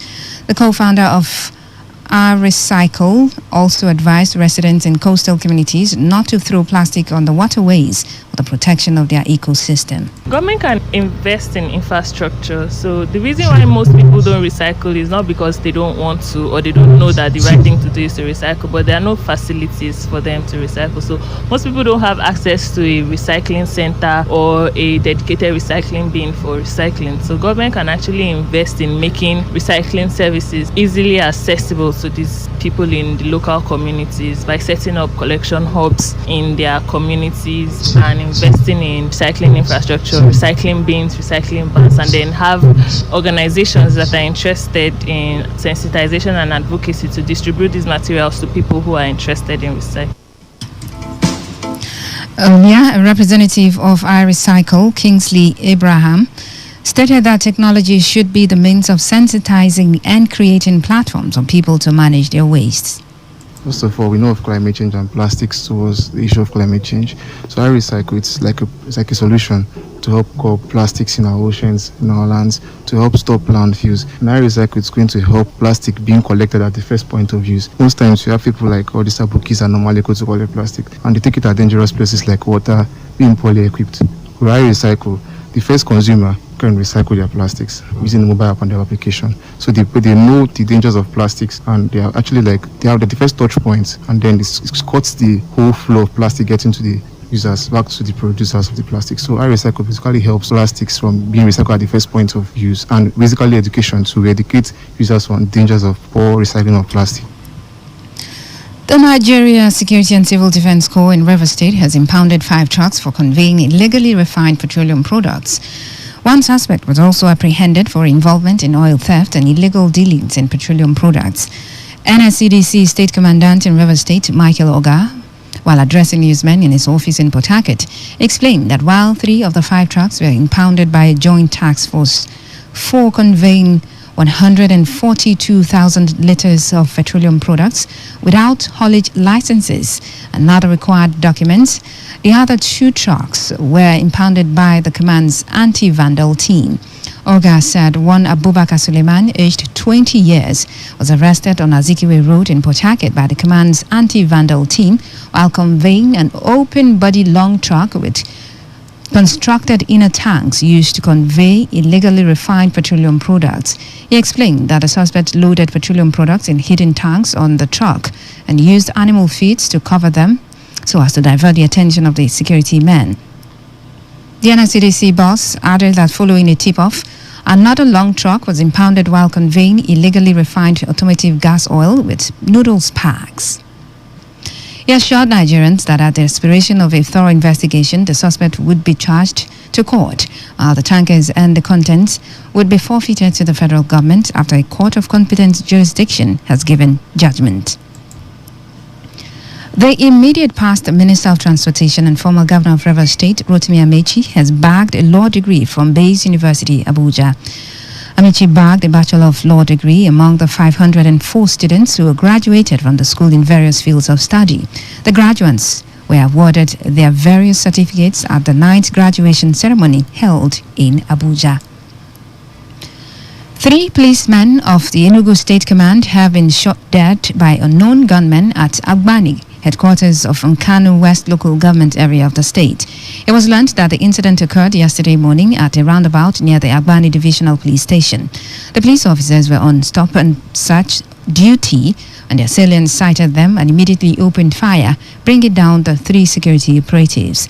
The attack occurred less than 24 hours after a former commissioner in the state and Ojil River local government's chairman, Gabriel Onuzulike, and his elder brother were killed at their Mbokoloachi hometown by gunmen. Meanwhile, the State Police Command has disclosed that following a distress call on the incident, 2 assailants were intercepted and killed by a joint police and army team. The state police spokesman Daniel Ndukwe said the team recovered an AK-47 rifle with 2 magazines loaded with ammunition, a Toyota Land Cruiser Jeep belonging to the deceased victims, a Toyota Camry and a RAV4 Jeep. The British High Commissioner to Nigeria, Katrina Liang, has said that the recent travel advisory on the security situation in Nigeria was in line with the United Kingdom government's security support to Nigeria and Africa. Liang disclosed this when she appeared as a special guest on News Agency of Nigeria Forum in Abuja. Liang said the initial threat that led to the issue of the advised warning British citizens on the security threat in Abuja had been managed, and the advice reverted. Responding to the UK government liaison with Nigerian security agencies before issuing the travel advice, Liang said that the UK informed the Nigerian government before making it public. And on the foreign scene, the owner of Twitter, Elon Musk, has said Donald Trump's account has been reinstated after running a poll in which users narrowly backed the move. But the former U.S. president may not return to the platform as earlier confirmed. His account was suspended in 2021 due to the risk of incitement of violence. Twitter's previous management acted just days after Donald Trump's supporters stormed the U.S. Capitol in Washington, D.C. on January 6. Hundreds of rioters entered the complex as the U.S. Congress attempted to certify Joe Biden's victory in the presidential election. The ensuing violence led to the death of 4 civilians and a police officer. In sports, former governor of Abia State, Orji Kalu, has described the ban on alcohol at Qatar's World Cup stadiums as unnecessary. Kalu expressed his feeling on his Facebook page, saying it was important to consider the needs of soccer fans. He added that soccer is secular, which knows no religion, culture, or tribe. He further advised Qatar authorities to reconsider its decision and fulfill its promises to fans on cultural grounds. Turn the news is a summary of the major stories. President Muhammadu Buhari is to kick off the drilling of crude oil in Bauchi and Gombe states on Tuesday. The presidential candidate of the APC, Bola Tinubu, has mocked the presidential candidate of the PDP, Atiku Abubakar, for fighting his former boss, Olusegun Obasanjo, while in office.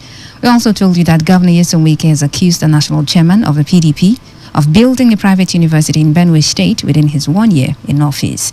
And on the foreign scene, you heard that Twitter owner Elon Musk has reinstated Donald Trump's Twitter account. That was the news. It's edited by Chinedu Iwona. For comments and inquiries, please call 0818-389-2850 or send your emails to news@todayfmlive.com. You can also read our stories on www.todayfmlive.com. I am Faustina Oputu. Good afternoon. Thanks for listening.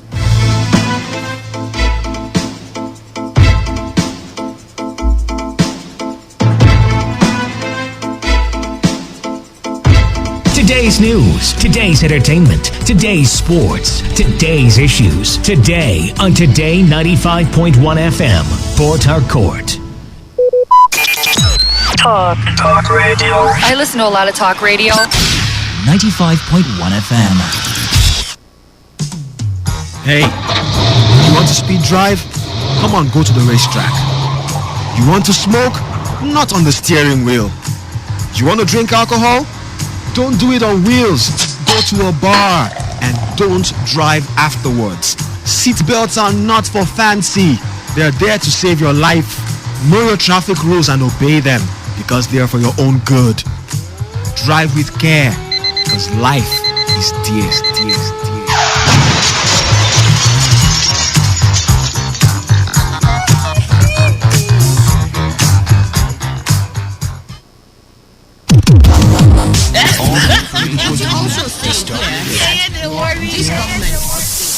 For that station, Joe. Don't worry you. We're passionate about it. We love talking. We are Your number one talk radio station, 95.1 FM.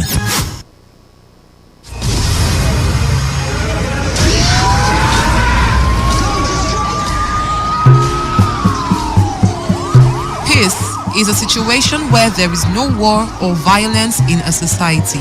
Peace allows wealth to accumulate and the society to advance. through peace, generations of wealth, education, technology can build up, thereby making people very prosperous and happy. Without peace, there will be violence, war, and underdevelopment in our society.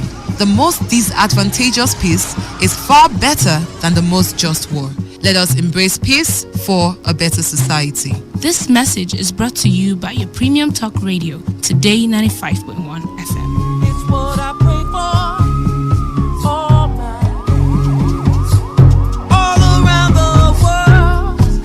It's what I pray for.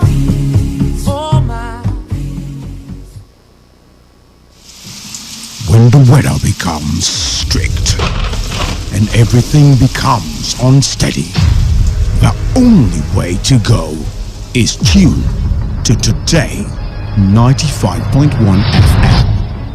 And the world of information, entertainment, and education will be served as breakfast, lunch, and dinner. Welcome to the show. You're listening to today's Quest. A newspaper review segment is what we've got. Now who says I can't bring the party to your house right now? Because, even if it's raining, I still bring the heat right here. I am here for you, and I know you are here for me. It is surely the best 15 minutes of football you can find anywhere on radio. People.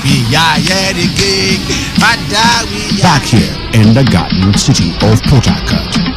Today, 95.1 FM. Nothing but the best. Nothing but the best.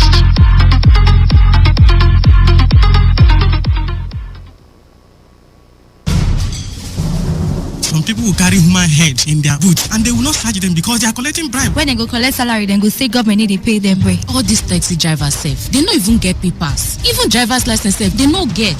You back there. Hold on there.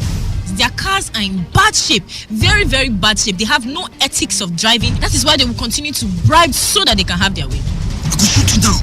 I will shoot you. Headlight, you no get. Side mirror, you no get. Motorway to where carry animal. Now you take put for road to carry human being. You never even wind the motor when rain they fall. You no get conscience at all. Take, you be number 15. You be number 5. More than no forget on a number. Let's allow them do their job. Do not obstruct justice by giving or taking bribe. Avail yourself a check. Even you, Oga driver, stop reckless driving and always update your papers. This information is brought to you by Today 95.1 FM. Voice of the people. Officer, give me change. Now 1,000 I give you.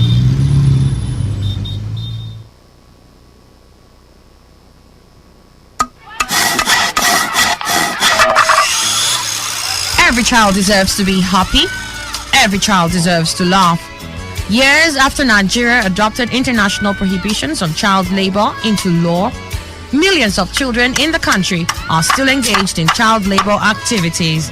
The International Labour Organization estimates that about 25% of Nigeria's 80 million children under the age of 14 are now in the workforce.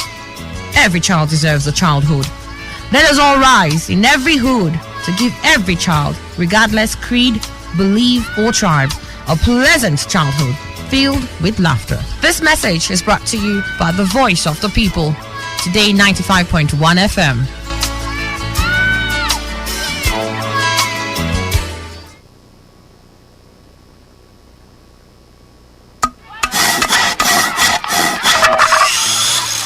Every child deserves to be happy. Every child deserves to laugh. Years after Nigeria adopted international prohibitions on child labor into law, millions of children in the country are still engaged in child labor activities. The International Labour Organization estimates that about 25% of Nigeria's 80 million children under the age of 14 are now in the workforce. Every child deserves a childhood. Let us all rise in every hood to give every child, regardless creed, belief, or tribe, a pleasant childhood filled with laughter. This message is brought to you by the voice of the people. Today 95.1 FM.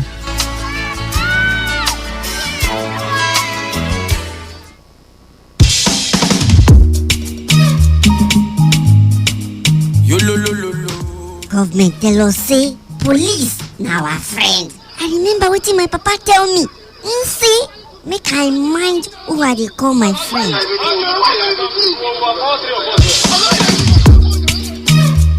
Young lady, you're under arrest. Oga, for waiting now. What I do? When you get to the station, you'll find out. Hey. Lockba don't show, everybody don't drop out. I say I know they follow you go anywhere. Hey, you know they go anywhere. Go and ask about Officer Mark. You see, if I deal with you, nothing will happen. Nobody will question me. I will deal with you. Oga, leave my clothes now. Wait. You won't naked me. Oga. Do you have 200,000? 200,000 for what now? Wetin I do where you want collect 200,000? If you get to the station, you pay more than that. 200k for wetin? I don't get that kind of money. I don't get that kind of money. Oga, remember, you were once like us before you got into force. You have brothers and sisters like us in this society. The law says protect lives and properties, but what do we see today? This life don't last forever. Please remember, we have just one life. Why can't we live for one another?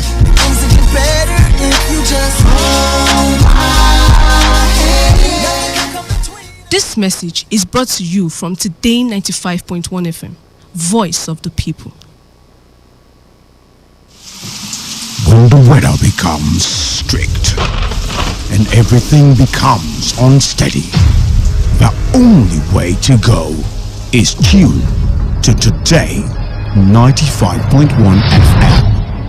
And the world of information, entertainment, and education will be served as breakfast, lunch, and dinner. Welcome to the show. You're listening to today's Quest, a newspaper review segment is what we've Now got. who says I can't bring the party to your house right now? Cause, even if it's raining, I still bring the heat right here. I am here for you, and I know you are here for me. It is surely the best 15 minutes of football you can find anywhere on radio. But I got people. Back here in the Garden City of Port Harcourt. Today, 95.1 FM. Nothing but the best. Nothing but the best.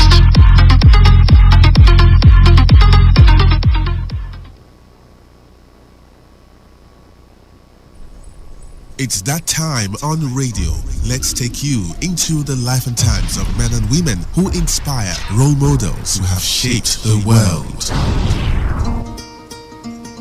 Ambrose Folorunsho Ali, born 22nd September 1929, died 22nd September 1989.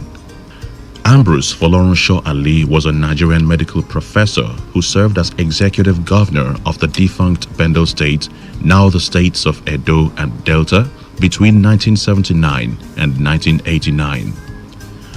Ambrose Ali was born in Idoani, Ondo State, on 22nd September 1929.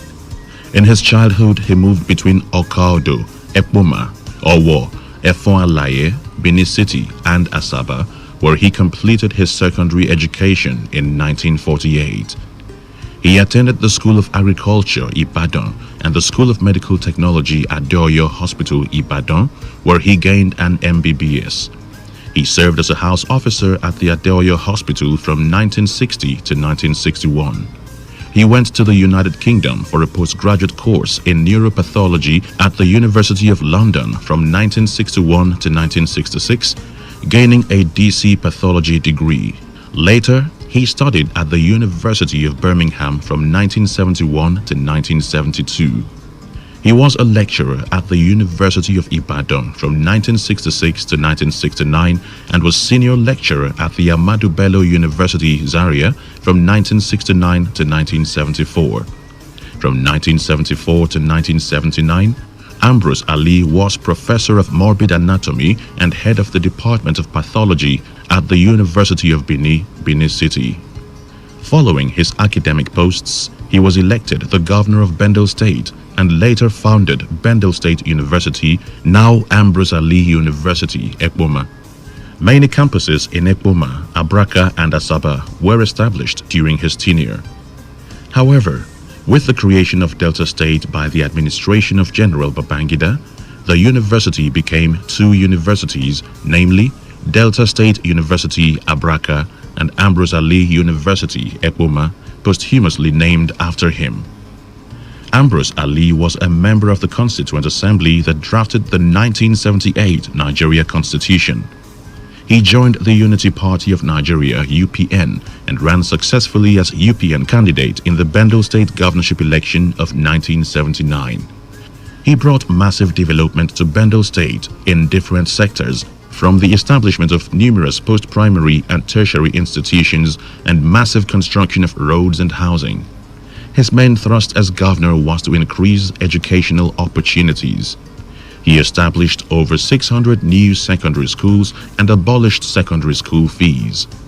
Apart from the establishment of the university, he also established various colleges of education in Ekiadolo near Benin City, Warri, Ozoro, and Abo, and 3 polytechnics with a College of Agriculture and Fishery proposed for Agenebode.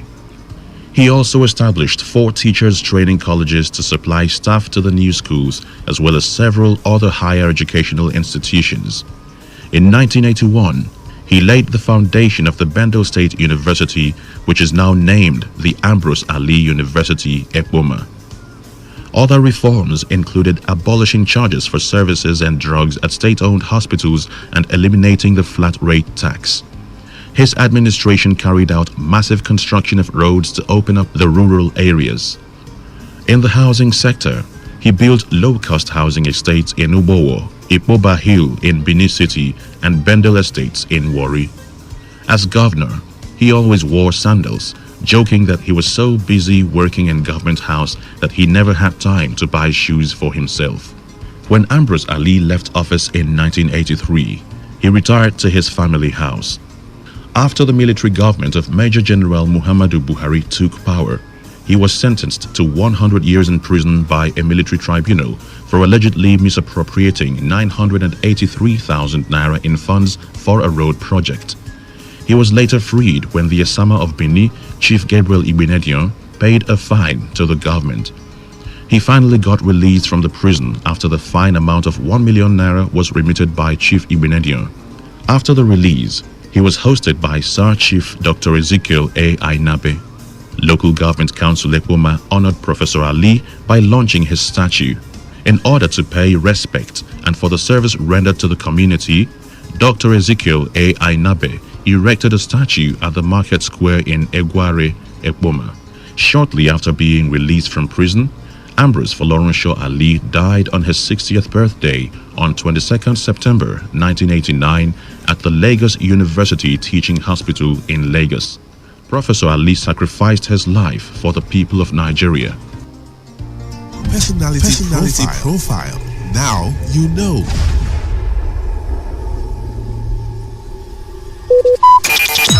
Talk radio. I listen to a lot of talk radio. 95.1 FM. This is Today 95.1 FM. To copy this tune, press 9. This is Today 95.1 FM. For current news and information, press 5. They are politicians, all of them. They know what they do. So they know how they attack each other. To stay connected all day, press 1. The person who raised the alarm is the one who made the public know about Good afternoon and welcome to the World News on your Premium Talk Radio station. We are your premium talk radio station. Today 95.1 FM. The station with a unique dial.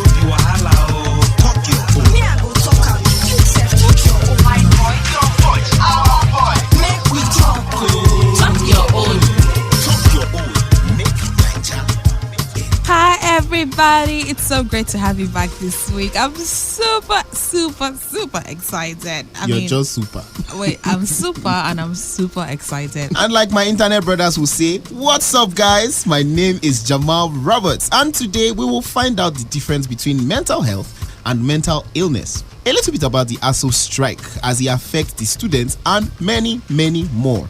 So just stay tuned. This is the program Talk Your Own, Make Naija Better. Talk your own. Talk your own. Talk your own.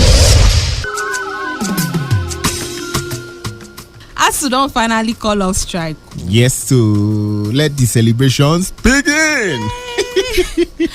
Sometimes I just sit down and think, what were these students thinking? Yeah. How did it affect them? The strike, staying at home. Especially when it comes to their mental health. Especially that.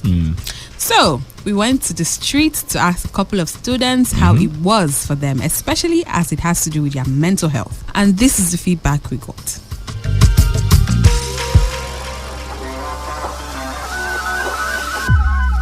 My name is Lubabat Ali Sambu from Bayero University, Kano. I am psychologically and emotionally stable.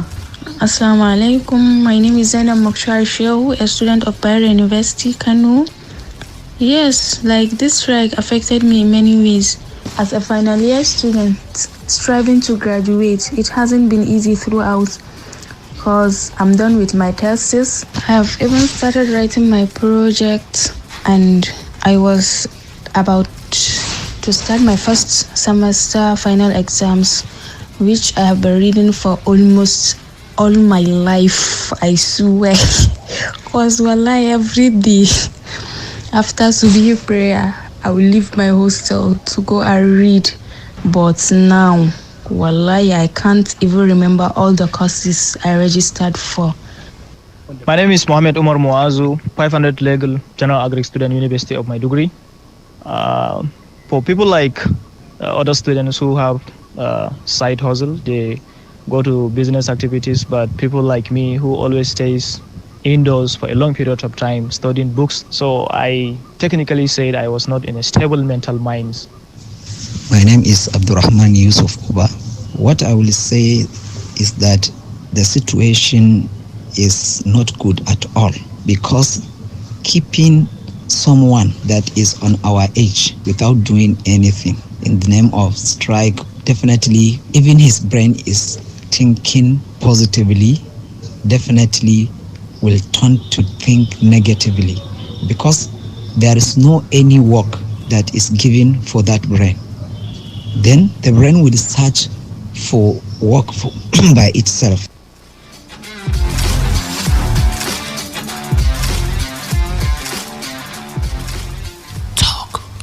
So now only one person talks say this thing not too touch and like that. Yes, so hard guy. Yes, so hard guy, like I'm a boss. I believe your government. Yes, so even the other person talks say she don't forget the courses some of the where courses, she studied. yeah, Can you imagine? no worry. Maybe you don't go back to school. You will refresh. You will know. But if you were at home for that long, how would you have felt? I mean, for me, I always find ways to keep myself busy. For the few times I've been affected by something like this, I decided to either learn something new, to learn new ways to make money. I mean, as to you ain't got none on me. Oh, now they have three Yes. academic staff units. Speaking of mental health, did you know that according to the latest statistic from the World Health Organization, 1 out of every 4 Nigerians are dealing with a mental illness? Did you know that? No, I had no idea. So that explains Lagos people. Basically. Oh wow, the shade. Okay, please, Lagos people, I don't wash my own comments for this shade. I have nothing to do with it. And guess what? The 10th of October every year is set aside as the World Mental Health Day to raise awareness of mental health issues around the world and to mobilize efforts in support of mental health. I think every Nigerian needs to reevaluate their mental health. Actually. Talk Your Own reporter Sumaya Ibrahim was in Jos, and she met Dr. Kingsley Mayowa Okonoda, a senior lecturer at Department of Psychiatry, University of Jos, and consultant psychiatrist, Jos University Teaching Hospital, Jos, Plateau State. She asked him to explain mental health and how important it is in Nigeria.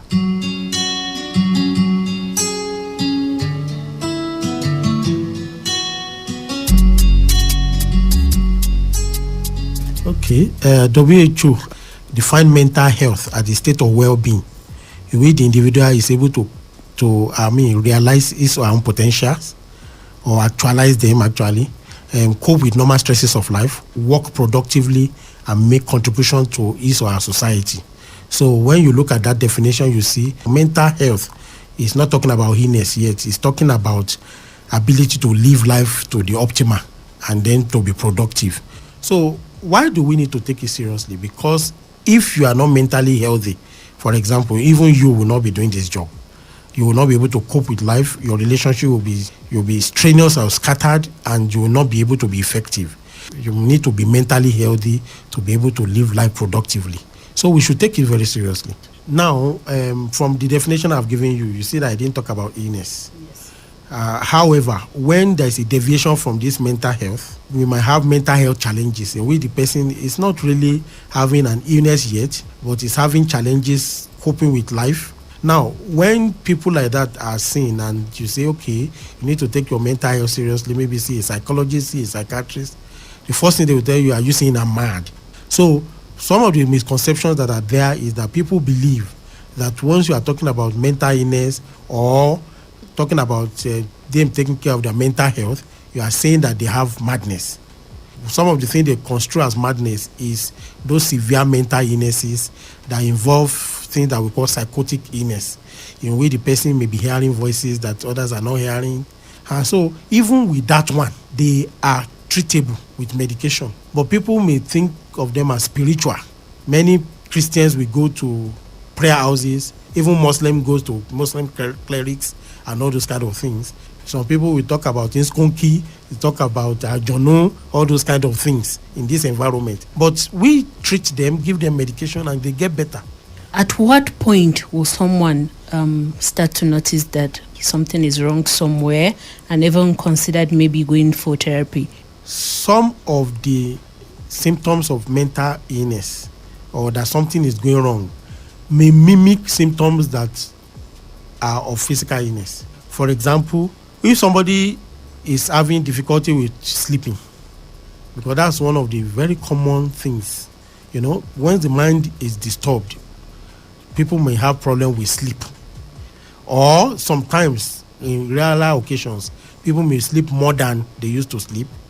When somebody is finding that is getting upset over little things, is feeling sad over little things, somebody is, becomes aggressive over little things, or is, say, people get on my nerves easily, get angry easily, become suspicious of people.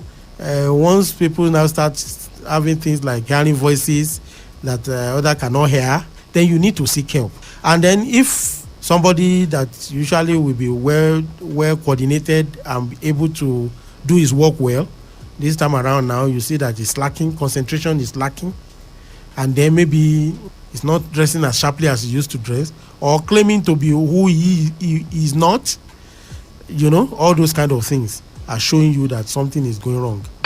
Doctor, Mr. Isaac's current predicament has nothing to do with the food he ate at Iyabasira's Buka? No, it doesn't, barrister. The test shows that his reactions are caused by some food allergies he isn't aware of. Some people here ate that food, but they don't have any pains or running stomach. Yes. The food sweet, saute, I chop extra. Isn't this similar to taking the COVID-19 vaccine?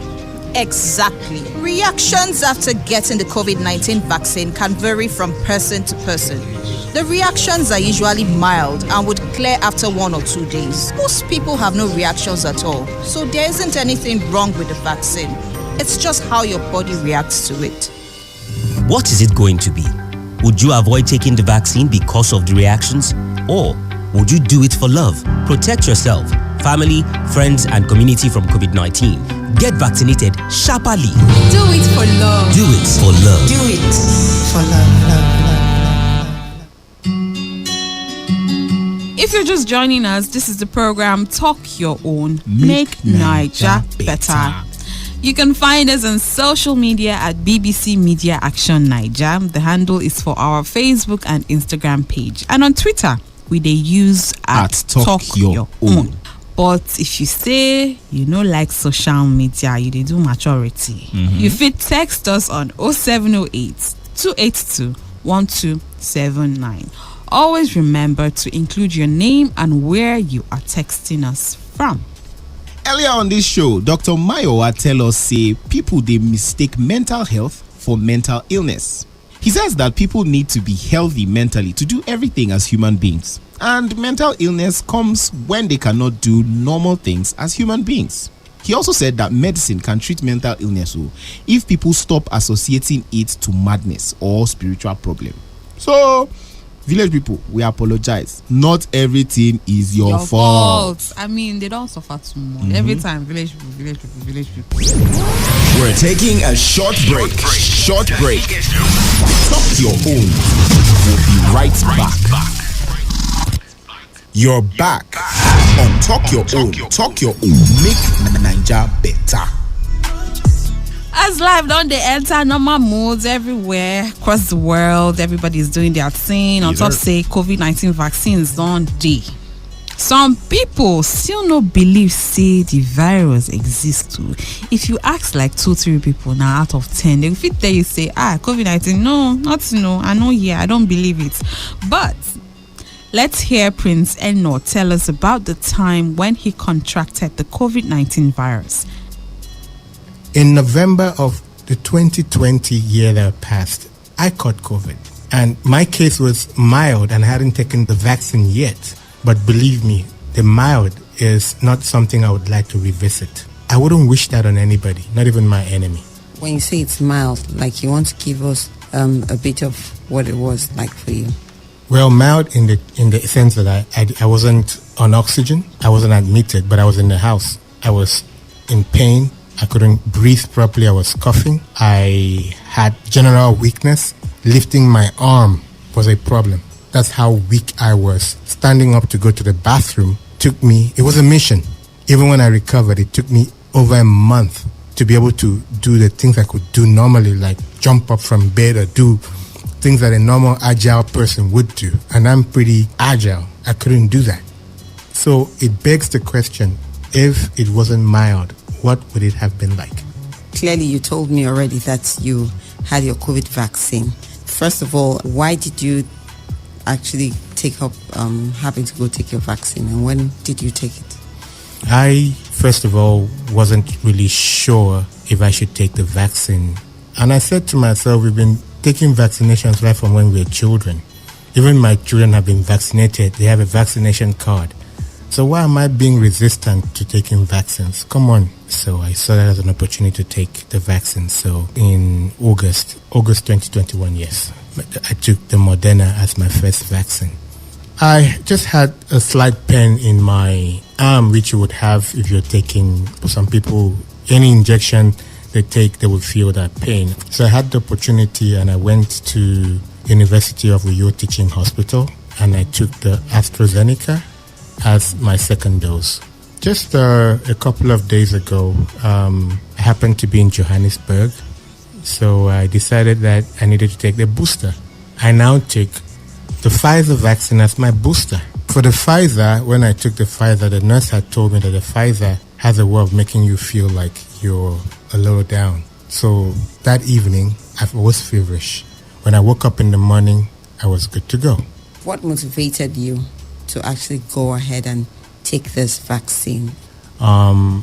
If the government of the world have come up to say we should take the vaccine, that it would keep us safe. It would, at least that's the first thing you do in the front lines. Do the best you can, So why would I be hesitant towards it? Except there was no opportunity to do it. Yes, I could have been hesitant in the first instant and and it's been given to you for free, for God's sake. And not just that, I have lost close friends. I have lost family members who I'm very sure if they had taken that vaccine, they would have had a fighting chance. So why would I make myself part of the statistics of people who have passed on when I've got children to take care of? And there are other people like my staff who depend on me being alive to earn a living. So I have to do whatever I can to stay alive. My advice to whoever is listening is, please, do yourself a favor. Get a vaccine. If not for yourself, for your family's sake. For Prince Eno, he took the vaccine to protect himself, to protect his family, to protect his workers too, because, they need him to make a living, to pay salaries. If you know well, you know if you work. Exactly. I beg you, do it for love. Oh, I beg you, do it for love. Yeah, I beg you, do it for love. Oh yeah. Listen. When you know what thing to do, I beg you, do one for your good. Oh, sure you know say health is wealth. I hope you understand. Hey, what up, guys? My name is Frankie Walter. Remember, do it for love. The program that still talk your own, make Naija better. My name na Jamal, and I dey here with Super. Okay. Remember, you can join in the conversation by just sending us a text message. Simple. to the number 070-8282-1279. Again, the number now 070-8282-1279. We don't hear as Prince Enoch talking experience taking the COVID-19 vaccine. And his reason, which of course, what else? It's love. Hashtag do it for love. We also follow Dr. Mayowa Okonoda talk about how taking the COVID-19 vaccine could help someone's mental health. Waiting be the relationship, waiting join the two of them together. I think we find out. Okay, looking at the COVID-19 pandemic, do you have changes in the number of people that you have treated on mental health? All right. I treated a number of people who had what we will call worried weight syndrome. They were